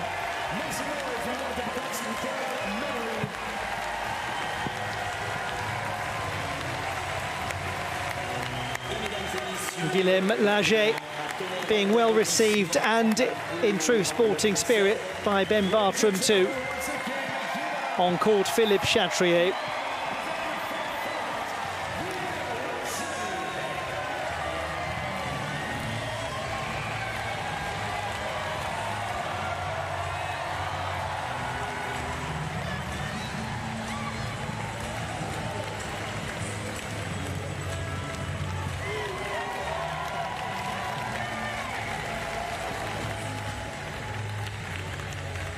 He will never forget that moment, will he, young Ben Bartram? An hour and 25 minutes. He beats Guillaume Laget 6-4, 6-4. 31 winners for the bold and brave player. He's got such a risky style. And isn't it going to be fascinating to see him take on Order Tokito in the second round of the competition? There's nothing like seeing high-risk, high-reward tennis played, and that's what you get when you watch Ben Bartram.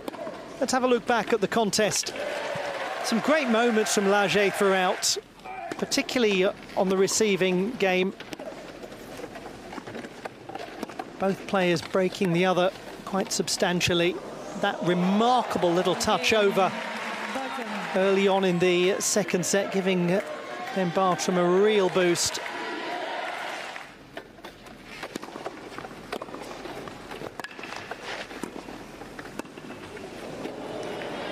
Another well-judged lob. And Bartram started to really believe that this was his time. He's serving just as it was in the penultimate game of the first set, at its strongest when it needed to be in the second. And what a fabulous shot to secure a first ever win at the Paralympic Games. 6-1. Aux Jeux Paralympiques de Paris 2024. Avant de partir, n'oubliez pas de vérifier que vous avez tous vos effets personnels. À bientôt. Well, ladies and gentlemen, that concludes today's session. Thank you for being a part of the Paris 2024 Paralympic Games. Before you go, have a quick look at...